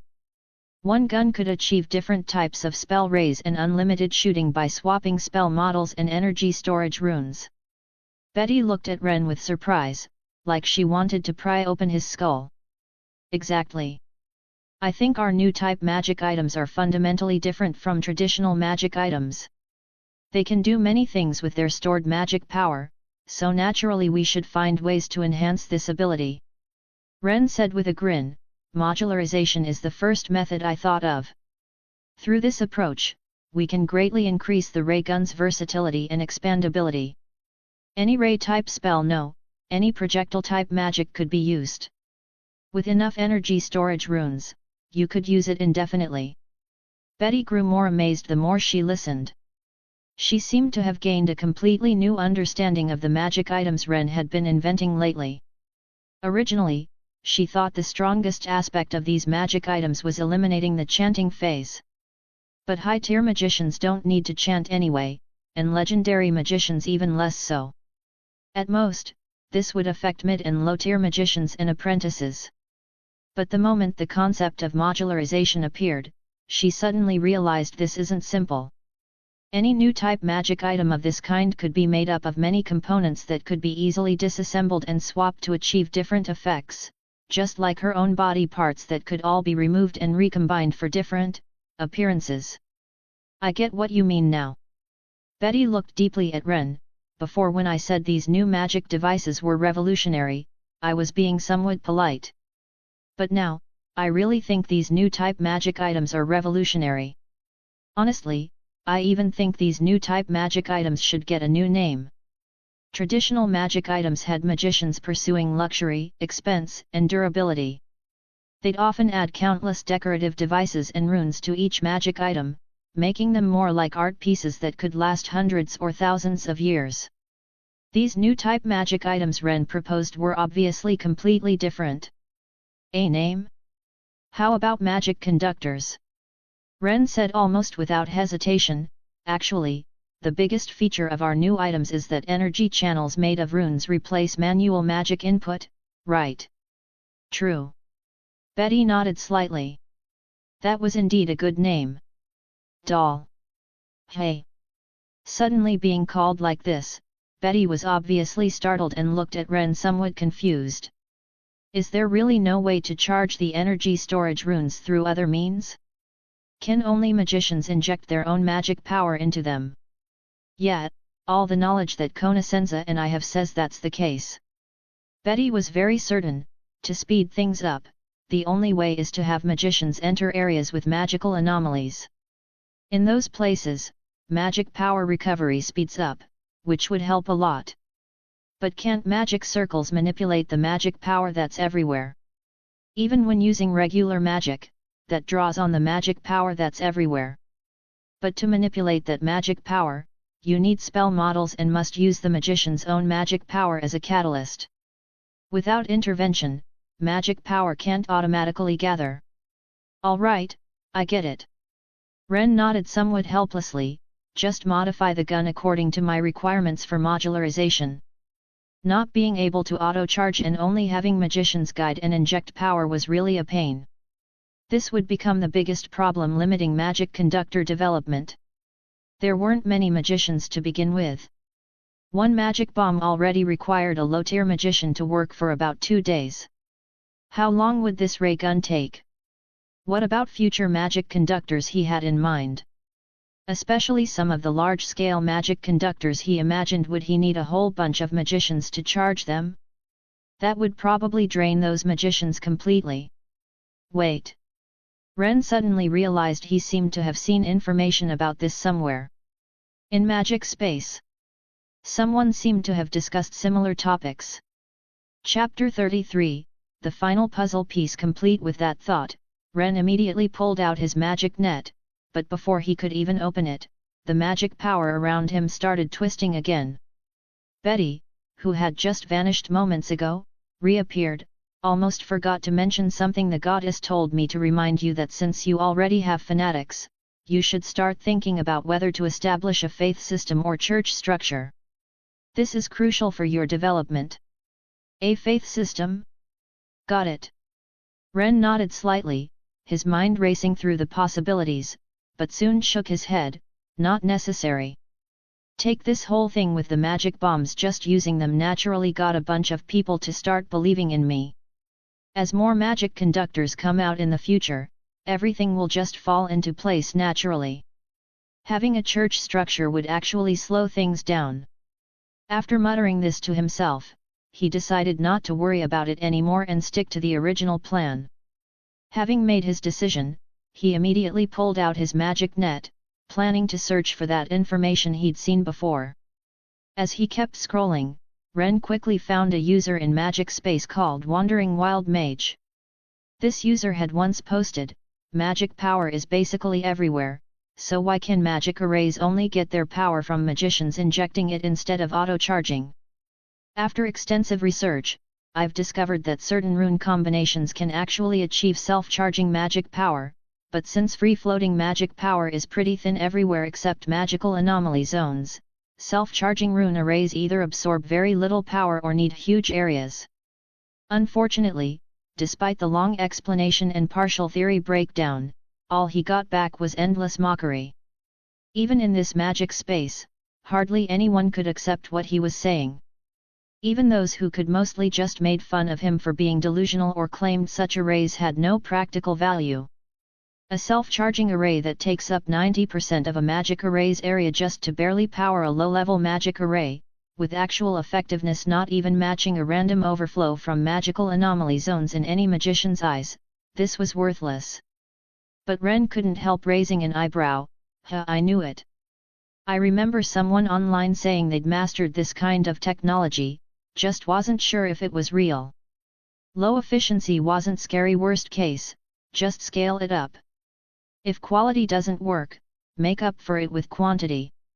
As long as it could inject magic power into storage runes, that counted as success. Better than having apprentices or low-level mages spend several days just to fill one up, right? Plus, this was just the beginning. Even Betty didn't know about this, meaning it was completely new technology. It's understandable that newly invented tech might be a bit rough around the edges. With this thought, Ren immediately called out to the air, "Betty, come here. Big news." "What? What's going on?" "Lord Ren, what do you need help with?" Not everything requires Betty's. The book had been released by Betty at some point, and hearing Ren's call, instantly appeared beside him. Perfect timing. Help me look up a user called Wandering Wild Mage, then see what he's said about self-charging arrays and organize any useful info for me. After thinking briefly, Ren gave the book his orders. Self-charging arrays. Betty seemed like she hadn't wanted to pay attention to Ren, but hearing about self-charging arrays, she instantly appeared in the room, her eyes full of confusion and surprise. Someone in the mortal realm has developed arrays that can auto-charge. Let's wait for the book to compile the info first. Looks pretty legit to me, though the guy seems like he hasn't perfected the technology yet, still has quite a few issues. Ren nodded slightly, handing his magic net to Betty so she could see the info he'd just found. This Wandering Wild Mage and Magician's Apprentice discussed a lot about this in their private chats. Should be able to piece together the complete technical results. The book, living up to his role as a server, quickly compiled all the information and presented a complete technical proposal to both of them. Looks like it's all basic runes, and the arrangement combinations are basic too. Man, this is incredible innovation. I can guarantee this magic array can automatically absorb free-floating magic power, and even amplify it. Amplify? Ren was puzzled. Right, amplify. More precisely, it can use the gathered magic power to strengthen the magic array, thus absorbing even more magic power. Though it's nowhere near magical anomaly zones, it can definitely gather free-floating magic power and could totally charge our storage runes. Betty grew more amazed the more she looked. The key thing is, this is just a prototype. If I were to enhance it, it wouldn't take long before I could create a magic array with 100 times stronger magic gathering effect. That way, it could totally match up to regular magical anomaly zones. Most importantly, this magic array can directly transmit magic power to specific locations without needing magicians as middlemen. Seems like, it really fits the charging needs of magic conductors. The ray gun incident had already given her a whole new perspective on magic conductors, but just like Ren thought, charging was the biggest limitation preventing their rapid development, since they required tons of magicians for charging. Everyone's energy is limited. Even if magic conductors were dirt cheap, the charging process alone would make them expensive. But with a magic array like this helping out, charging difficulty would drop dramatically. You could basically just set it up and wait. You can enhance it. Ren was somewhat surprised. Of course. This wild mage's level doesn't seem very high, the runes he knows are pretty basic. Following his approach but swapping in enhanced versions would naturally make it stronger. Betty nodded confidently, though his design has flaws, major ones. What kind? His magic power conduction runes aren't arranged properly. He's gathering magic power in the center of the array but can't use it effectively, and quite a bit of power gets wasted. I can tell he wants to improve this, but following his improvement plan, there's only one result. What result? Stop being mysterious. Seeing Betty suddenly stop talking, Ren shot her a look. Explosion. A really serious explosion. If any nearby magicians are below high level, even if they don't die, they'll be severely injured. Betty's expression grew serious. Conoscenza, is this person one of the goddess's believers? We should warn him. Really can't imagine a mortal achieving something like this. People get pushed to their limits, don't they? Ren smiled and shook his head. Based on what we know now, this guy isn't doing too well. He needs tons of magic power, so he has to make choices like this. Any magician with power and influence probably wouldn't consider this kind of problem even in old age. Anyway, I think his existence just completed the final puzzle piece for our magic conductors. Chapter 34, Self-Charging Arrays. Looking at the self-charging array information, after who knows how long, Betty let out another long breath. I still can't believe this mortal could use countless basic runes to piece together an array that gathers magic power. This array is unlike any I've ever seen. It basically abandons all complex structures, and even your master, the goddess of magic, created magic from scratch when she was mortal. Now having a mortal create self-charging arrays isn't that strange, is it? Ren smiled and shook his head. As for why you never thought of it, it's actually simple because you've always been with the goddess of magic. You've always been in environments where magic power isn't scarce, whether in the mortal realm or the divine realm. And for you, researching arrays like this wouldn't be worth it. In the past, Ren had mentioned wanting a device or magic array like this multiple times, but Betty had shot down every suggestion. His knowledge wasn't sufficient, so he'd always thought it really couldn't be done, or maybe would take a very long time. Rather than research this, better to develop magic bombs or ray guns. That's how they ended up putting this problem on the back burner. But this wild mage was different. He was immortal, and apparently an ostracized magician at that. He didn't have his own magical anomaly zone, couldn't even train in the shared magical anomaly zones of the capital's major factions. Under those circumstances, driven by certain needs, him developing this technology wasn't strange at all. Can only say he was truly a genius, accomplishing something no one throughout history had done, or if someone had, they never made it public. Magicians have always liked keeping their techniques secret. You also said earlier that this array isn't complete or comprehensive, and has lots of problems.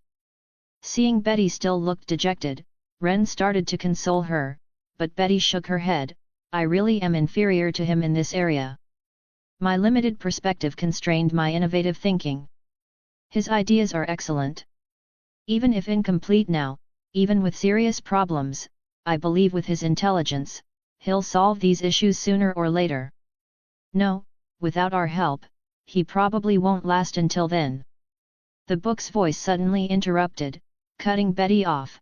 Based on the information I have, this wandering wild mage actually suffers from magic power rejection syndrome, and it's already extremely severe. If he can't perfect this array soon, he probably won't last a month. Magic power rejection syndrome. Both Ren and Betty froze. Then the relevant information quickly flooded their minds. Magic power rejection syndrome was a very rare magical disease. If it appeared in ordinary people, at most they just couldn't become magicians. But if it appeared in magicians, it was a complete disaster. The body would treat magic power as foreign invaders, trying to clear it through rejection reactions. When official magicians' internal magic power dropped to a certain level, they'd automatically drain life force to absorb magic power.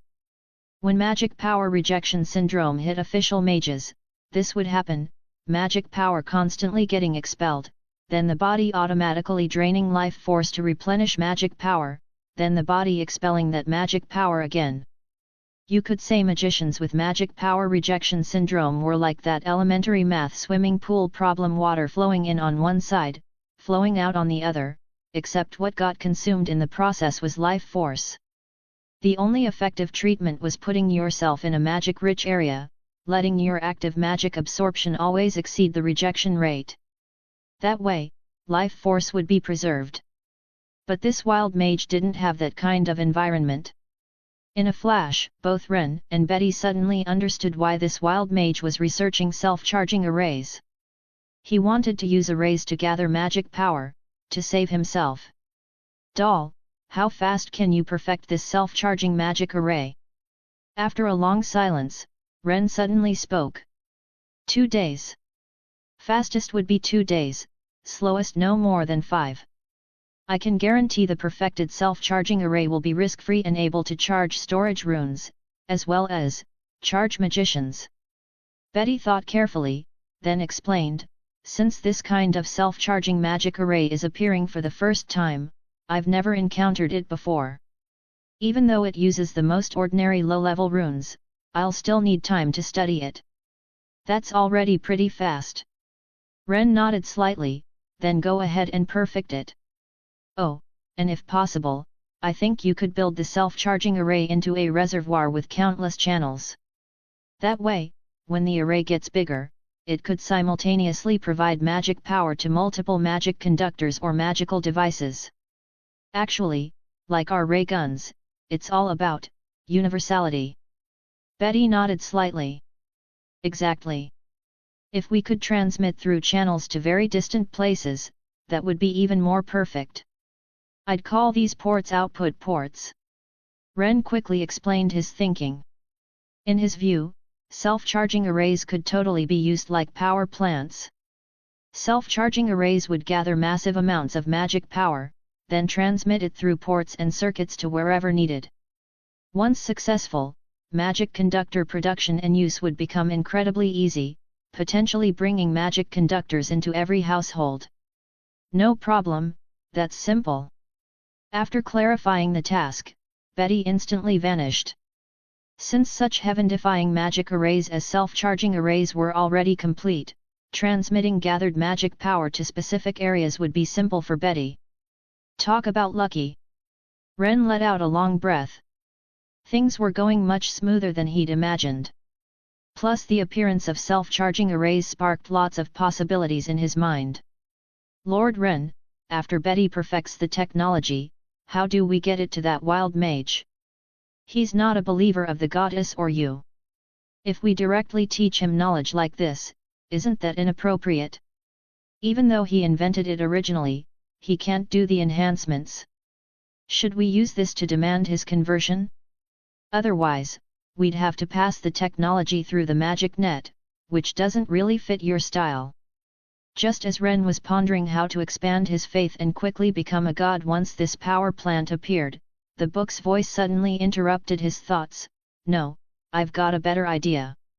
Chapter 35, Two Paths Converging Your Viscount Roster. The wandering wild mage looked at the Lord before him, his eyes filled with complex emotions. You're really willing to invest in my self-charging magic array? Even though the array looks pretty complete now, it's definitely still a prototype. A few days later, Ren's earliest believer, Viscount Roster, found the wild mage. Facing the wild mage's honesty, Viscount Roster smiled and nodded. I know, but the potential is huge, isn't it? You're a respectable magician, a bold pioneer. I think you're really worth investing in. Get in the carriage first, we can chat on the way.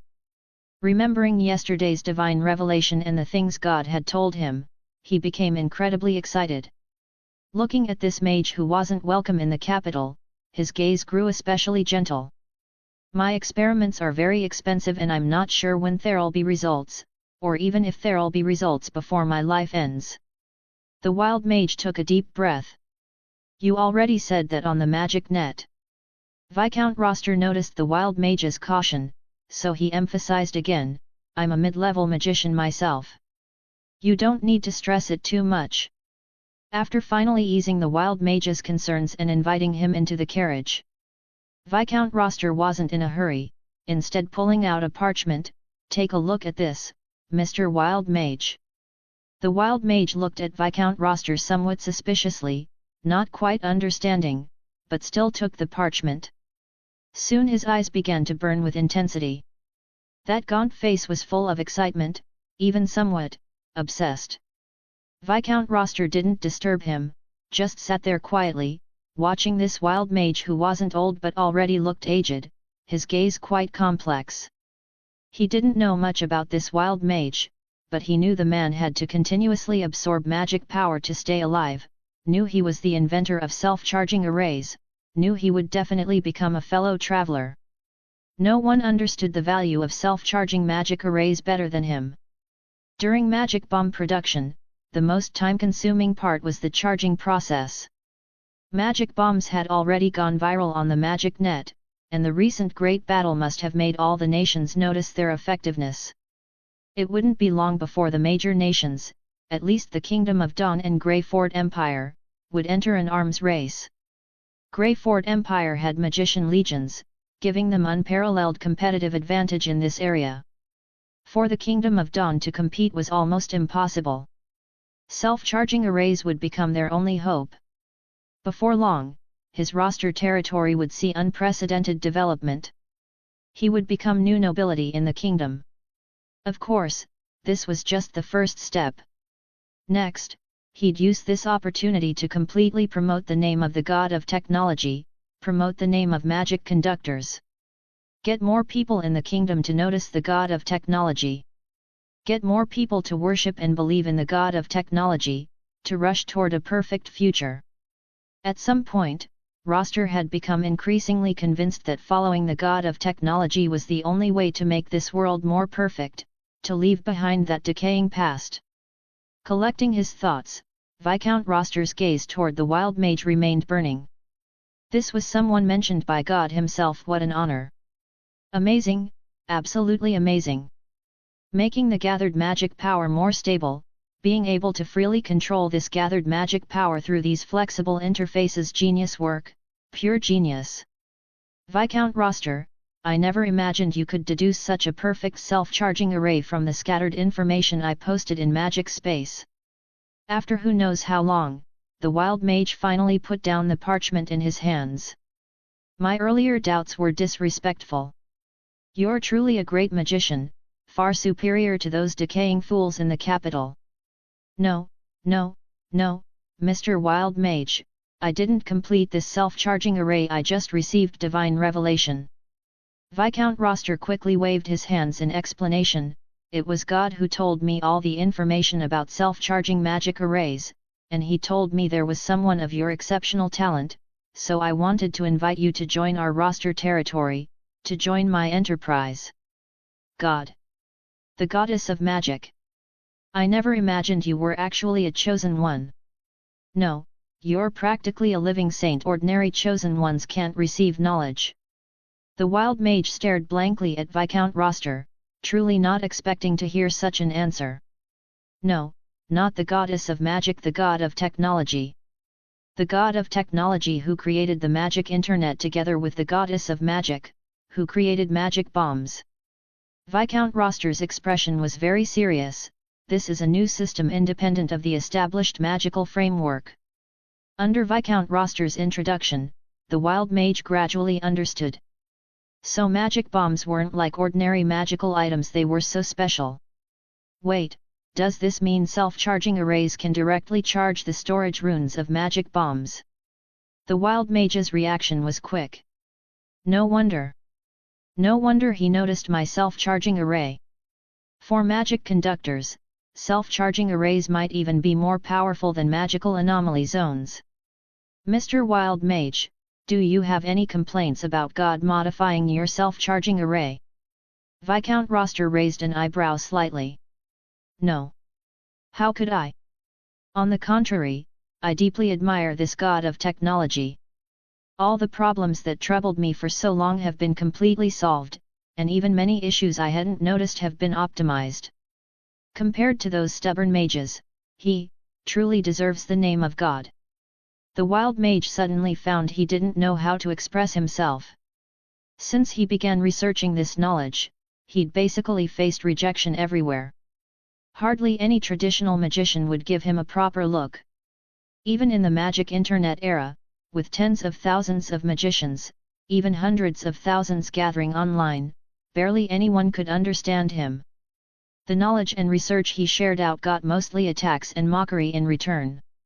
But just when he'd fallen into despair, the god of technology actually appeared, actually perfected and enhanced his array.